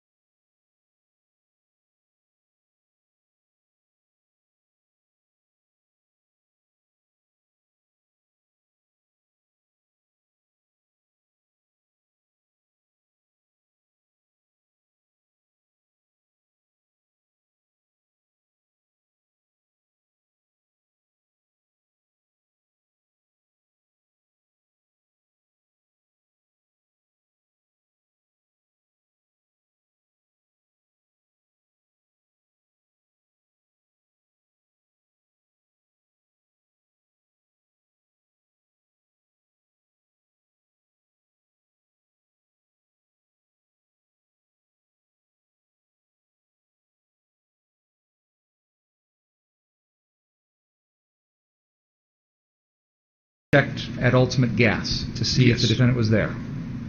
Yes. Did you find him? No. When we see you in this video, had you already traveled north of the police line at 60th? Yes. Had you seen the defendant up there? No. Is it fair to say that at this moment in the video, you didn't have any idea where the defendant was? I had no idea where him or Jason Lukowski were. And even though he's walking up the middle of the street near where you're at this point in the video, you didn't see him? I didn't pay any attention to him, no. Who is the first person who's shot by the defendant that you went to? Grosskreutz. Did you help to treat him at all? I made sure that Lukowski had everything under control. I saw that he had a handgun in his hand. I already knew that a pistol shot had been fired and some rifle shots. I kind of assumed he was the person that shot the pistol shot. But as far as who had shot him, I had no idea. In fact, for a minute there, I thought it was Lukowski. Who had shot Mr. Grosskreutz? Yeah, because he was already there. After you dealt with Mr. Grosskreutz, what did you do next? I ran over to Anthony Huber. Tell us about that. He was laying kind of slumped over in the gutter a little bit there in the street. There were a couple of protesters kind of around him. When I ran up on him, they ran off. I started to roll him over, check on him, put my hand on his neck to see if there was a pulse or whatnot, and didn't feel one, but it was really just like a split-second check, and then the Bearcat pulled up next. When you say Bearcat, you mean one of the armored law enforcement Yes. vehicles? And what, if anything, did those folks do? They climbed out. They told me they were going to take him, so I kind of gathered up his stuff that was laying on the ground, put it on him, helped him load him up in there. What did you do next? I continued south. Now, I know you described what you've done so far with Mr. Huber lying there. Did Mr. Huber say anything? Mr. Huber was deceased, as far as I'm aware. So at the moment you came upon his body, he was already dead? So far as I know, yes. And you said you continued south after that? Correct. Where did you go? I went to the 63rd Street location. What did you find when you were there? On the way down, I heard protesters saying somebody else had been shot down there, and I could hear shooting going on at the 63rd Street location, or thereabouts. What did you do once you got to the 63rd location? Once I got there, I had somehow on the run picked up a couple of folks associated with the protest who were armed as well. Mr. Lukowski came in not too soon after that. Because you could hear the shooting coming from this area over here. And there were protesters kind of like huddled over into here. I just want to make a record, Mr. Balch, because we need to be able to have everything typed in. So if I could just describe what you've just shown us, and please correct me if I'm wrong. I think you had pointed the pointer at the 63rd Street area in the block west of Sheridan Road between there and, is that 10th Avenue? Yeah, between Sheridan and 10th Avenue. Is that fair to say? That's fair to say. And I know you indicated there was an area where, did you say there were gunshots that you heard coming from? Yes. Can you again point so I can make sure I am, okay. You're describing the area that is sort of the west half of the block between Sheridan and 10th Avenue along 63rd on the north side of 63rd. Is that accurate? That's accurate. And you indicated you heard some gunshots from that area? Yes. Do you remember how many? There were quite a few. Did you see anybody who was doing the shooting?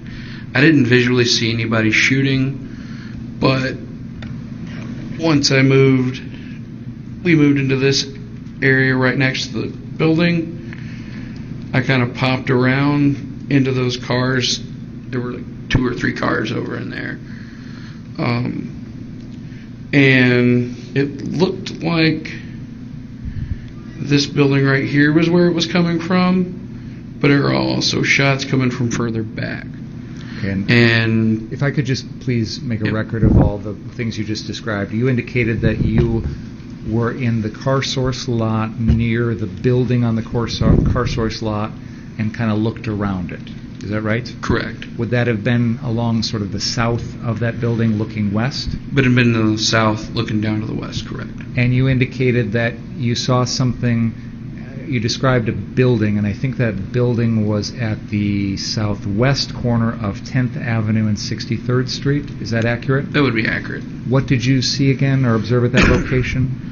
It looked like there was somebody standing in the second floor window, and they looked to be holding a gun. To get a better look, I kind of moved out into the cars and faced in that direction. As soon as the person in the window saw me, they ducked around the corner, and then bullets started coming from the west and started hitting the car that I was hiding behind. The person you saw in the window, is this a window of a house? It looks like a house, yes. This is someone inside a house holding a firearm?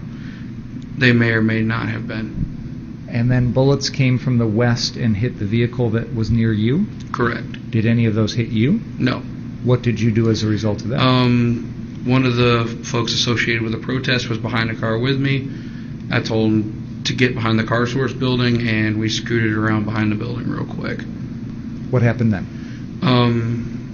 That point, there was a white car that had caught on fire. The gas tank went off on it. Kind of poked our heads back around. By that time, SWAT was directly behind the building from car source, and they're like, "Hey, somebody's over here shooting. Somebody's over here shooting. Get the fuck back around." So we just stayed over there. This is after everything relevance.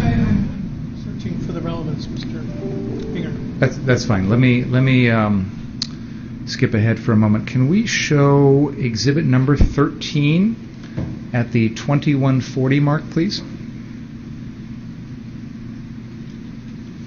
You had testified that when you went down to the 63rd Street location, you saw that plastic bag on the ground. Is that right? Yes. I'm going to have an image of that up on the screen, and I'd like you to take a look at that when it's ready here.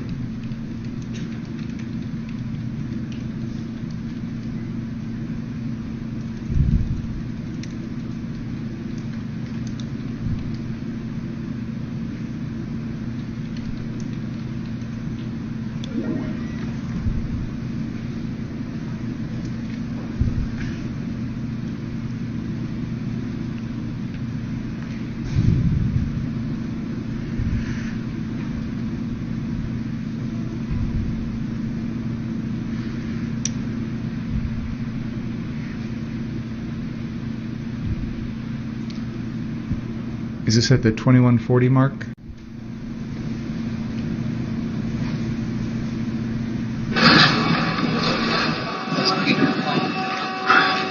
Yes, that is a car fire, but there is more than just a car fire going on here. All right, guys, it looks like there's an interview going on. We're going to see if we can squeeze in on this.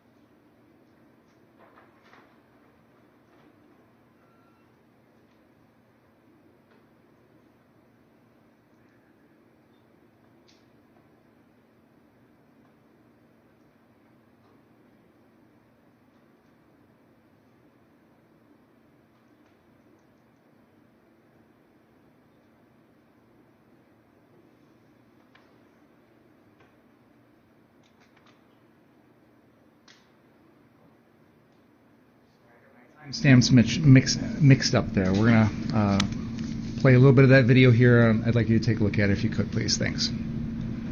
All right, guys. So here's what we got going on. We are not trying to spook anyone. We're going to move in. It looks like... Okay, just play the video, please. Thanks.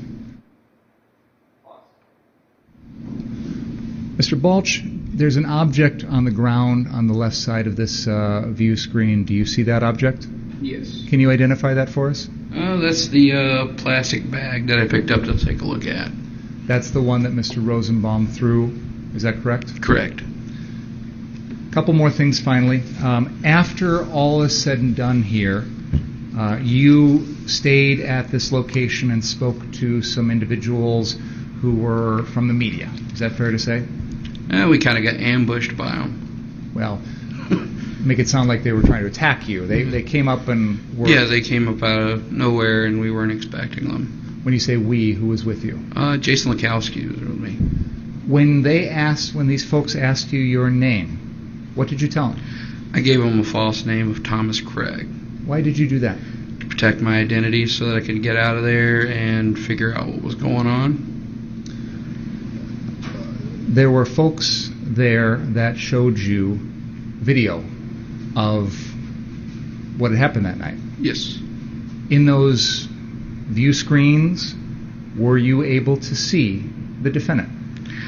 One of the live streamers did show me a picture of the defendant when he was laying on the ground being struck on the head, I believe, when he fired his weapon. From that, were you able to identify that that was someone that you had been with? Yes. That evening? Did you admit that? To them, no. In fact, when they confronted you on it and accused you of knowing exactly who that was, you lied to them and told them you did not, correct? Correct. And when I discussed this with you, you gave me the explanation that because you were concerned for your safety at that time?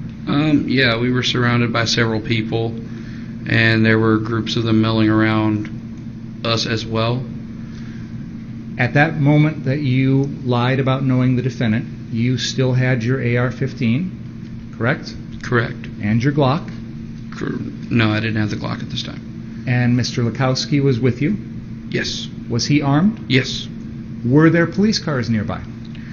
Further down the street from us, yes, but they were dealing with the shootings and whatnot. Once you were informed that the defendant was the one who had been involved in these shootings, was a suspect, did you approach the police that night and tell them about your information? No. I have nothing further. Thank you. Mr.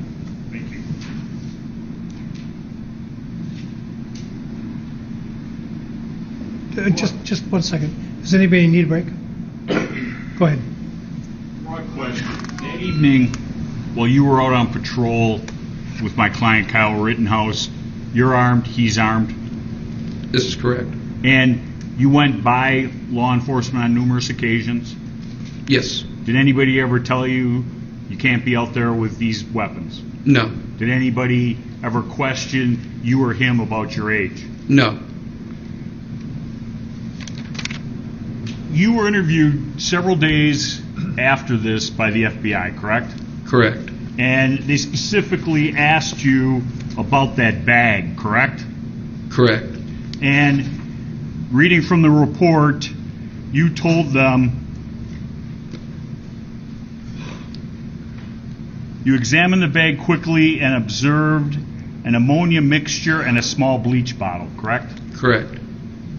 Is that what you observed? That's what I thought I'd observed at the time. By smell? I didn't check the smell. Okay. What made you think it was ammonia? Because of what we'd been hit with earlier in the night. And when the bomb had been hit earlier in the night, Mr. Rosenbaum was there with that bag, correct? Yes.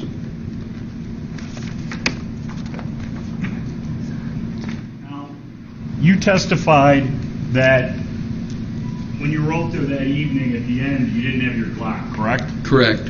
You had borrowed it to Nick Smith? He told me his name was Nathan, but yes. Okay. So you were using a pseudonym, false name? Correct. Nathan was using a false name? Yes. Did he give you a false name, or did he say Kyle Rittenhouse? I'm pointing to my client. I don't remember if he gave me a pseudonym or not. He went by Kyle most of the night when he was talking to me. Kyle. Yep.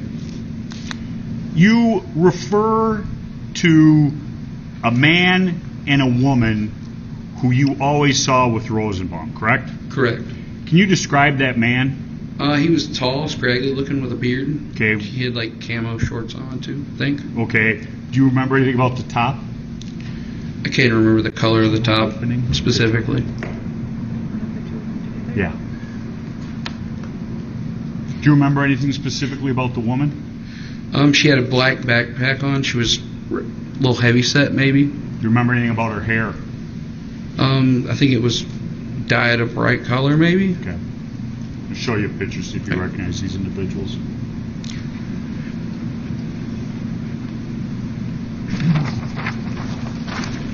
How's it?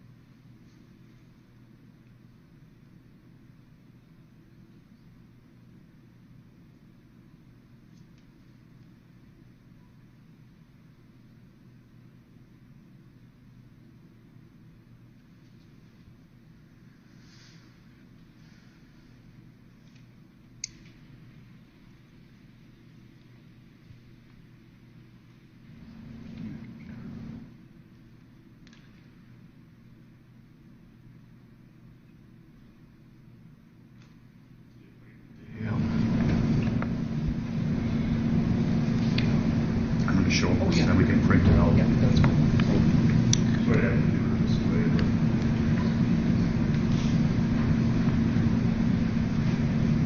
Showing you a photograph from my associate's computer. Do you recognize anybody in that picture?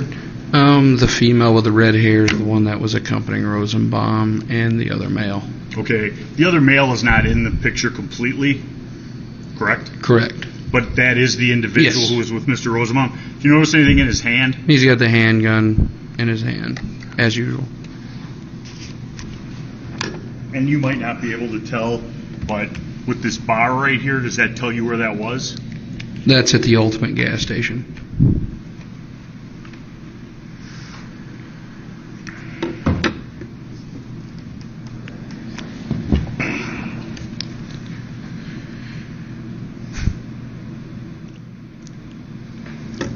And you and my client were present when Mr. Rosenbaum threatened you and Kyle, correct? Correct. And he specifically said if he got either of you alone, he would expletive kill you. That's correct. Any doubt about that? No doubt about that at all. Told the FBI that? Yes. And that was right after I'm going to get his name wrong, Dustin had put out dumpster fire? Correct. It was about 20 to 30 minutes before we headed south and the shooting started. And Mr. Banger asked you some questions about, did he try to attack you at that time? How many guys were there? There were about 4 or 5 armed men in front of him. Okay, and there's some other armed men on the roof? Correct.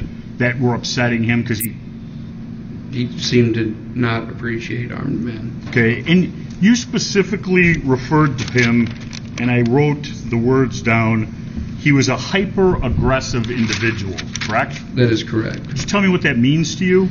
Every encounter I saw him have with someone was extremely aggressive.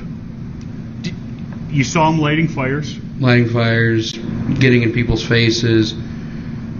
Protesters and armed individuals were having to get between him and other people to stop fights from happening. Did you see him tip over the porta potty? I didn't witness that. Okay. Did you see him take rocks out of the St. James rock pile? He got the rocks he was throwing from somewhere. Okay. Did you see him involved in taking the trailer out of St. James, taking it down the road and starting it on fire? I didn't witness that event. I have nothing further. Thank you, sir. No problem. Any question?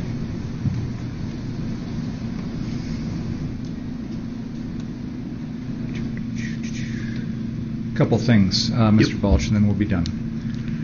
You testified you gave a statement to the FBI. Correct.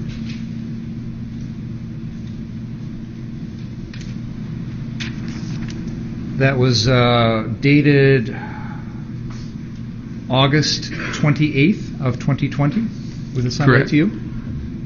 Yes? That sounds correct. 3 days after this incident. That is correct. When you spoke to the FBI, what was your intent? Well, I really didn't have any intentions of speaking to the FBI. They just showed up at the house. I gave them what information I could remember and what I could make sense of. They were very clear with me to only give them the information that I was 100% sure about. Did you withhold any information from them? No. Did you tell them the truth? Yes. Were events in your mind clearer 3 days after the incident than they might be now? Even then, it was, the whole situation was kind of a big jumble of, and I was trying to put timelines together. So I had told them explicitly that my timelines are going to be a little off. I understand that, but do you think your memory of what happened on the night of August 25th was better 3 days later than it is 14 months later? It would be, yes. When you spoke to the FBI, did they identify themselves as the FBI? Yes. Did you know you were speaking to law enforcement officials? Yes. Did you understand that if you didn't tell them the truth, that that could get you in trouble? Yes. And you wanted to be completely honest with them? Yes. Did you understand that they were asking you questions about a homicide? Yes. Did you understand that it would be helpful to give them as much information as possible about what happened here? Yes. Was that what you wanted to do? Yes. Did you want to cooperate with them? Yes. Did you want to tell them everything that you knew about what happened? Yes. In your statement, you say, and I'm going to quote, this is on page 3 of your statement, Balch stated that this eventual victim, who's Joseph Rosenbaum, was carrying a hospital-style bag with chemicals to make molotov cocktails. You then say later on that this is on page 4, Balch examined the bag quickly and observed an ammonium mixture and a small bleach bottle. First of all, am I reading your statement to the FBI correctly? You are. None of that is true, is it? It doesn't appear to be, no. Nowhere in this statement to the FBI did you mention any tall guy with a scraggly beard or a shorter woman with colored hair, correct? Correct. Nothing further. Are you lying under oath today? No, they just never asked those questions. Correct me if I'm wrong, but when the FBI talks to you, they don't write out a statement for you and let you review it for accuracy and completeness, do they? No. They just ask you questions, They show up to your house unannounced, you answer the questions, they leave, and they write down what they think is important. That is correct. I have nothing further. Okay, folks, let's break for the day, and please call after. Excuse me. The clerk of the court's going to be down here in a few minutes, Judge. Okay. I'm thinking about my Monday juries when we finish for the day. Please don't talk about the case. Read, watch, or listen to any account of the trial. And I'll turn you over to the clerk of the court, and I think she could probably take care of it here in the library, maybe? Or maybe they want to go upstairs anyway. You have things upstairs? Why don't you go up there, and we'll tell her go up there and see you there. Thanks. See you tonight. See you tomorrow.